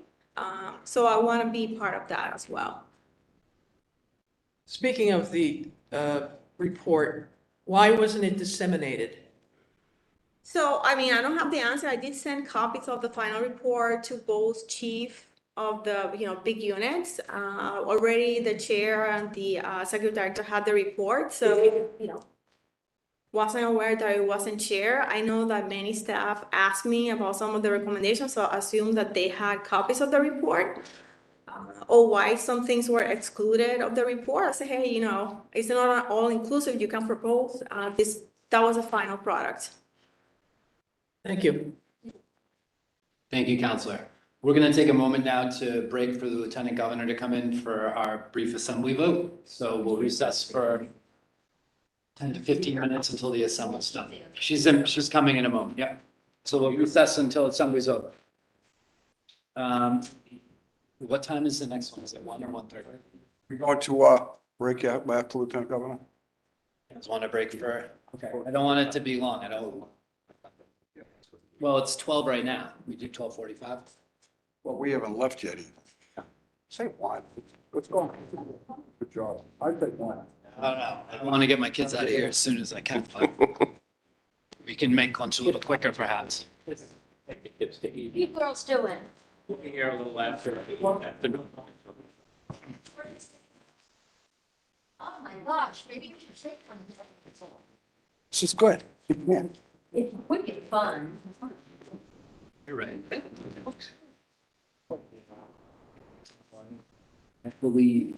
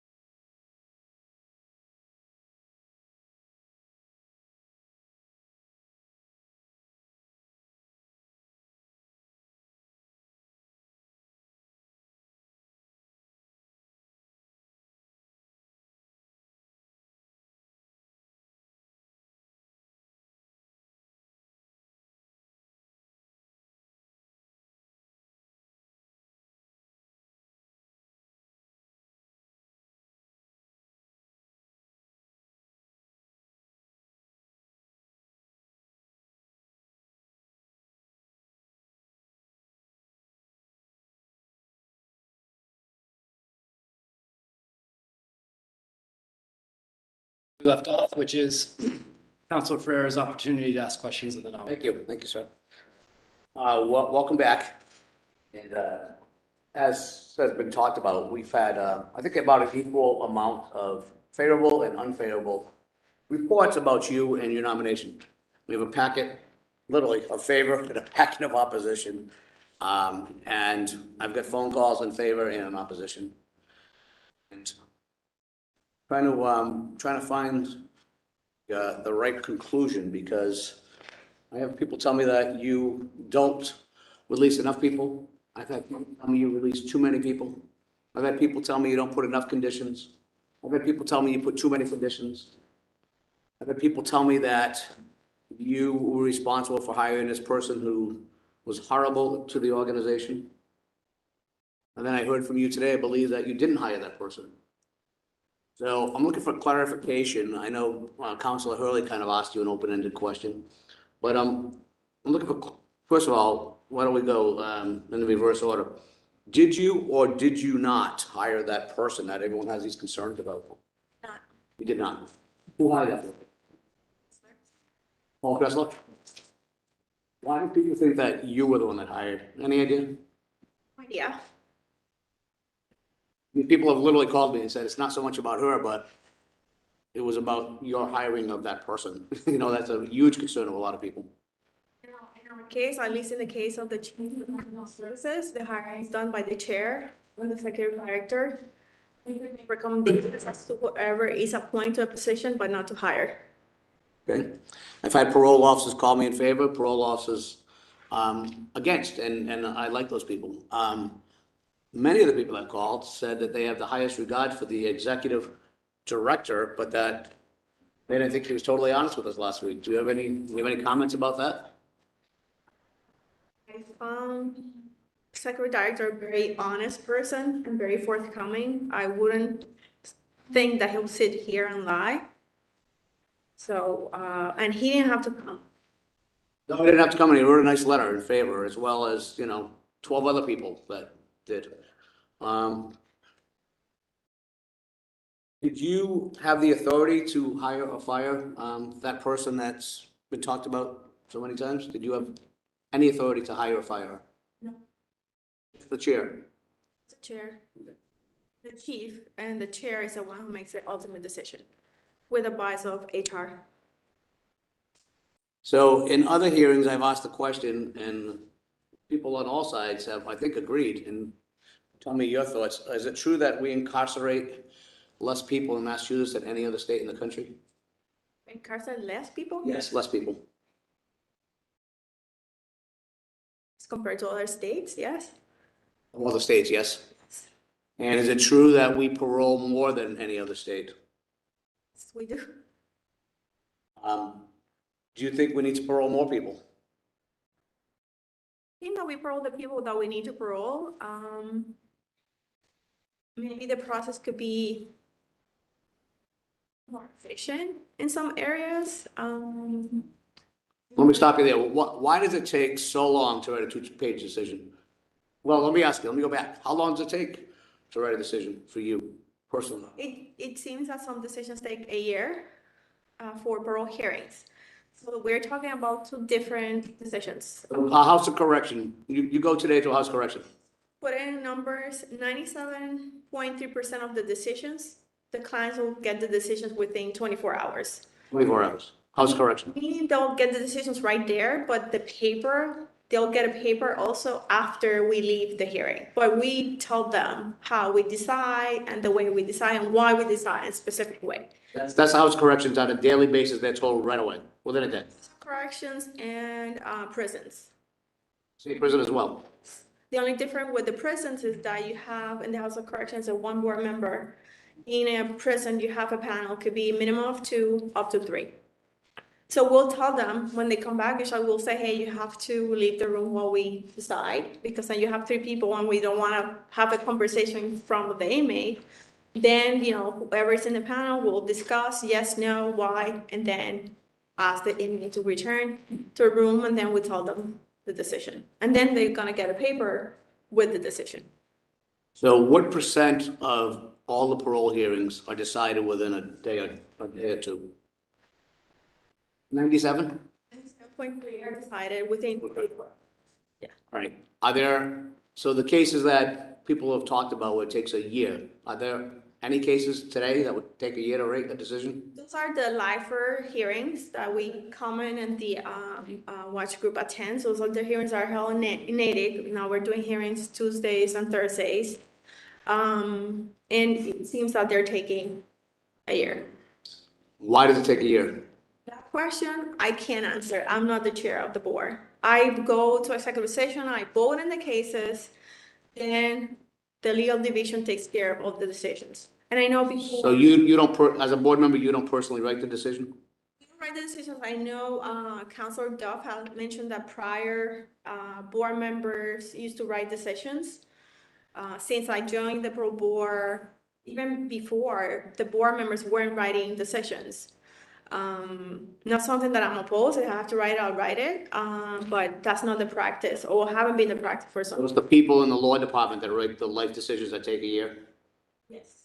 That's up to the chair of the board to make them go faster or not, or nothing to do with you? No, I don't supervise the legal division. I don't. It's not something that I have control of. Are there any other things that were talked about 2 weeks ago or today that you would wish to clarify or expound on? For experience, I think I am qualified for this job for my background in the criminal justice field. I think it's important to bring that balance in the board. I know you've been doing a myriad of jobs, like 12 different jobs over 25 years in the prison system, and you're a lawyer. We won't hold that against you. So again, you know, we've all been bombarded, I think, from both sides, opposition and favorable. I decided yesterday to call your ex-husband because I thought, I don't know if it would be fair or not, but I know him for a long time. I called him and he said, you know, you guys divorced a while ago, whatever, but he told me what a great hard worker you are and that you brought home stuff every night and on the weekends and your work ethic and that you're really particularly effective with the Spanish community in the prisons and that it would be an injustice not to reappoint you, is what he said. So I'm just leave you with that thought, but that was pretty remarkable of an ex to say, I thought. That's all I have. Thank you. Councilor Juneville, any questions? So just to clarify on these decisions, the life decisions, you vote, right? Yes, for life How many decision, on the board? How many on the parole board? 6 members now with Mr. Kelcourse. I think Gavin will join the board at the end of August. Okay, so all the board members vote one way or the other, right? Yes. And then whether it's for release or not, the decision, the written decision, do any of the parole board members, you or anyone else, do they write their own decisions? No, I believe Councilor Duff mentioned that prior, which I'm not aware, so I don't know. Prior board used to write their own decisions. I wasn't part of the board when that was happening since 2016. Who makes the decision, who made the decision to, you know, have the parole board not write the decisions? I wouldn't know. I don't know. But since you've been on there, you don't write them? No. You vote? I vote. When do you vote after the hearing? How long after the hearing? We hold executive sessions like once a month. It could be twice a month. So we vote probably. So you have a hearing and then weeks later you vote? Yes. We go over probably 15 to 20 cases. You vote, when you vote, let's say the vote is for parole. Is the parolee informed of that vote? When they get the written decision. Is there any kind of a mini decision that is sent out that you know of? I know that during the COVID pandemic, they were doing Expedited or something? Decisions. And those were how many pages? I believe like 2 pages, and the other ones are like 4 or 5 pages. What, the regular ones? Have you ever said anything to the chair about pushing to get these decisions out quicker? I have. Tell me in a brief, it's a difficult question. Tell me very briefly your opinion of mental health. Wow, that's a very. Yeah, I know, it can go by. But what do you know about mental health is what I'm getting at. You know, I obviously I'm recently, you know, that I've been working corrections for many years, and luckily I worked with juveniles for many years, 3 years, and I oversaw a contract for mental health services. Tell me what you know about it, though. So I wouldn't say learning more about juveniles and their brain and the way they make their decisions, that was a good part. But also that, you know, case planning for them, what they need when they go to the community, what is needed, getting all their stakeholders to participate in the reentry of these. And there, you know, I used to call them, you know, the kids going back to the community, what was the right fit for them in the community. Obviously, they weren't properly supervised as how they got in trouble. Do you think mental health is an illness? Yes. Do you think it's being adequately treated in the prison system? I think that we need more. Mr. Wright mentioned that he benefited for 2 years of counseling. Right now, it's more, those are open mental health cases. The ones that are, sometimes they just need to talk to somebody. How about it? Tell me quickly what you know about addiction. So what is an addiction?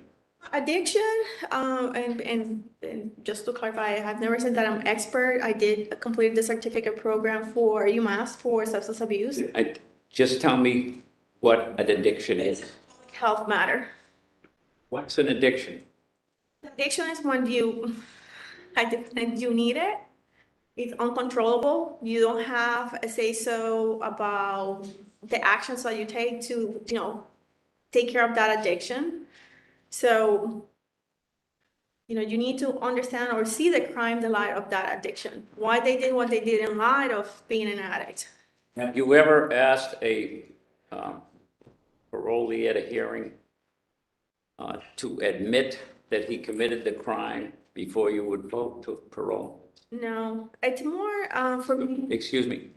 Have you ever heard any other people on the parole board ask that? Have you voted against anybody that said they were innocent for parole just because they said they were innocent? No. Has any other member of the parole board, in your opinion, voted no for somebody who said they were innocent?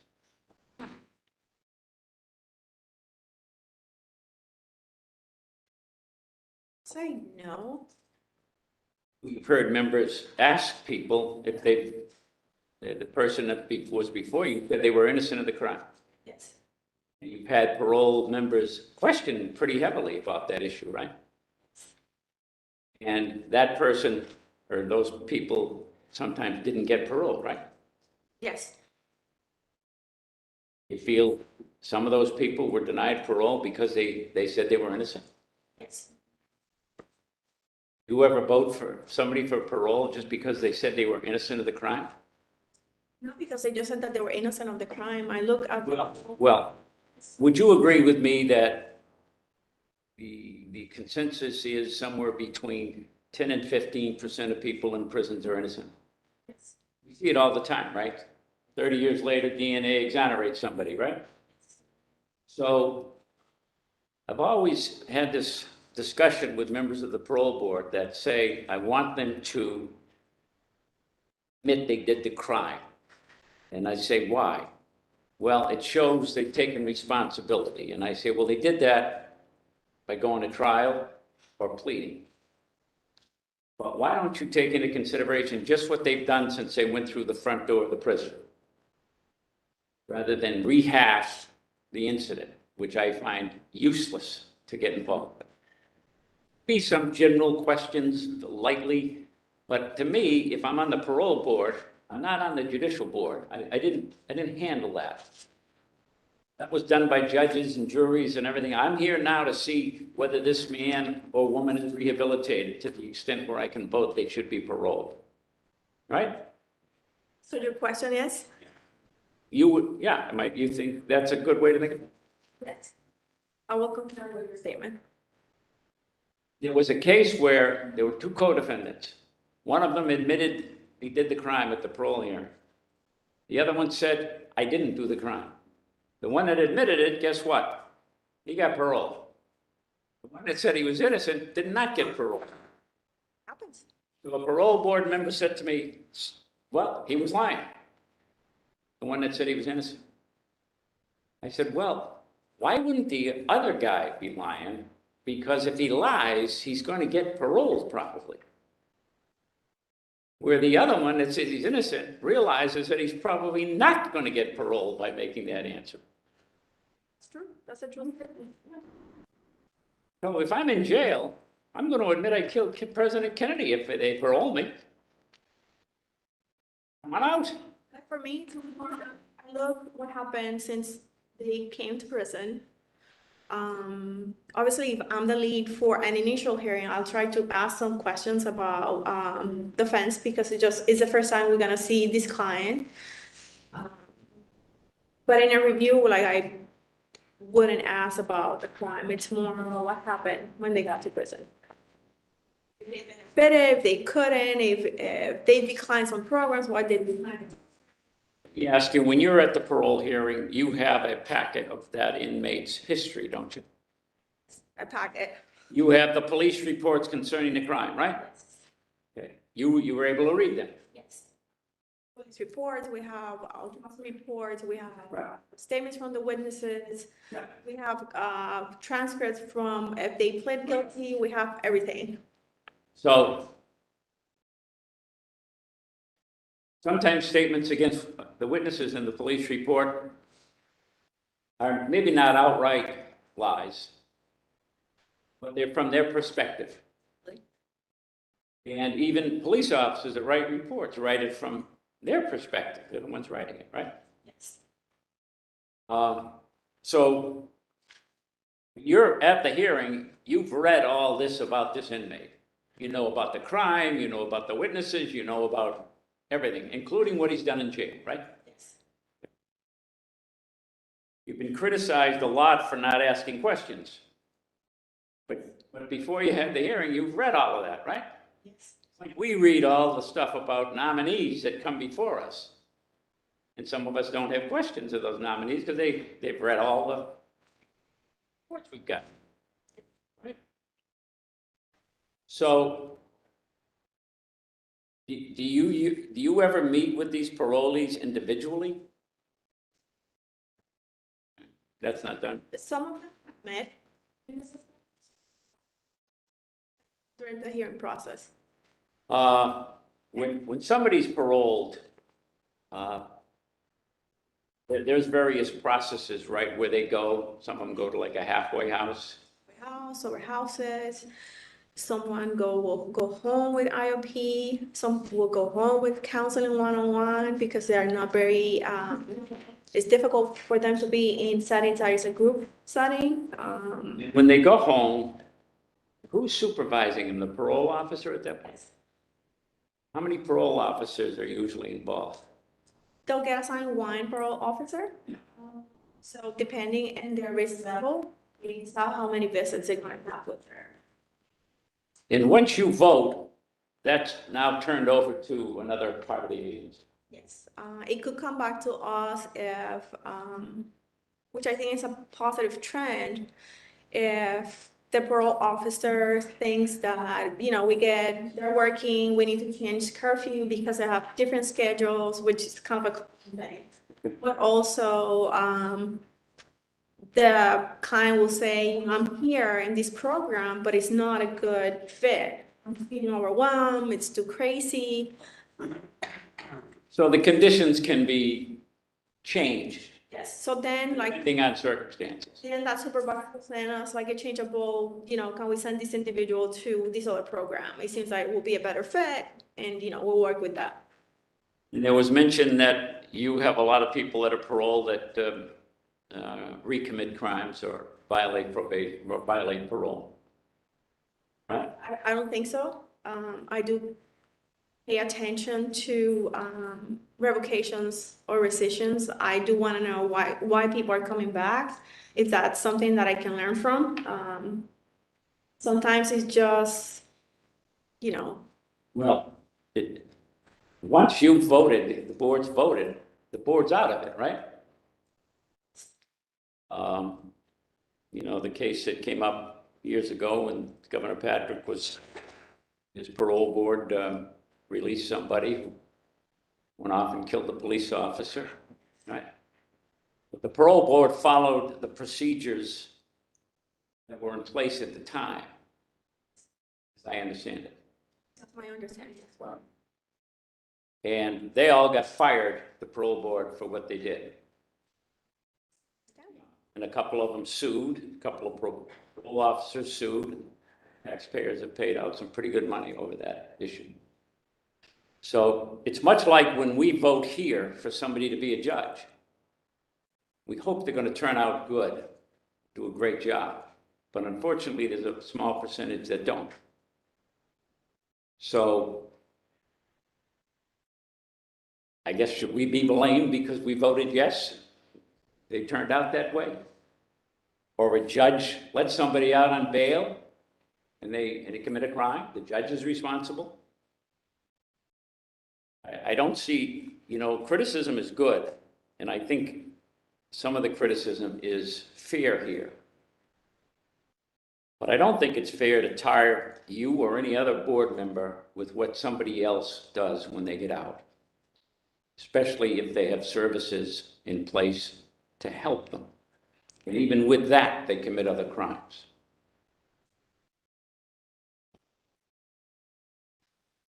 What is your parole rate for the House of Correction, do you know?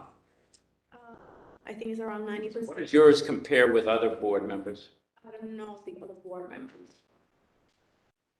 And what is your rate approximately?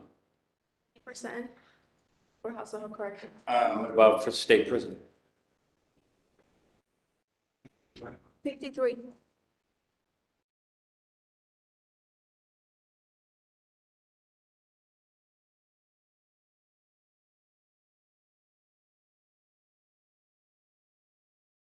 I think a lot of the criticism has been you don't ask enough questions. You ask questions that are inappropriate according to some. What's your decision? How do you make a decision as to whether or not you ask questions? That's a combination of factors. I take a lot of time reviewing the file, but also if that's a review hearing, I review prior hearings. Comments by other board members of that client. Their demeanor in the hearing. Sometimes I just want to observe all the questions. We asked you about that, and when you're looking at somebody there and how they're answering questions, you pick up what from that?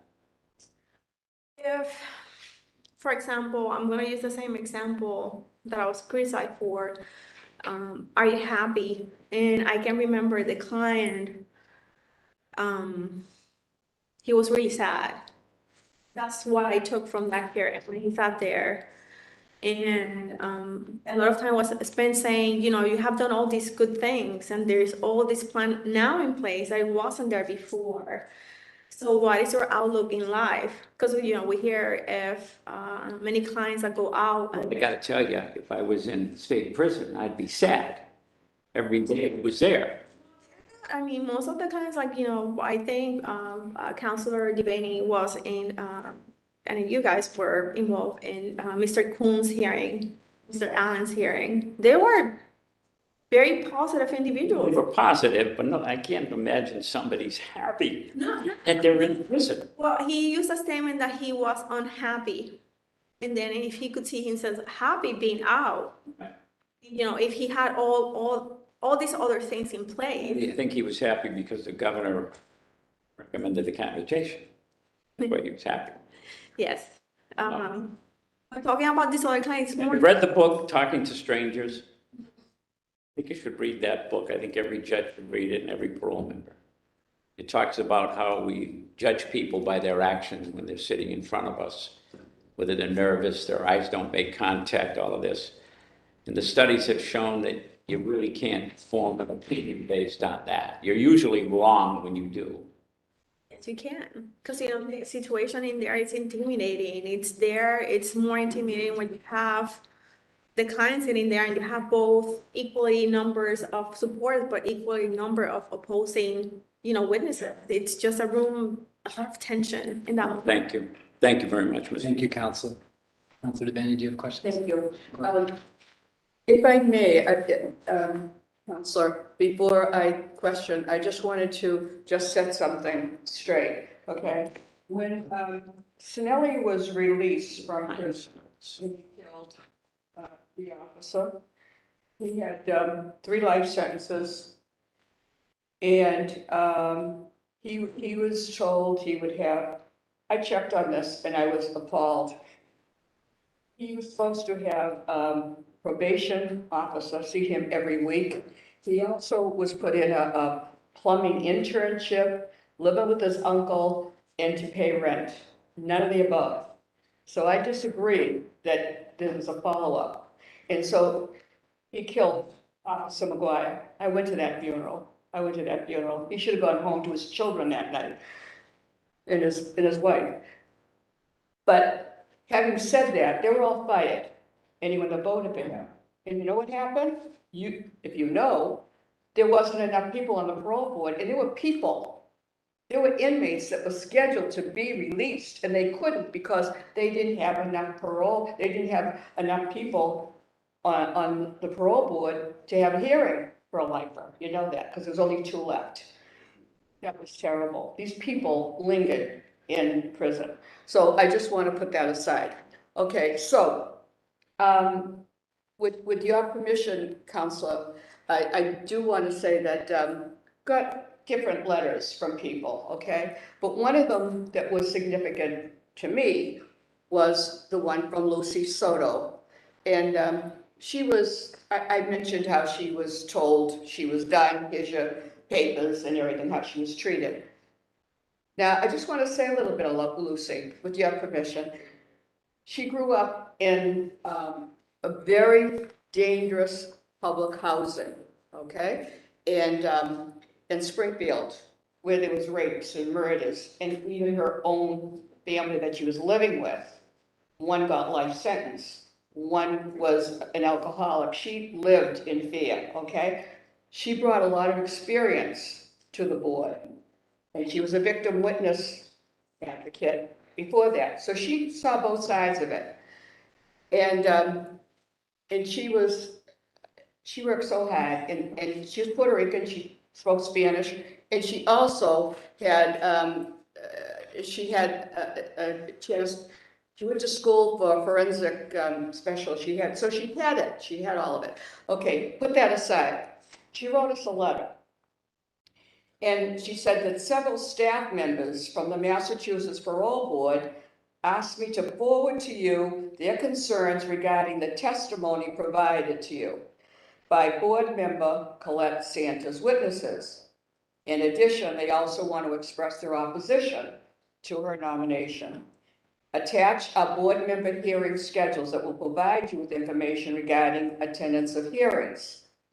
Okay, so she was appointed by 2 governors, okay, 2 governors, and she had served 25 years in the parole system.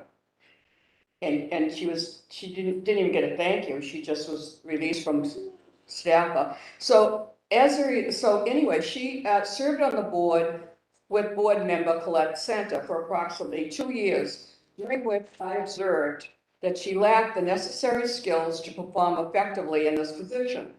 The quantity of questions asked by her during hearings, including lifer hearings, were limited. And I did say I went to 2 lifer hearings recently, and you asked no questions. We got a letter here from someone that had gone to 3 hearings, and you asked no questions. So, all right, put that aside.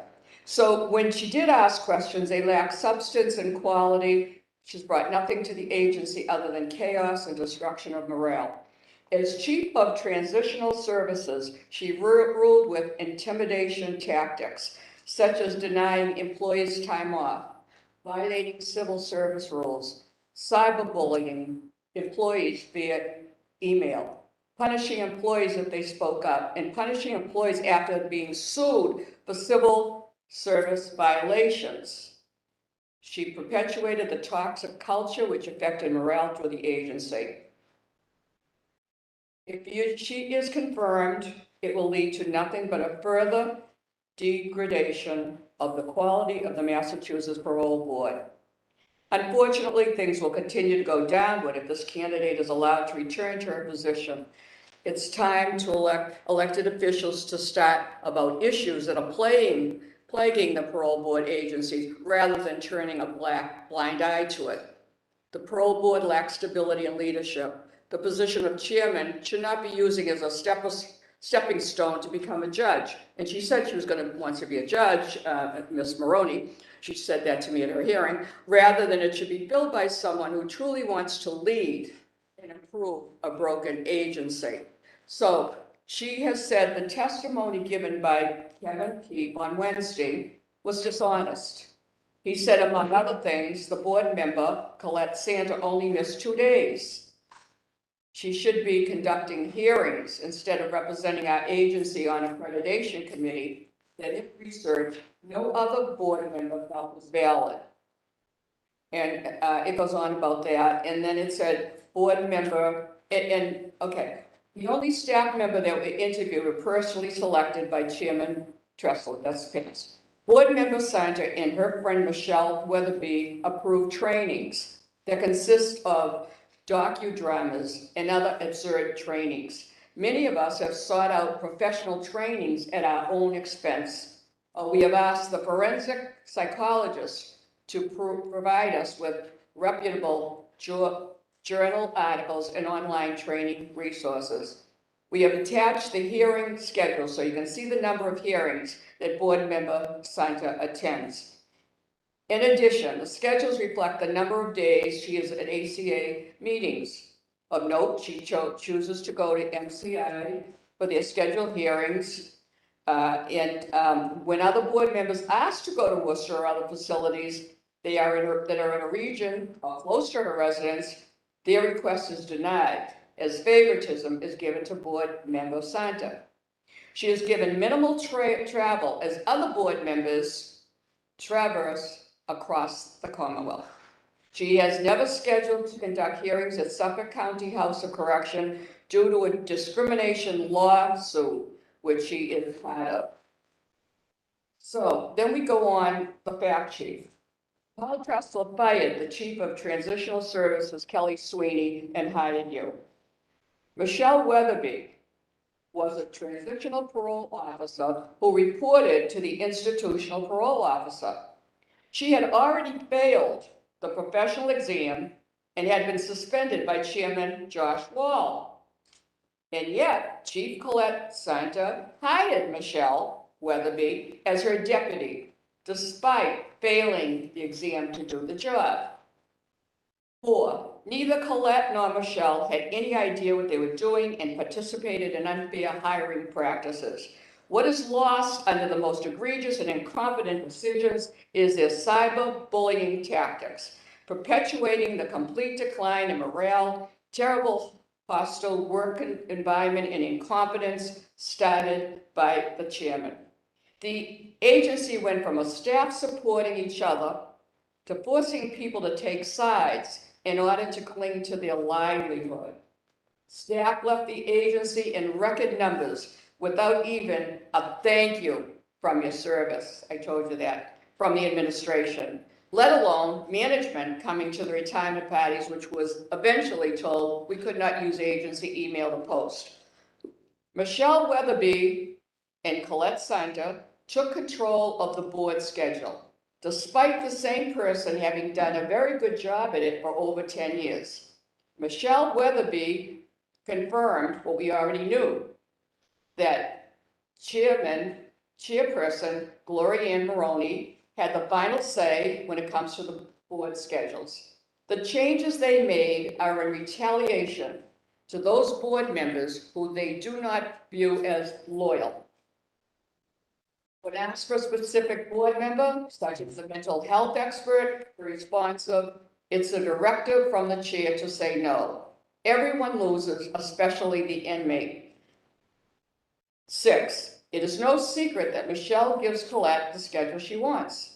It is noted that Michelle is now covering facilities even though she has failed the civil service exam for the job she is now doing. Chairperson Gloria Maroney and the current administration failed to promote those who passed the exam off the list to fill the vacancies. Instead, they forced the staff to take the exam again, all in hopes that Michelle would pass so they could promote her.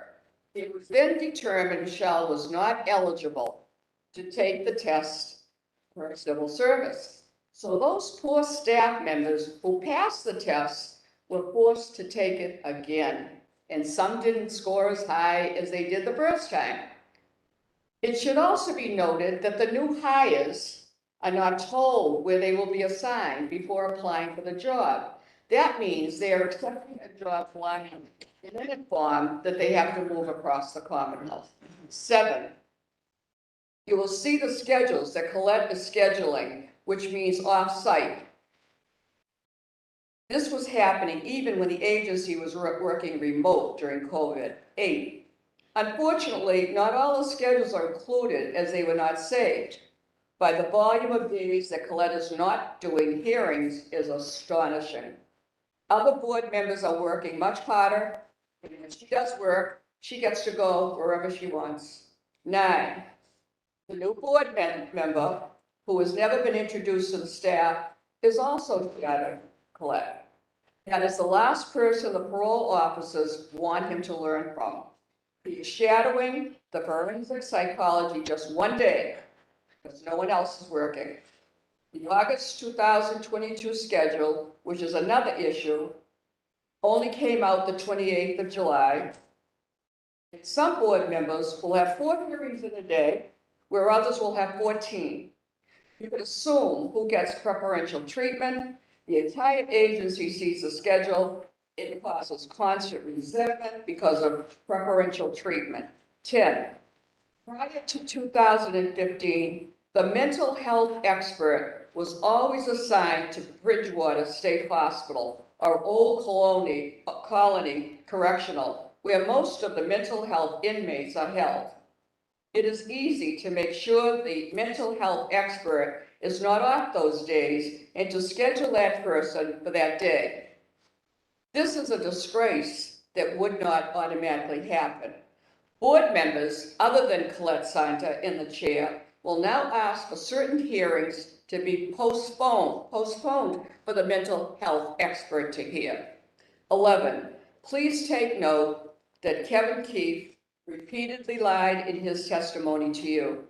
His closest friends and colleagues are incredibly hurt by his lies. If nothing else, he knows of all the complaints against Michelle, and he played games in his testimony with his words. He asked that the union not hand him the folder of written complaints and just wanted to discuss them verbally. He acknowledged that he and the chair had seen the embarrassing YouTube video Michelle filmed from the agency and told the union that she had been addressed regarding that issue. He knew that Colette's ACA is much more than 2 days. And it is ridiculous if they insist on paying for the accreditation that a board member be used to represent us. 12, if nothing else, Colette Santa should not be confirmed or named chair, and Michelle Weatherby should be fired.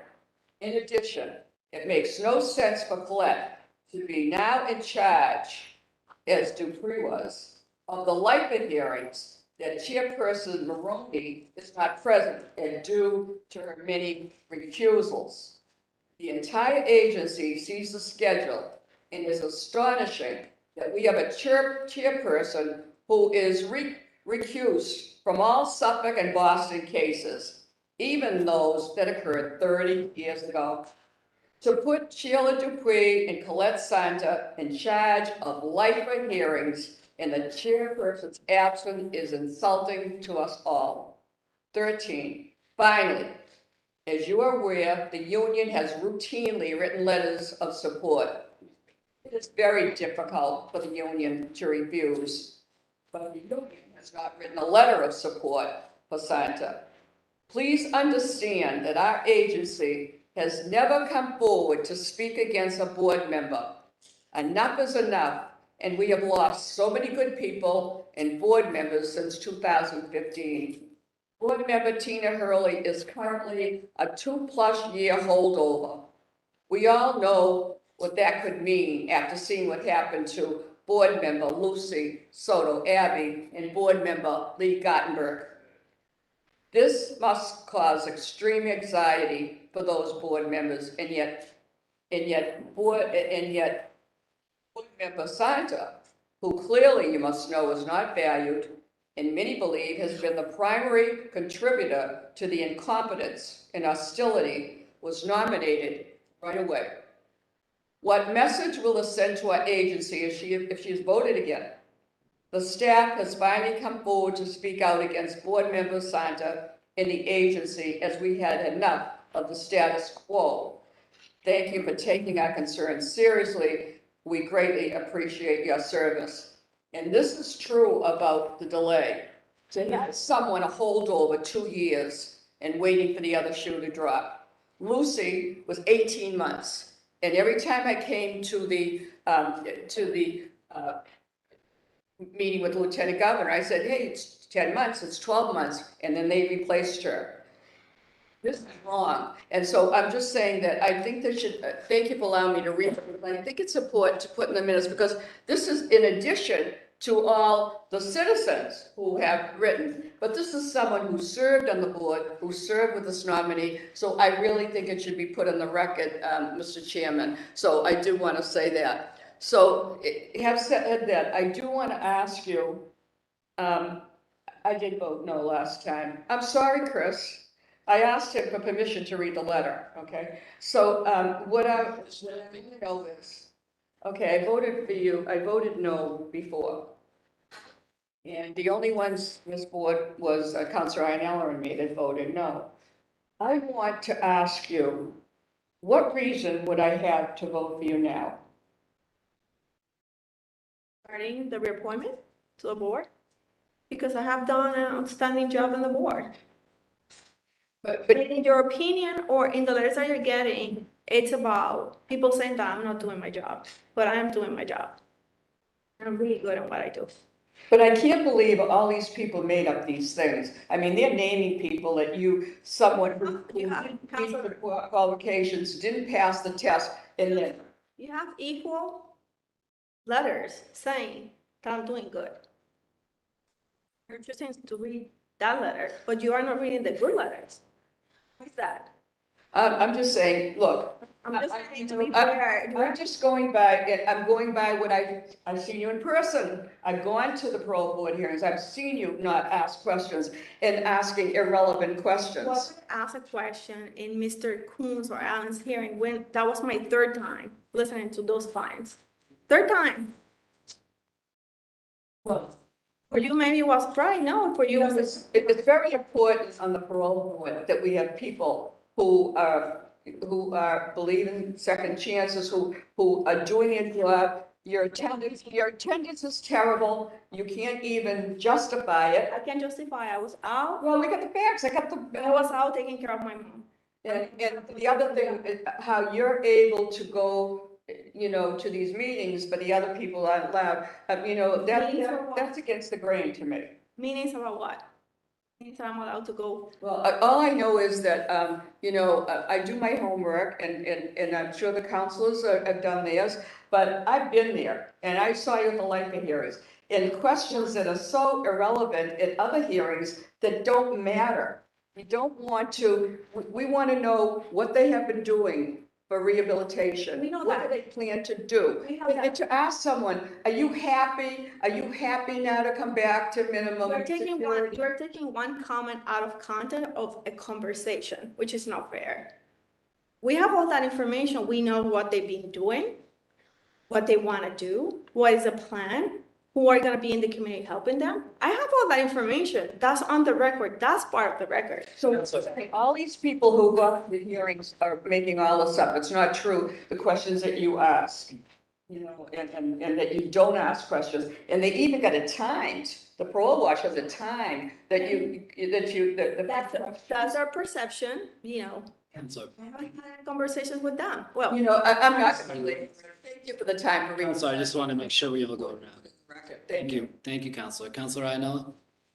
Thank you very much, Mr. Chairman. You have a lot of people who don't like you. a lot of people that like me too. I understand that. But generally speaking, in there are a few years, you always get a lot of letters from people who want to speak or write and so on. Very rarely get letters, phone calls, people who don't like somebody. It's an unbelievable amount of people who are against you. To me, it's mind-boggling. I didn't think so many people. I mean, I get it, one or two. A lot more than one or two. I mean, are they all wrong? The negative, yes. I'm sorry? The negative, yes. They're all wrong. Yes. They have Lucy Soto. She was a member on the Parole Board with you for a couple of years. Yes. Do you get along with her? That's my peer, yeah. We went to hearings together. What? We did hearings together. I know that. I said to you, a lot of times you can be members there. Maybe I don't like Councilor June, but we still do hearings together. Exactly. Did she get along with her? For the purpose of the job, yes. We weren't friends. I mean, we don't go out and eat together or. Well, most people hearing, I get that. Did you get a sense that there was a little rift between you and Lucy Soto while you were? No. So. But I can see that it's upsetting that she wasn't reappointed and how could be upset. But you didn't take her job. I didn't take her job. That's what I'm saying. It's. But she hasn't spoken against other people, but she's speaking against Joe. Yes. And you heard some, did you read the letter from her? Do you want to copy the letter? No, not really. You don't care what somebody said, so maybe you could prove if it's warranted, you don't. The concerns like the attendance, if I don't ask appropriate questions, the hiring of Michelle Weatherby, which I didn't do. Taking, I don't know, measures against staff or the way I was as a chief. No. I'm sure that's what she's talking about. That might be other people, but I meant Lucy Soto. just because you and her were on the parole board at the same time. And she gave you no indication, there's no friction over a particular case or anything. You I respect, we are, I mean, then it was 7 board members, we are all different. We're all different here. You all have your own opinions about a candidate, their performance, their views. We can disagree to, disagree, we can agree to disagree. Here's my question, to sort out my question. Did you have, like, heated arguments with her? No. Nothing. So when she wrote a letter posting your appointment, were you stunned? I just heard about that today. I didn't know about it. You didn't know about it? No. So very surprising. When she says, you were chief of the, who was chief of the transitional services? No, or Yeah, have you ever been the chief? I was the chief 2016. Okay. And what does she say? You ruled with intimidation tactics. What do you think she meant by that? I don't know. And I was a supervisor also in the DOC, and there was never a complaint of such level. staff, we have 3 unions in the Parole Board. I understand that, but I'm just asking, do you have any idea why she would say that you ruled with intimidation tax? No need to intimidate. If I only ask you to do your job, if I only asking you to do your job, that's part of the collective bargaining agreement. You have to do your job. I'm not gonna ask you to do anything that is outside your job description. So do you know why? How could you give any opinion as to how she could come to the conclusion that you ruled with intimidation tax? Baffled. Now, Baffled. she also says, that's number 1, you deny employees time off. What is she referring to? I have no clue. No clue at all. The only thing is like, if you have a big facility and we have hearing schedules, you're asking for a day off, you need to ensure that the facility is covered for the hearings. That's a very simple request, so hearings have to move on. She says, you deny employees time off. Do you know what she's talking about? Yeah. Okay. You were cyber bullying employees via email. Do you know what she's talking about? No, if she's referring to me to asking information why specific clients weren't put on the list. I don't know what she's saying, but Exactly. I don't know. you work there. You work with her. Yeah, like She's talking it's sending an email to a person in the facility that is a supervisor about action that was taken. I think that's an appropriate email and that's part of my job description. I need to supervise, I need to ensure that hearings are conducted, so. I mean, there's a question about that, but when she's saying you were cyber bullying employees via email. Yeah. Baffled again? Punishing employees if they spoke up. Baffled. Baffled. Punishing employees after being sued for civil service violations. Baffled. So you must think she's lying. You see, the tell the truth, lying. Yeah. That's her perspective of things. What is her perspective? What the allegations are against her? Do you think she's telling the truth? No. But I guess what gets me is, I can understand you got a rift with someone. You don't get along. You hate each other. Okay, anyone could say anything. But you make it seem like you have a good working, you might have disagreed, but you had a good working relationship with this former member, Lucy Soto. Am I right?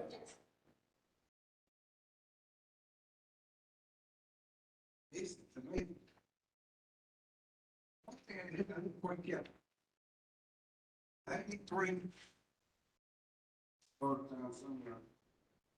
All about 90, are you voting? Well, let me go back this up. On the decisions again. Which ones? I'm gonna tell you. House of Corrections. Well, House of Corrections, you issue, the board issues decisions within what, 1 or 2, 3 days? No, we tell them right there, the Right. decision. And then, when we leave, the staff, the parole staff will print the decision, they'll give them a copy with the decision. And in the House of Correction, again, where do they get that decision? Immediately. Right hours after we. So someone in the House of Correction gets a decision right away. And what else is there? State prisons? State prisons, they also get the decisions at the same, Same way. Yes. They say verbally. Yes, we tell them, either they, you were granted parole, you're reserved on such date, you're approved to go, I don't know, let's say, halfway house. Or after now it's a short period of time, so like 7 days, and then, They get the written decision when it comes. hours after we leave. So when I heard that, woman, Ms. Wyman, says it takes up to a year to get a decision, you heard that? Yes, I did. I assume, according to my understanding, she's talking about lifeless. Yes. Okay, so now you have a hearing on life. And I think you said there was 6 months. Now, yes, now 6. Well, I think it's not. Then I think that she's gonna report it in August, or the last board member, Galvin, she's gonna report, I think, at the end. 7 members on the board. Yes. Okay. So now you have a lifer here. And everyone, all the parole board members are at the lifer here. And you told me before that the people, the parolees know right away if they get a parole or not with respect to the House of Correction and State Prison. With respect to a life, you go into executive session or hearing one or twice times a month? Yes. Okay. And then you vote at the hearings? Yes. Let's assume someone is granted parole, Yes. let's say January 15th. Just make any deal. When does the inmate know that they're parole, first of all? Because I just had the executive session, yeah, we're paroling this guy immediately. So I think that's the issue. That's the. I'm not on the parole, I'm just curious to the general public out here. When do you're pretty confident about the House of Corrections? Yes. So it seems that they're getting the decisions after a year. Okay, so if I had a parole, I mean, I'm a lifer, I had no idea, not even the slightest idea. Because on the other two, you said you tell the people, and then an hour or two or a day or two, you get the decision. The lifers are not even told. Get the decision for a second. The lifers are not even told that they got parole? No. Okay, so they have to wait up to a year. And who writes the decision? The attorneys. What's that mean, the attorney? So the attorney, help me out here. The legal division. There's a legal division. There's an attorney. Let's go slow. So is it the chairman who notifies the attorney? There's an attorney sitting with us Okay. during the executive session. Okay. And each board member will say, I'm voting to grant parole based on, and I'll say, I think that this person is ready because, So there's one member who say grant parole. Yes. And now what does the attorney do at that point? We write the vote, like a paper vote, and then. It's 6-0. You get a vote. There's let's just assume it's 6-0, and they take the votes, and then that process, I don't know what happens after they get the paper. You're wrong. You know as much as I do. I mean, I'm from the parole. That part, I don't know. That part after I vote, and I wrote, we voted on this day, and I should write it on my paper, the vote. Well, you don't know if it's 3 months. What you said it takes a year. Where do you get that information from? Is it this Wyman telling you things that you don't know? No, part of and I know it came out during the Commission for Structural Racism. That was one of the questions that I didn't have the answers. I had to go back and say, what is the average of these records of decisions? And the response that I got, it was around a year. And so you got that information. Yes. And when did you get that information that it takes about a year? A week ago, a month ago, 2 years ago? No, I think during the time of the Commission for Structural Racism, I think November, December. To use your word, baffled. That would baffle me. Did it baffle you when you found out that your board voted to parole someone and a decision may not be written for a year later? Did that baffle you when you found that out in November? Yes. And as a result of that, the fact that you were baffled by that and obviously surprised by that, what, if anything, did you do? Not even before the Commission, even prior to that, because of the same reason. If somebody gets a positive parole vote, it should be that they get. No, we know that. I'm saying, what, if anything, did you do when you found that information out? The question is why it's taking so long. That's what I'm saying. Who did you direct that work to? I asked the chair, I talked to some of. Let's go slow. Did you write a letter to the chair Maroney? Have a conversation. And you had more than one conversation? I had more than one conversation. And were you the only two who had this concern, or all, you know? That I know of. I don't know if other board members have. So I don't know if there was a meeting, or an executive session, or there was a meeting, and everyone said, hey, this is crazy. No, other board members have brought that in executive session to the chair, that I've been present. And the executive chair says what? Some of the responses which I communicated during that Commission on Structural Racism is the nature of the cases. We're waiting for information. the crime that was committed. I don't understand the crimes committed. Did you just roll in 6 to 9? Exactly it. Checks that they have to do. So I say, you know. It's taking too long. And I think in some of the conversations with some of the counselors, I say for me, I'm just asking you. exactly for me personally, I would like. Saying less than years, that, that's. No, for me, it should be, you know, and I know one of the recommendation from our commission was 90 days, which is okay as long as we allow for information to be received to be fair to the client. I'm Explaining. talking about, just because time's running out, I'm talking about the people in parole. Yes, Positive vote. yes. What do you think is reasonable that they get a decision? I think that it shouldn't, I mean, 90 days, I think 90 days. it's a doable thing. 90 days with, I said with the caveat that it's something that will benefit the client to take longer because we are waiting a mental health evaluation, we're waiting a placement in a place that is good for this client, then it's fair to wait that time. You say benefit the client. Yes. I think any client or inmate parolee, what benefits them is to get me the hell out of here. But you were, Benefits them. and to be fair, so we're talking about the cases that, you know, they have mental health needs, they have medical needs, and those have to be considered. So, you know, in those cases, I think that it's placements is important for them to succeed. Do you think the chairperson is doing a good job? Based upon what you just said, I heard you, it's taking too long, and you think that is, do you think she's doing a good job?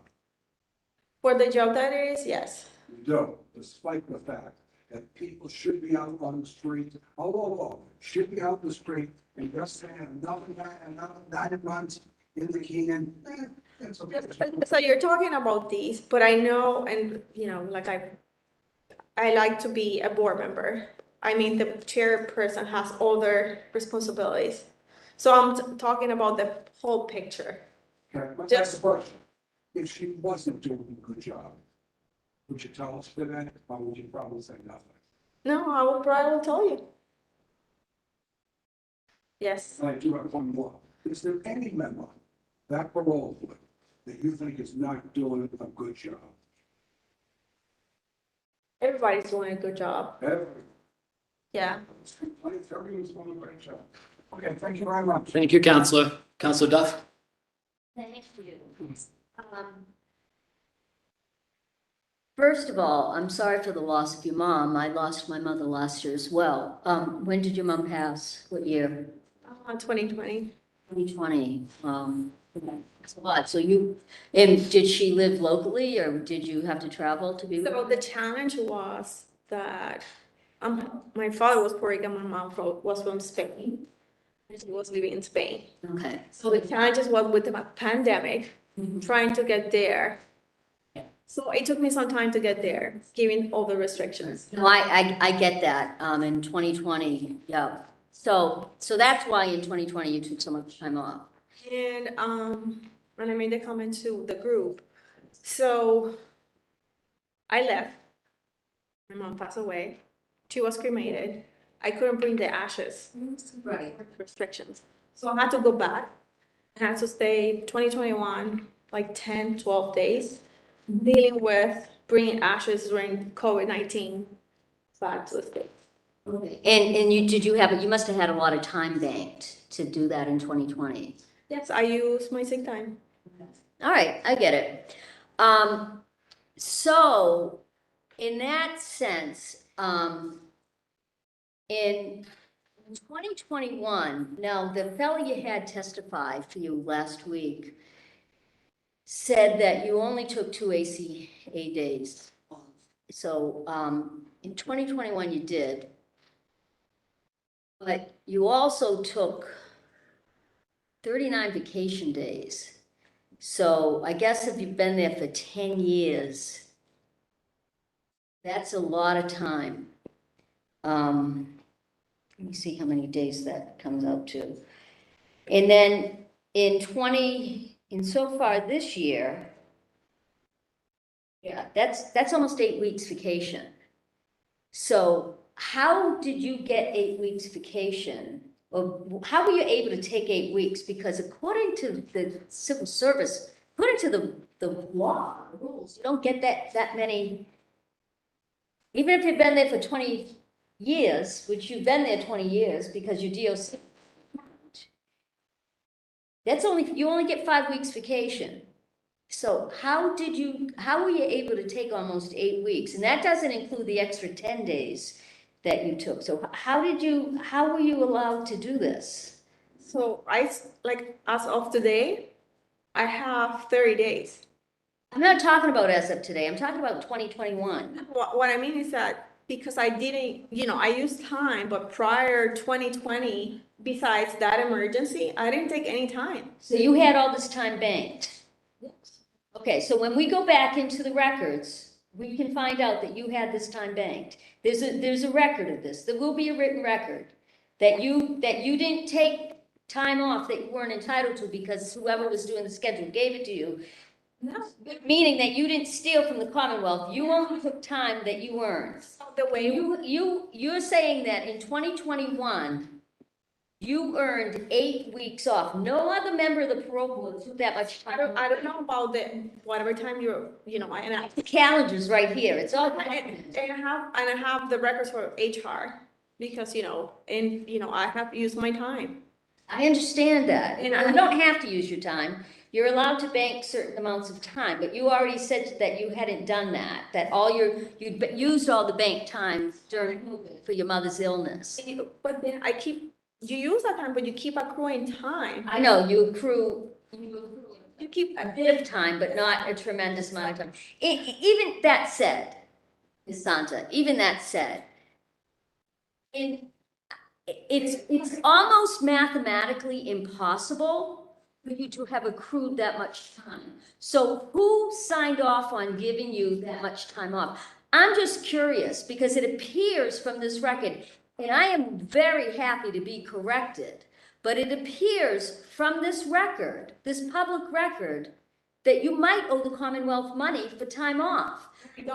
So you're saying you don't. You're saying in addition to all the time you had banked, you banked an additional 3 weeks of time in 2021.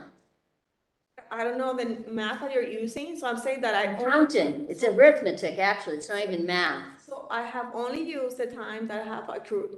Okay, and then in 2022, which we're just a little bit half through, you've used over 5 weeks already.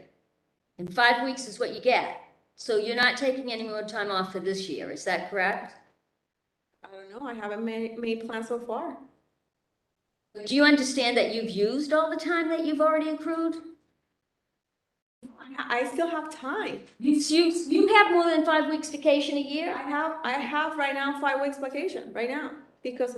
So you have already taken 5 weeks off in 2022, and you're telling me you have another 5 weeks off? I have like 30 days, yes, I do. And how do you get more vacation than anybody else? I just accrue the time that it's allotted by a state employee. Okay, this is interesting. I'm very interested to learn how this happens. So okay, I'm not gonna argue with you. I mean, you know how long you've been there, and I do too, but it doesn't really seem to add up. You seem to, from these calendars, here's the truth, all right? And I understand taking the time off when your mom was sick, in COVID and traveling and everything. I really do, because I had to move in with my mother and take care of her. But I can't find anywhere that you are entitled to that much time off. But you're taking it, and no other board member is. No other board member is close to this. Past boards or this board. It's a little unusual, just at that, okay? But, this is all, these are facts that can be traced. Yes. So this is easy to find out. And if I'm wrong, I'm more than happy to be corrected because, I always get concerned when I see one person taking so much time and somebody else isn't. It's peculiar. It's very peculiar that anyone would take 2 months of a year off. honestly, for this job, for a job you've had for 5 years. It's extraordinary. It is, and I don't think there's anyone in this room that could say it's not. That said, who assigned you to the, Board on Structural Racism? The commission? Thank the governor, I believe with a recommendation from the chair. You don't know put you there? You have no idea who put you there. Okay, and why did you not share the results of it with them? I shared the report with both chief of both units. I was just assuming that either the chair or the secretary were gonna share share. You didn't share it with the other board members? That was for the chair. You didn't share it with the staff. Okay, I understand. And I get it. You assumed that the chair would do her job and share it. Who was the chief that you assumed would share it? Who was the chief you just mentioned you said would share it? Understand the question, sorry. You lost me. You just said the chair and the chief would share it. The executive director. Secretary Turco? No, the chair and the executive director of the parole. I can't understand what you're saying. What is the second thing you're saying? The chair. Yes. Or the executive director. Who was the executive director that you assumed would share it? Kevin Keith. And Kevin didn't share it either. Okay, apparently not. And, all right, so you did work on this, and how often did you meet? Whenever the commission said. Give me a ballpark how many times you guys met as a commission? I think it was like 8 meetings. 8 meetings? Okay. And what is structural racism? It's a long definition that I'd rather read. I don't have it with me, but I can read it from the report. I don't need you to read. I want you to tell me what structural racism is. It's perpetuating racism for like policies, procedures that are in place. No, I'm not asking you to tell me about the report. I'm asking you to tell me what. And for me, what is a structural racism? What it is. It's not just for you. What is the definition of structural racism? It's perpetuated by, by policies that are in place, by procedures that are in place. All right, it's perpetrated by procedures that are in place. That's what structural racism is. And laws. And policy and law. And you're an attorney, right? And you have passed the bar exam in Puerto Rico? Yes, I did. But you haven't taken it here in Massachusetts? Not interested. You practice law at all? Just 1 year. Okay, and so you're not in the courtroom? No, okay. How many inmates at DOC have an addiction? 75 to 80%. 75 to 80%. And how many have mental illness? 64 to 70%. Okay, and how many would have a comorbidity? Can you repeat that? How many would have a comorbidity?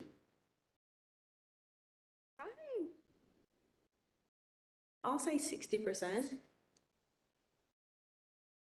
Right.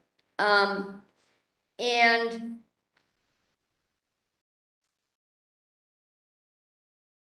why is it, well, first of all, let me ask you this. What's the region that you're assigned to? No, I don't have a region assigned. Well, the way this board is set up, yes, there are regions assigned. That's kind of the point. Yeah. What's your region? Right now, I don't have a region assigned. I think that they're gonna change designation of regions. I don't have one. Okay, that's new, because that's actually mind-boggling. So that I don't even know what to do with that, because that's so wrong. That's so not true. Does every member go to every single facility then? Every member goes to every single facility around the state? Not for every single facility. They don't. So how is it determined what facility you go to? I don't make the calendar and. I know, but you're on the board, so you would have some input. Are you close to the chairman? Do you have meetings with her? Do you eat lunch? No, I don't intervene with the calendar. I don't care where they send. I go. I'm not asking you about intervening with the calendar. That's so you don't know how those assignments get made. Why is it that you're never assigned to Suffolk? I have done hearings in Suffolk. Not for a very long time, and can you tell us why? I don't know, but they You say. don't know why. You were not named a party in a suit, a racism suit, I don't know a why. discrimination suit. You don't know that you were named a party in a discrimination suit. No, I'm not aware. And that black officer who brought the charges was so traumatized that they transferred to the Suffolk House of Correction, and you know nothing about this. I don't know. Okay, because it seems to be pretty well known in, not the parole board, but the parole department, that this is kind of a big deal. If I have to go to Boston Pre, that is next door, I have to go to Suffolk to do hearings for me, that's like not a. Okay, but you don't know anything about this accusation. If I have to go, I'm not talking about that. You don't know that someone accused you of racism. You don't know anything about that. You don't, and you don't know that there was some sort of a settlement and the person is transferred. You don't know anything about that. Okay. And some parole officers have told me that there's been a policy put in place by Miss Weatherby, who worked with you at Concord, who Mr. Tressler says he hired on your recommendation, but you say you had nothing to do with it. He had everything to do with it, but he didn't know her until he knew you. That the parole officers in the past had always been allowed and in fact encouraged to communicate with the board, because that's the whole point of how this works, of having a team, and that now they're not allowed to. Do you know anything about that? no. You don't know anything about that. And you did not recommend Michelle Weatherby to Mr. Tressler. You had no say whatsoever in who would be your deputy. No one asked you your opinion. Never asked. Okay. Do you think Michelle Weatherby is competent? Yes. You think she's competent. And do you think she's doing a good job? With the resources that she has, yes. With the what? Resources that she has, yes. What are the resources that she needs that she doesn't have? That's a great input. What would she need that she doesn't have? The period that it takes to train somebody that is gonna do that job, meaning a transitional parole officer, institutional parole officer. It takes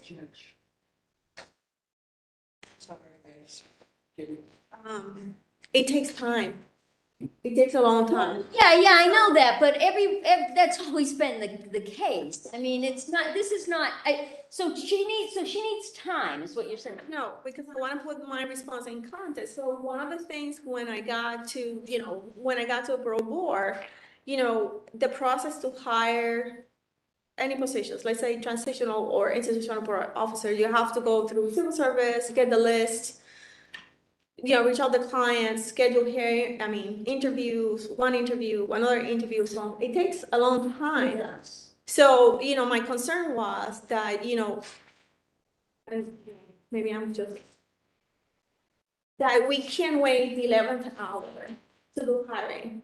Yes, but I'm not asking you about you. I'm asking you about her, and you're confused. And that's like the point, she, for whatever reasons, she has to get positions approved.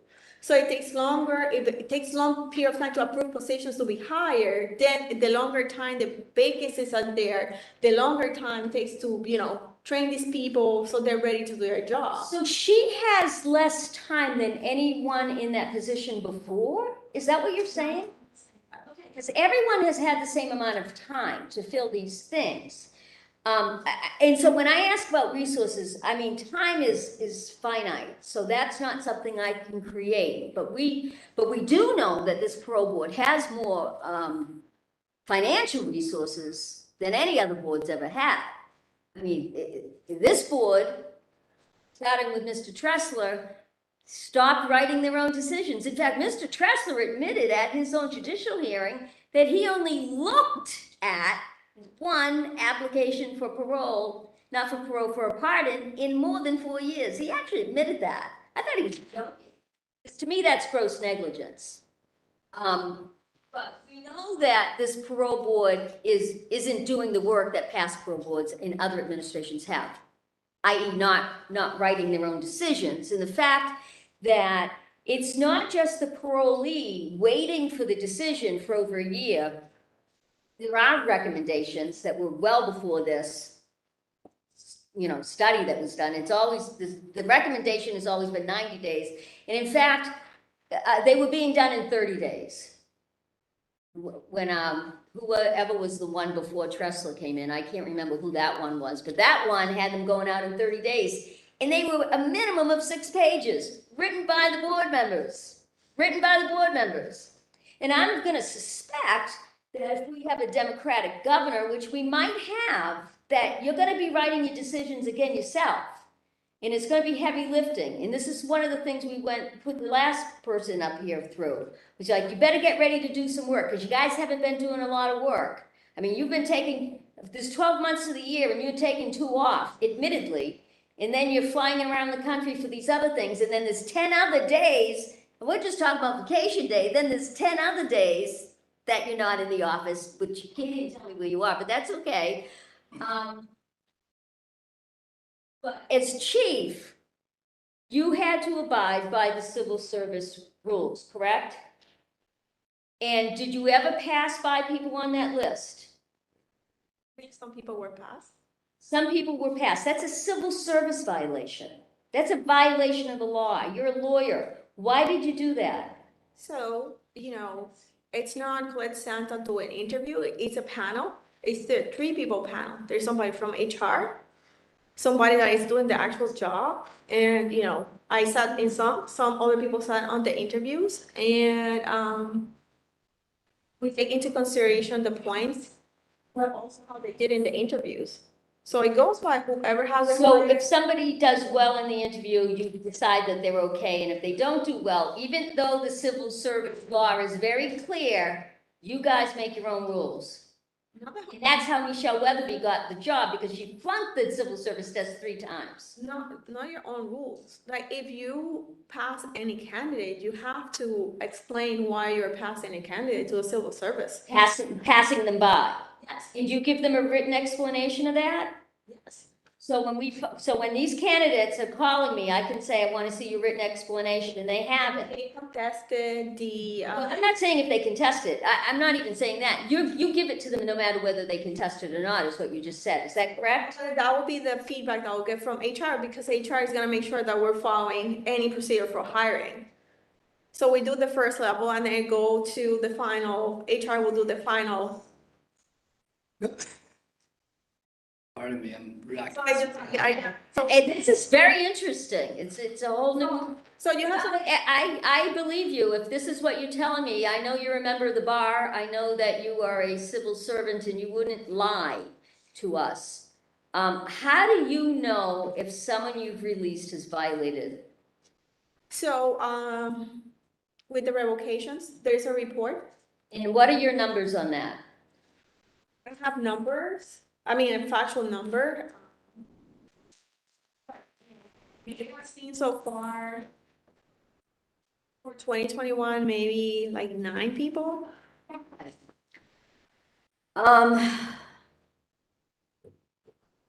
So, and do you have any idea who put in this policy that the parole officers can't communicate directly with the board? That's like baffled. I'm baffled. You're baffled by that? Yes. You don't know why they did that? So that's something that I encourage, and you have here. You encourage that they do that? I have here an IPO, and I'll tell you, I'm the first one asking him, "What are you?" Well, I already know his background and his work at DOC. It's actually quite well documented.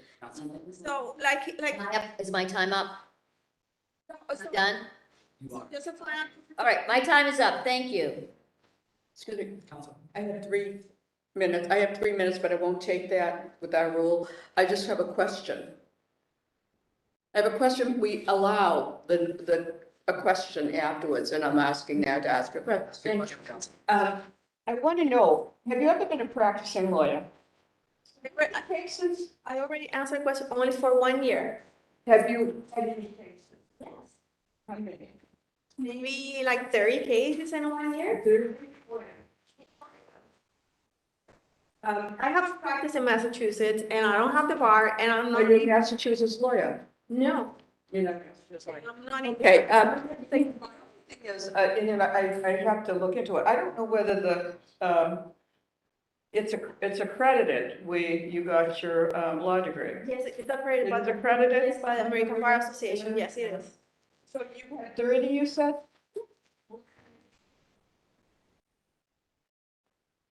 Like what? Assault, AMBs, robberies, armed robberies. So when you came to the United States, you had no interest anymore in being a lawyer? I do need to understand, like, I did that 1 year and then I just started working with corrections and I just been in corrections all the way through. That's very interesting. Yes. Counselor. We've certainly heard a lot over the last 2 days of this hearing. A lot of points have been brought up that I don't need to iterate.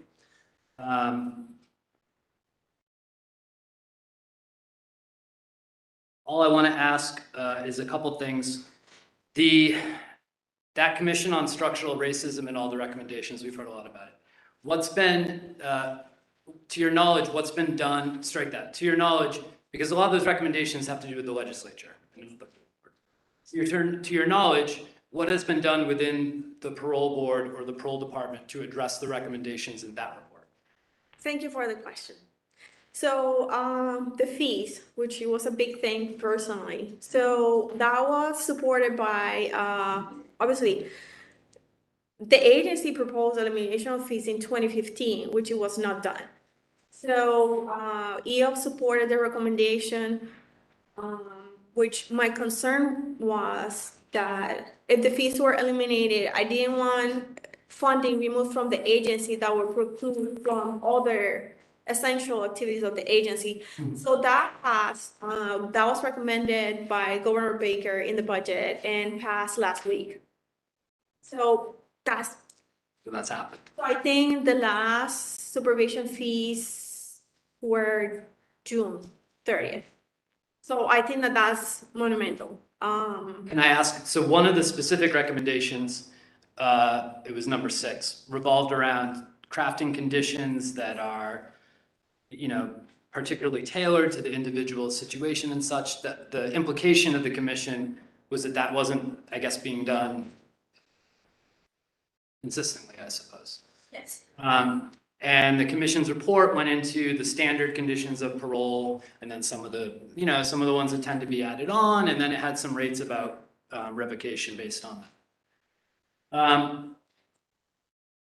When you're crafting a condition for someone, what are some of are there particular conditions that you've grown accustomed to using that you feel apply to a lot of situations you're in? Like, can you talk about preparing that process? There are general conditions, Yeah. which, everybody has to abide with, comply with the law. Yeah. There's 7 of them, right? Yes. Yeah. So that part is covered. Obviously, report to the parole office. We add there, if they have probation, report to probation. We add that. Sometimes if there is a restraining order in place, no contact with the victim. Sometimes a restraining order is lifted, but it's a recommendation to leave that at the PO discretion because still, some information that we have received that is concerning. So we want to make sure that everything is okay. For me, I do it basically based on the needs of the client. If the client committed the crime for, let's say it was substance abuse, it was addiction, I'm gonna take whatever, an example from somebody coming from a prison system, which they've been there longer, so they have more opportunity to do more. Well, that's a good point. Let me ask you there. So one of the conditions that, so when I look at the regulations around what parole board members need to consider when they're making their decisions, there's, looking at the risk and needs assessment. There's whether or not the person has taken. Steps to address those causative factors. I'm sorry, what? The person has taken the necessary. Right. The Education, the available work, education, and treatment programs, for example, and demonstrated good behavior. So from my understanding, there is a lack of resources in the DOC around mental health treatment, substance abuse treatment, et cetera, et cetera. So I'm wondering, as a parole board member, when you have someone before you who maybe hasn't taken advantage of something, but they're on the wait list for a handful of things, you know, because that happens, right? People, they seek the program, but they can't get in because a resource issue, really, right? So how does that, as a parole board member, how does one evaluate that? Like, I'm supposed to consider if they've taken advantage, and then on the other hand, some of them haven't even had the opportunity, so how do I balance that? Personally, I don't want to penalize somebody that haven't gotten the opportunity. But, you know, if you talk about somebody that is in the DOC, so they do a personalized plan for each client. So you can see when a specific program was offered to them. If I see that they have declined that program through the years, because we have the dates. Right, so you can see if they've declined or if they've actually had the access. You can see if they declined, if they were removed. So you can see all those things in that plan. So I'll go back and say, okay, true, you're here now, but you have all these opportunities to do this program here. You have this other opportunity to do it there. So what was happening? Okay. So I asked for clarification. Okay, thank you. I just wanted to know your mindset on that. The other questions I have been asked, and so unless there's further comment or question, I'm going to close this hearing.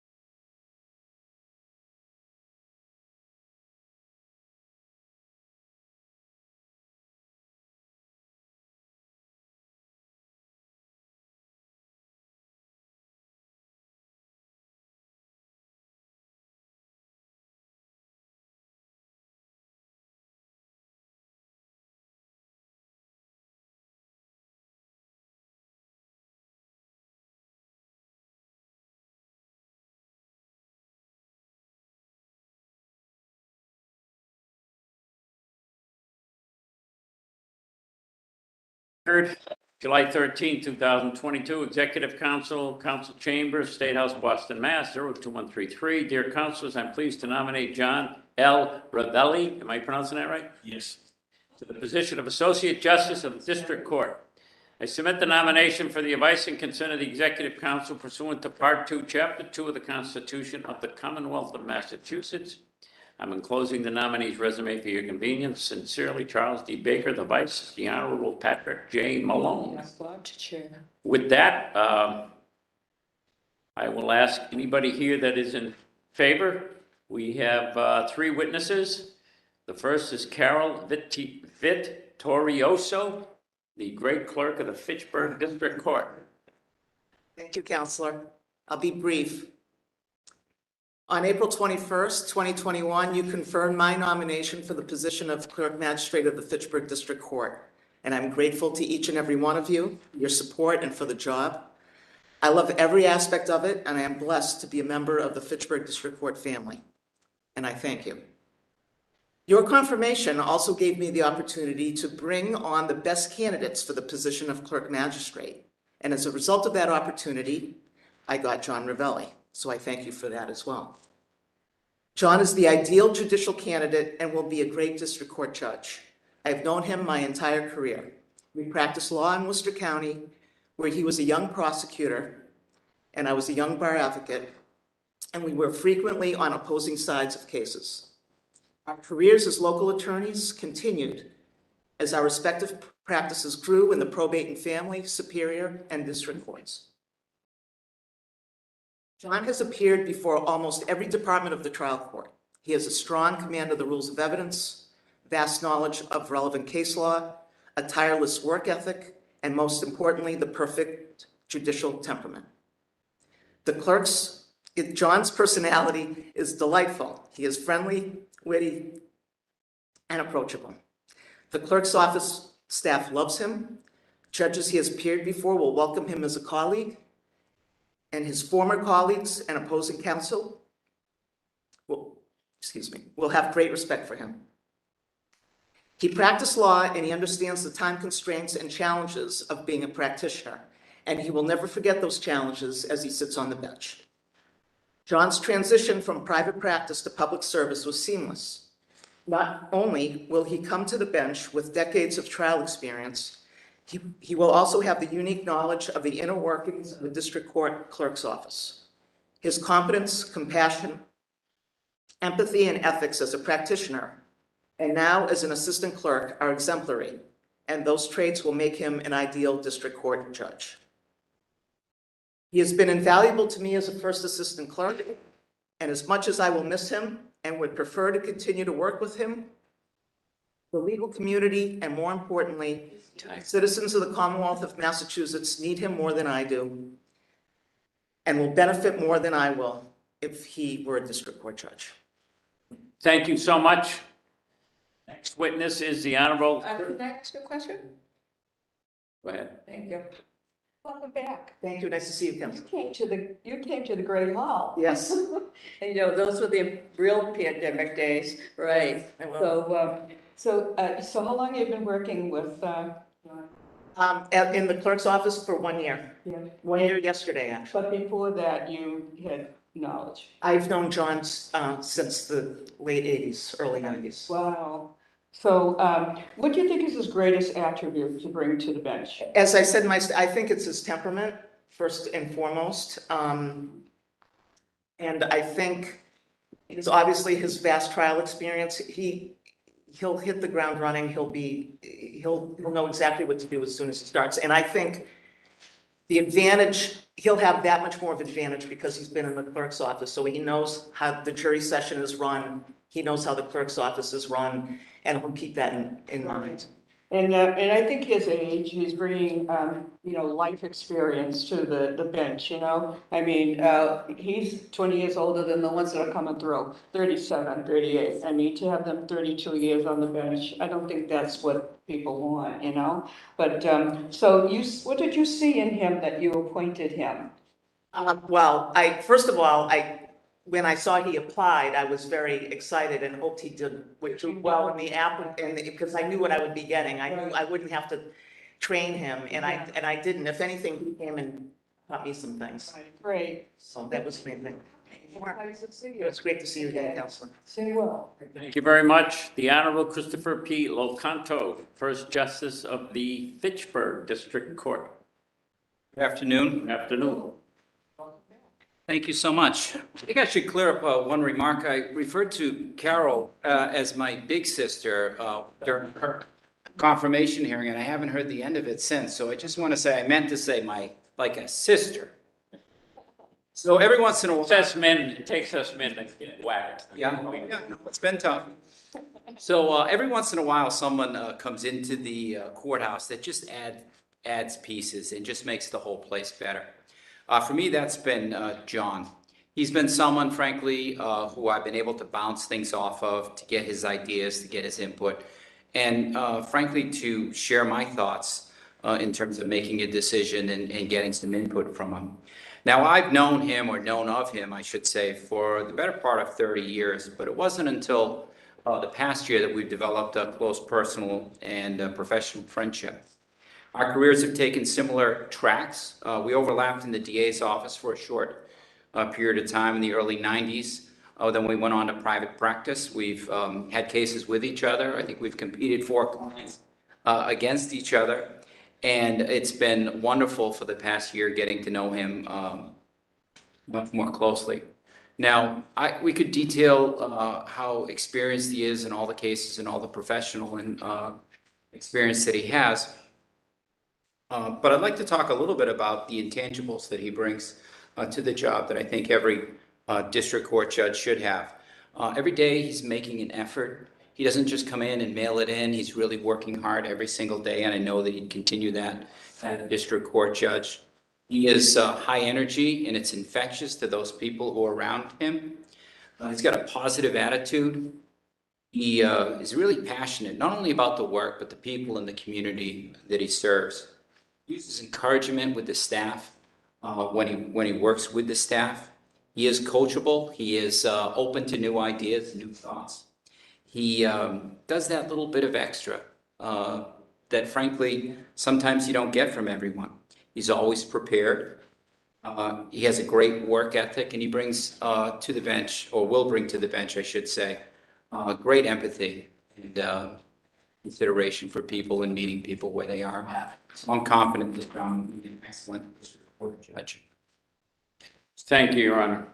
Yes, go ahead. How long has it been now for you? 9 years in November. Wow. 9 years. Well, I love the job that I have now. I love the community. Carol referred to it as the Fitchburg District Court family. That's really what it is. You're doing good things. It's been hard through the pandemic, I know, and you've been going through it, yeah. It's been, the trial court's been great though in terms of the pandemic, and we've tried our best to serve the community. John's been a big part of that for the past year. Through the pandemic, how has John worked? I mean, he just came in right at that time. Yeah, so, which has been a lot of adjustment for all of us. John's been really seamless in terms of his transition.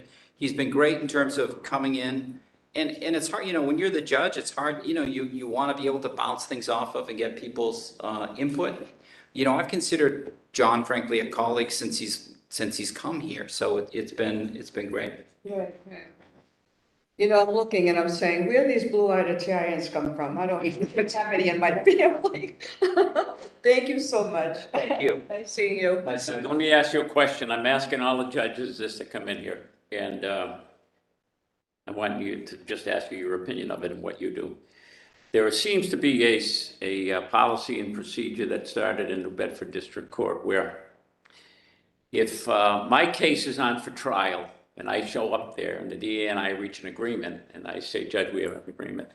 The judge refuses to take it and will not let my defendant plead. So it's different in Fitchburg District Court. What we try to do is we try to accommodate the lawyers. So we've got a busy docket, and I will say that John, the assistant clerks, John being one of them, will call the lawyers in advance and say, your case is on for trial, you're likely to go, this is, what's the situation? And then sometimes we'll get the input of, oh, it's going to be a resolution. John will say, counsel, would you like to come in earlier than the trial date if you'd like to resolve the case, and we can do it then? We're fine accommodating a plea on the day of trial. The reason why we reach out is a lot of times, when we bring people in during the pandemic, sometimes people are uncomfortable. And if things are going to be a plea and we know that it's going to be a plea, then we can cancel the jurors in advance. So John's been great in terms of doing that. But will I take a plea on the day of trial? Of course I will. Yeah. Because sometimes I don't, let's say it's me. I'm showing up to Fitchburg District Court, and all of a sudden, for the first time, because now with Zoom, you don't get to grab the DA in person and say, can we work this out? So I show up for court, I'm ready to go. DA says something to me, I say something to the DA, and we say, geez, okay, we'll get this case resolved. Yeah. Or for the lawyer, the clerk calls and says, we're going to resolve it, and he says, I don't know yet. Yeah. And sometimes it takes getting there for the DA to see, number one, whether they have their witnesses, or number one, whatever. And I know in New Bedford, they do not allow that. We do. And I'm saying, first of all, a defendant in Massachusetts has a right to plea anytime up until the verdict comes in, right? Yeah. Even if they've been out for a day and a half, the jury, he can say, I'm going to plea now. Yeah. And the Commonwealth, and you accept the plea. Oh, good. Yeah. The other thing too that we, and I know John won't decided this either. So I was in practice for 16 years. John was in private practice for longer. And there were times, clients, they want to go to trial, and then it's that day and they get cold feet, and for whatever reason they want to resolve it.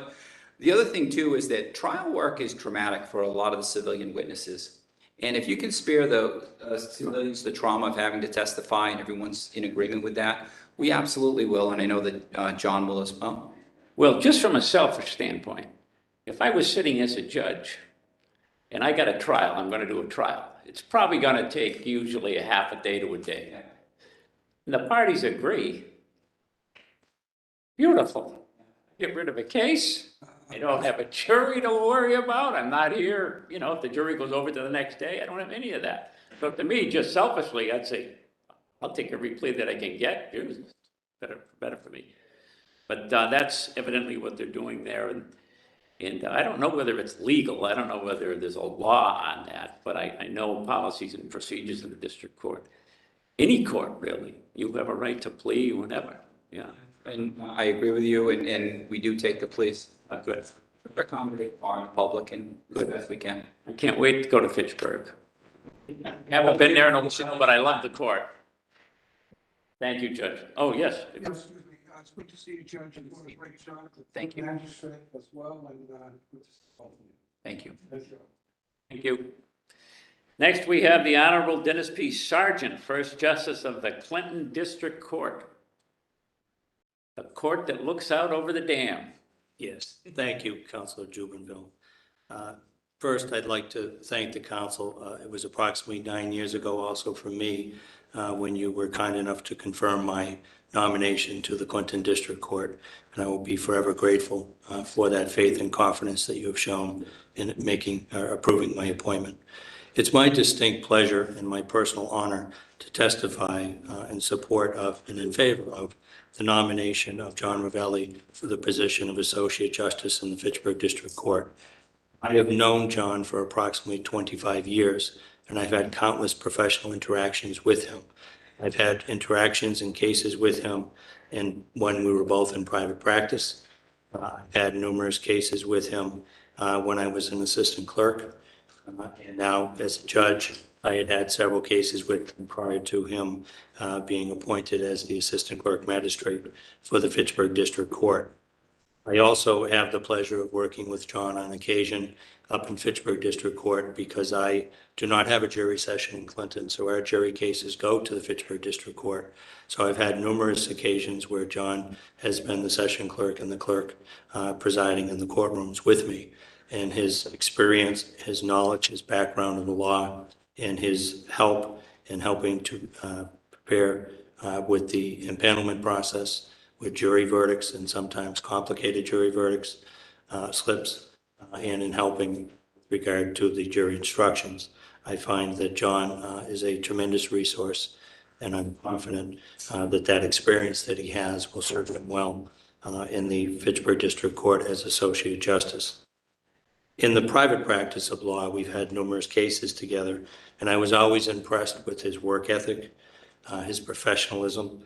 I always noted that he always treated opposing counsel fairly and even-handedly, and he always demonstrated tremendous knowledge of the substantive law, whether it be criminal, civil, or probate in a couple of matters. I always knew that when I had a case with John that he was always going to be prepared, so it forced me to make sure that I was always upping my game. I always knew that John was the type of lawyer that if he said he would get you a document or he would do something, that you could trust his word.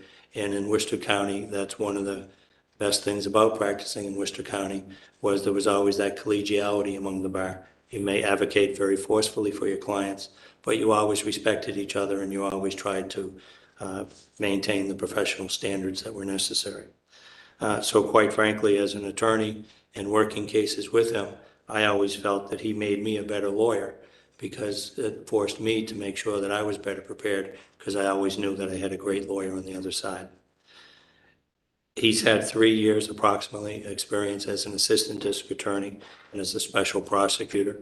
When he was an assistant district attorney in the late 90s, he served as supervisor in the Fitchburg District Court and as supervisor in the Worcester District Court, the two busiest jury sessions in our county. And one of them, obviously, Fitchburg being the court that he's in and that he's been nominated to. So he has that unique knowledge of that particular court.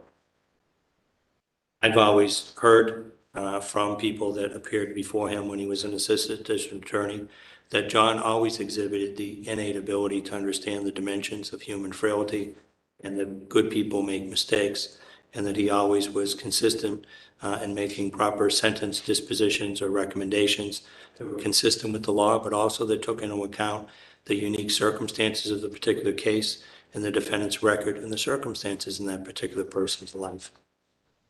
As an assistant clerk magistrate, I was an assistant clerk prior to becoming a judge. I know the value of that experience dealing with the court system from working from the inside. He certainly has it as a practitioner, but he's also gained that valuable experience as an assistant clerk magistrate in which he's learned how to properly manage the staff, to interact with the staff, and also understands what the impact of the staff is on certain decisions and things that he does. And he's always cognizant and respectful of the staff. I find that he's a great manager. He's honest, he's fair, he's loyal. I've observed the way that he treats his staff and the way that he has trained his staff to treat the public and litigants and the people that we serve as public servants. I've observed him with search warrants, with criminal applications.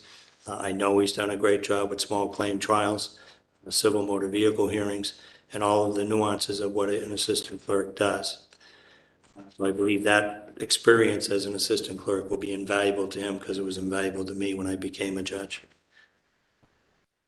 When I have been in Fitchburg this past year and working with John when he was the assistant clerk magistrate, I always found him to be even-tempered, thoughtful, respectful, to be a good listener, and to exhibit common sense and wisdom, all qualities that I believe are essential to being a great trial judge.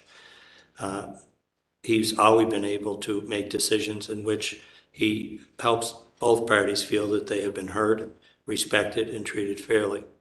His decisions as a clerk magistrate have been realistically based upon the law, and where the law grants him discretion, he has exercised proper discretion in resolving cases at the clerk magistrate level. I've always found him to be practical, mature, prudent, and consistent in his decisions with the interest of justice. With regard to the fit for the community, I don't think there would be a better court for John to go to. He served there as an assistant district attorney. He served there as an assistant clerk magistrate. He has practiced in that court. So I think he was uniquely qualified to be in that community. He works well with the first justice, with the people that are at the courthouse, with Carol as the clerk magistrate. So I believe that that would be a perfect fit for him. In conclusion, John's diversified and well-rounded legal background that he has developed over his 30-plus year legal career as an attorney in private practice, as a defense attorney, as a civil litigator, as an assistant district attorney and a special prosecutor, and now as a clerk magistrate, provides him with a unique perspective and appreciation for the attorneys who practiced before him and what it's like to have come from private practice and the demands that are on all of them, especially in the district court. I am confident that John Ravelli possesses not only the professional competence and integrity to perform the judicial responsibilities, but also he has the personal characteristics to earn and inspire the confidence of the public and the bar in the performance of those duties. I find him to be a very kind person, a considerate person, and I know he's a great family man. It is for these reasons and without hesitation that I recommend John to you for confirmation as the Associate Justice of the Fitchburg District Court. I have always been mindful and respectful of the independent constitutional duty that the Governor's Council has in the approval of judges.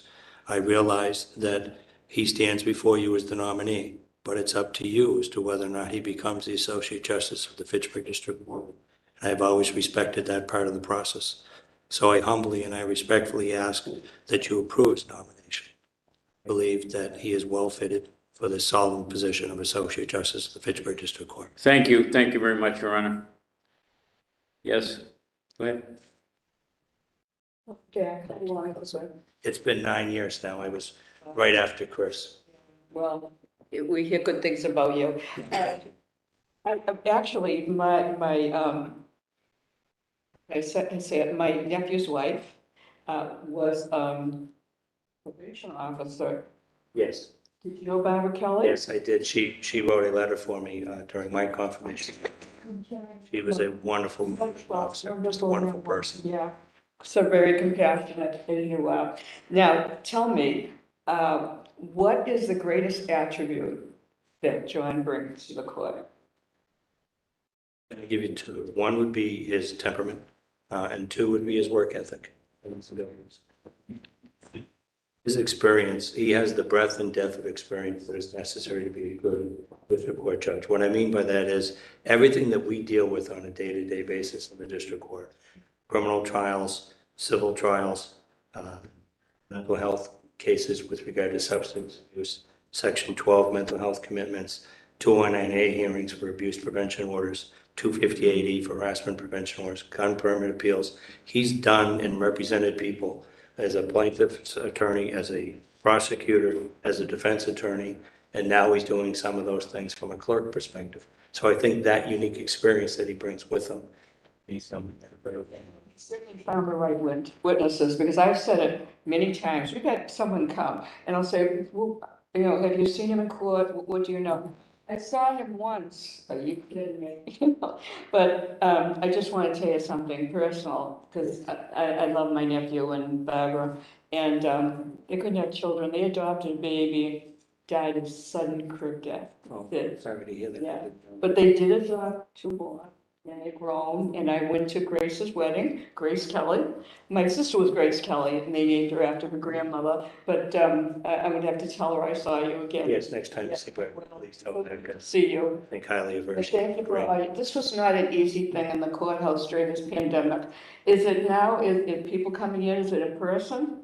Yes, most of it's in person, but we do accommodate Zoom, especially like when I do some of my civil stuff in the afternoon for case management or pre-trials. I always afford the attorneys the opportunity, if they wish, to appear virtually so they don't have to drive all the way out from their respective offices that may be outside of the county. Well, it's great to see you. I didn't get out that far. Thank you. It's nice to see you. Thank you. Thank you, Judge. What's the policy in Clinton District Court with regard to playing day of trial? Well, I don't have trial, well, for have jurors? trials, obviously we take it. For jury trial, mine go to Fitchburg, but I sit up in Fitchburg occasionally in the jury session, and we do allow people to do that. I believe that there was a case that went up to the appellate court. It was from the city of Holyoke, or Holyoke District Court. There was a, I know the judge, yeah. Accept them on that day, a very good judge and a very learned judge. But that, I think, has been well settled now, that you can certainly submit the tender on the day of the trial. It's entertainment. Good. Thank you. Thank you very much. Thank you, and thank you, counselors. I appreciate it. Anybody in opposition? Hearing nothing? hear from you. Thank you, Counselor. I'd first like to introduce the people that I brought with me. My son Nicholas, to the left, my wife Patricia, my son Ryan. Thank you so much to Clerk Magistrate Vittorioso, Justice Lecanto, and Justice Sargent. I'd like to thank my host counselor from District 7, Attorney Paul DiPaolo, for his guidance and assistance and support, and to all the council members for taking the time to speak with me and evaluate my personal and professional experience, as well as my temperament and my overall worthiness to determine if my nomination should be confirmed. Your work is so important to the citizens of the Commonwealth. The daily decisions of a trial judge have a lasting impact on the lives of people.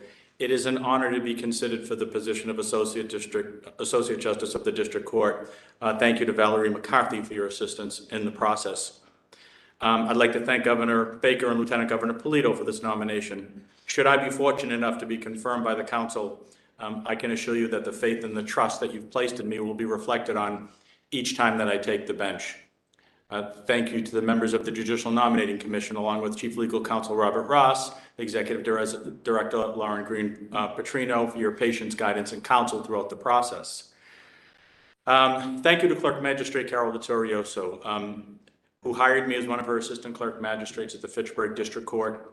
It has been a great experience and superior training ground working with you and the dedicated people of the clerk's office. To have a certain level of expertise in all the things that the clerk's office does on a daily basis to keep the court running efficiently is extremely beneficial and something I highly recommend for any person pursuing this career path. Magistrate Vittorioso told me before I started that she loves and appreciates her job, and I've witnessed that firsthand. She's an excellent lawyer and manager, and she treats the police, the public, and those accused of committing a crime with the exact same dignity and respect. Thank you to Judge Lecanto, a man I've tried cases with and against when he was an assistant DA and who I've appeared before on numerous occasions since he was elevated to the bench. It has been a pleasure to assist you as a clerk and watch you efficiently, intelligently, and compassionately run your sessions. Your tireless effort with the participants of the drug court has been truly inspiring. Thank you to my mother on Cape Cod, who is watching today remotely. You raised me to be a respectful, empathetic, and caring human being. You always saw the potential in me and never gave up pushing me until I realized it in myself. To my brother, thank you for not only being a brother, but a loyal best friend who always supported and encouraged me. To my sons, Nicholas and Ryan, thank you for turning into the caring young men that I always knew you'd become, and for always putting your family first. I know that you will go on to do great things in whatever field of endeavor you choose. Who would have thought that one day we would all be filling out job applications at the same time? You never know what life brings. Thank you to my father and former law partner, Attorney Michael Ravelli, who passed away on July 20th, 2018, exactly 4 years to the day that I was nominated for this position. I'm certain that he somehow played a role in my nomination. When I was young, I always knew that I wanted to be a lawyer because I wanted to be like him. When people experienced the biggest problems in their lives, they came to him and he helped them. They always seemed proud that he was their lawyer and he was proud to be representing them. This would have been one of his proudest moments. But in my heart, I know he's present.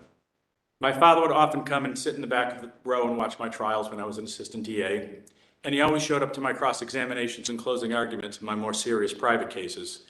He loved being a lawyer and was proud of his chosen profession, and he instilled that same sense of pride in me. I am proud to have practiced law for 30 years representing the people of the Commonwealth, private individuals and families. I'm also proud of my most recent position as the first assistant clerk magistrate of the Fitchburg District Court.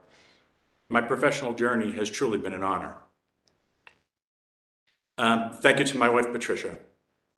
Thank you for being my best friend, my biggest cheerleader, and my fiercest, most loyal defender.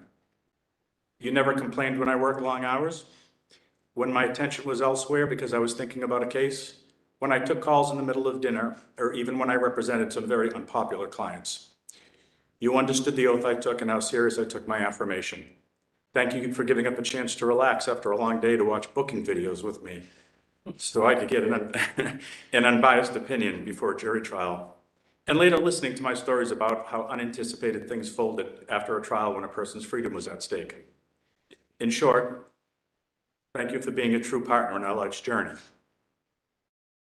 Counselors, if you find me worthy of this position, I make a solemn oath to you to have empathy for all those who come before me, and to make thoughtful and fair decision based on a full understanding of all the facts and the law relevant to the proceeding. I promise to treat each person who enters that courthouse with the dignity and respect they so truly deserve. I'm happy to answer any questions you may have. Councilor Devaney, time starts. Sorry. How nice to see you again. Nice to see you, Counselor. That you appointed me. I can't believe it. But I have to, through the chair, ask the chair's permission because I have a little public statement that I want to say that it's involved with Councilor Ianella and Councilor Jubenville and myself. And I just wanted to tell you this. You applied for a clerk magistrate. I did. Now let me tell you, councilors have no idea who applies, who gets an interview, who's rejected, any of that. We're not told. We get one person that comes before us and we vote on that person. So in that case, what happened was you were rejected, Carmine Simonelli was rejected for that position, and they closed it. But then, no public posting, and they appointed somebody. First to the Dudley Court, and that's what is JNC that we saw. But they switched it because they had one of our councilors, Jen Casey, for Dudley, so they put him to Westboro. But this is what I'm going to tell you. I found out, usually I don't find out who applied and who got rejected, but for you, I do. And what happened was, we had a police officer McCarthy, that was appointed for the position that you had applied for. And he had never been in the Westboro court in his life. And he had all he has done is been a police officer. He has never taken a course in court or law or anything. And you know how he got it? You know what his qualifications were? He and Judge Power were co-coaches, and they had been friends for years in Shrewsbury since they were 6 years old.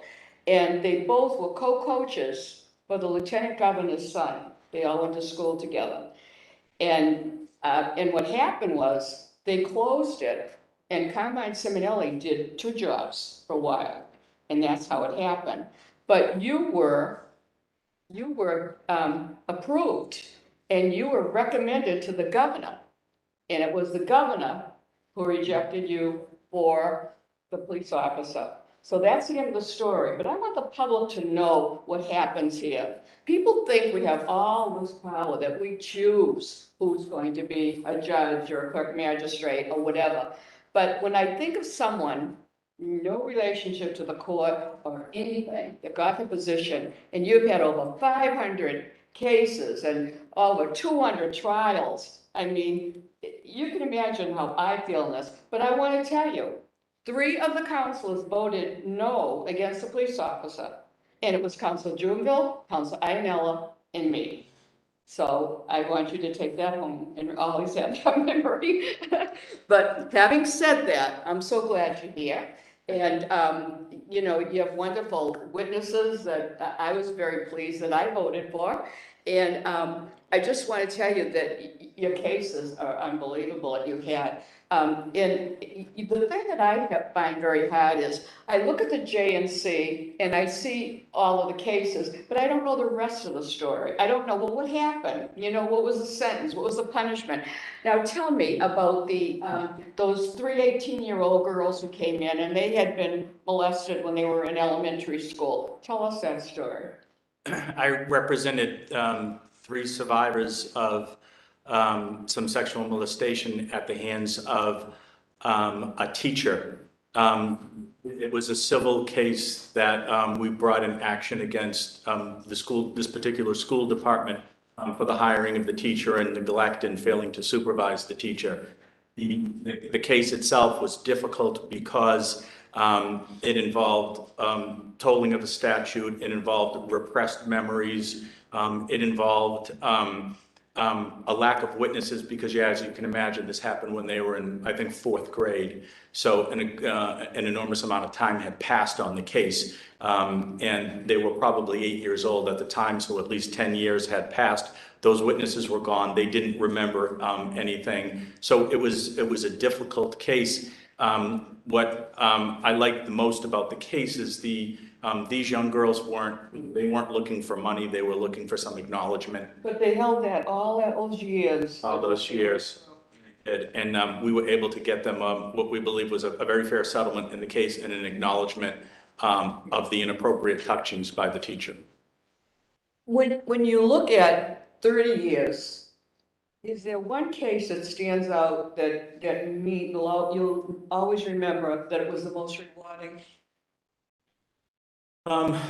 I've had some very emotionally charged cases, and any trial lawyer will tell you, and the judges will tell you, is the only person more nervous when that jury walks back into the room to give a verdict is probably the lawyer themselves. You stand in the shoes of those defendants, and you suffer those emotions, the highs and the lows, and that 5 minutes that takes to go by before that verdict is reached is so some great angst and some anxiety. I've had some cases that included 25 to years life penalties. So and I've received some favorable verdicts, not guilty verdicts, on cases like those where I truly believe that my client wasn't at fault or wasn't guilty in those cases. So a case like that, and I have mentioned some of those cases in there, a case like that probably gives me the most satisfaction and relief.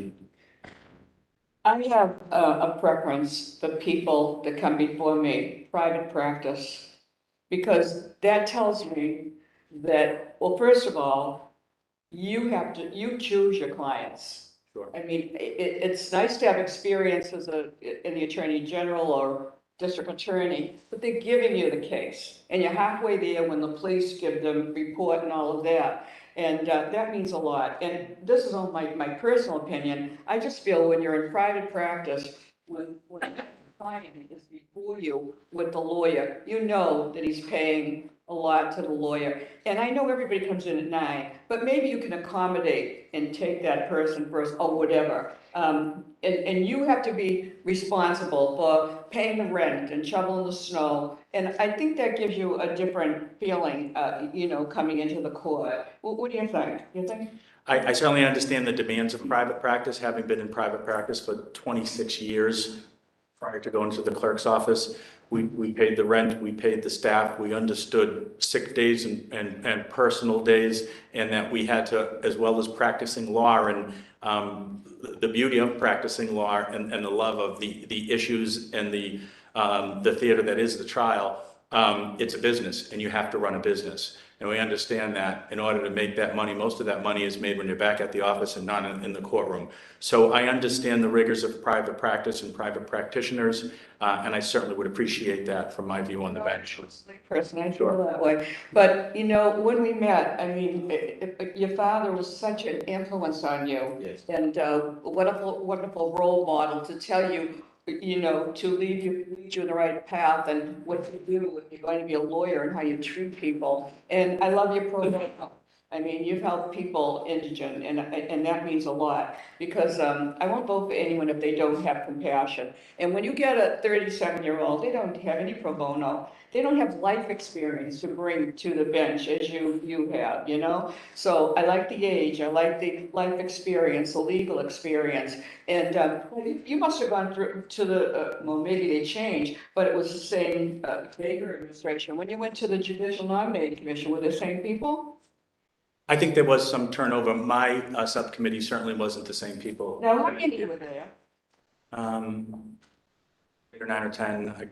Yeah, see, now, I say this all the time publicly, but it goes nowhere, because Dacier, since he's been the chair in the Baker administration, there are 21 lawyers who have the awesome responsibility to recommend to the governor who's going to be a judge. That's amazing. And yet, in this administration, there's never been 21 there. So they all vote for someone they haven't seen, they haven't heard, they haven't talked to for a lifetime, lifetime job. That bothers me, but it goes nowhere, doesn't change. You want to keep Dacier, and that's what he's going to do. But anyway, having said that, it has nothing to do with you, but it's nice to vent. But, you know, when you think of the people that you have, you know, that you have represented, and you followed up on some of them in their lives, if they've been addicted or whatever, tell me about that. That has to be rewarding to know. That's certainly rewarding. You know, I've also attended wakes and funerals too, so you understand addiction, you understand people that succumb to drug use disorders, and you really feel for those people, and you really try to empathize. Sure, but you also see the recoveries too, and that makes you feel good. And you know, when you go through this process and you get nominated, you receive a lot of text messages because it becomes public, and a lot of people say thank you. And I think every judge in Worcester County reached out to me, and that meant so much to me. But also clients that said, you helped me. Well, that's why you earned it, and you deserve it. That's what I love about you. Kept in touch. I know, because I'm full-time, so I go out to drug courts and you know, I just went out to prisons recently for the two men that had, you know, commutations. And I've been asking for years, commutation pardons, we don't get them. And that was such a travesty of justice. Don't you think do you think that there's racial disparity in the courts in Massachusetts? Oh, I think so, and I think the courts acknowledge it as well. And I think there's, you know, there's some systemic racism that's there, that's acknowledged. There's a lot of unconscious bias that I think the courts have. I met with these two men who happen to be black, life in prison without parole. Travesty of justice. 30 years ago, each of them at their trial, there was not one person of color on the jury. After I met them, I met 3.5 hours or more with each of them, got lost going to Norfolk and Bridgewater. But after I met with each of these men, telling you, I sat in the car and I cried. Such a travesty after 30 years. And I went to their lifer hearings, the Parole Board, and they're in touch with me. I'm going to be meeting with them. But I just think 30 years of their lives, you know, and how many others are there that shouldn't be, that are incarcerated. So, but the drug graduation is amazing. And these are the people who are addicted, and they get up there, and I'm sitting in the back, and tears come to your eyes because they talk about they were drug addicted, they were alcoholics or whatever, and they got through this program and it changed their lives. You know, I really wanted to see what the drug court was. I said, did you really need a drug court? They do. We have one in Fitchburg, and Judge McConto has done a great job in Fitchburg, and we just had a ceremony and had 4 graduates in that program, and that's the difference. That prevents recidivism, that rehabilitates people, that gives them the tools that they need, that they're not back before us in front of the court system. We don't need the business. We don't want the business. Yeah, but the only thing is, and I keep on saying it, we need more. We need more places for people to go that are drug addicted, not overnight or a weekend. I mean long term. Councilor Devaney. And Thank you. There's a new rule here. Councilor Duff, you're up for questioning. It's not to shut, it's to keep us on track, just like they do in the US Senate. It's not a new thing. Anyway, I enjoyed our several talks that we had, and thank you for your time. I'm not going to ask you questions today. I'm going to ask you one question because we covered everything. And thank you for listening to my you know, my projections and frankly my ideas. You know, the Zoom rooms and that whole thing. Fascinating. And you were helpful because you weren't giving me the answers I wanted, but you gave me the same answers I get from a lot of folks, which is really helpful to me because then it lets me know what track I'm on. So thanks for that. You know, one of the things I've talked about to people, you know, well, you and I already know things, meaty issues that I care about, and I'm not going to bemoan that today. What I would like to say, though, is that if you do ascend to the bench, that, you know, I know your family will support you and your colleagues will support you.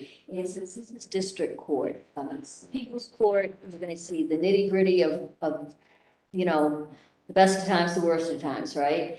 And, the worst day of someone's life. It's also the most important day of someone's life, no matter what the charge is. They want to be heard, they want to be seen, they want to win, but they want to be treated with respect nonetheless, and feel that they were validated at least. And I'm confident that you will do that. But what I really want to make sure is that if something goes awry at some point, because you're a young man in your career, you know, you make a decision that it doesn't come out how you thought it would, person goes off and commits a horrible crime, or you read the law one way and give a sentence that everyone's hair catches on fire because they don't understand why, and they disagree with you, and you're in the paper, and people are at your house protesting, and I mean, this is real, this happens. Make sure you have your system in place, your support system, and that you can take a break and you can step back and rely on your friends and colleagues and the chiefs, in the other judges, for that, what I always refer to as your spiritual support. Sure. This isn't religion, this is, you know, your spirit. Because I think it gets harder and harder, and it's very easy for all of us to, you know, rattle our sabers and, you know, the hell with them, what do they know? And we're seeing it in DC right now, right? And for me, I don't know if I talked to you about this, but for me, I've had to really do a lot of introspection about who am I and what do I really think? Because I don't really like some of the stuff coming out of that court. Yet I have a very strong feeling about protesting at people's homes and what that line is. And so Sure. I need not governor's counselor, I need the person has to be real of who am I? And so for me, I'm just sharing this because it's my own work that I'm doing right now. And I just want you to be ready if it happens, and I hope it never does, and it may never. But I do think it's something that our judges, and frankly, a lot of folks who work in the courts today have to be prepared for. You know, it's not like the old days. You know, I live in Gloucester. Our courthouse is upstairs from our police station. It's like Mayberry RFD, you know. It's different. It's a real community court. And that mitigates a whole lot of things that can happen in the community just because of the physicality of the court. But all of them have that opportunity. So that's all. That's all I have to say. Thank you, Mr. Chairman. Thank you. Thank you.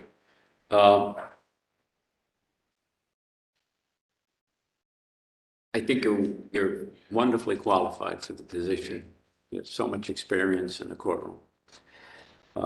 You're sitting as a judge on a trial. Parties come in and want to play, they're going to be able to play in your court? The easy answer and the short answer is yes. A trial is a fact-finding mission. And if you'd say to me that my client wants to adopt the facts contained in the police report, then I don't understand the purpose of the trial. Judge Gilday called on your behalf, and Tony Salernos, I spoke to Sunday for quite a while, and Peter Ettenberg called about you too. So you get a lot of support from Worcester County. We'll be voting on you next week. Thank you, Mr.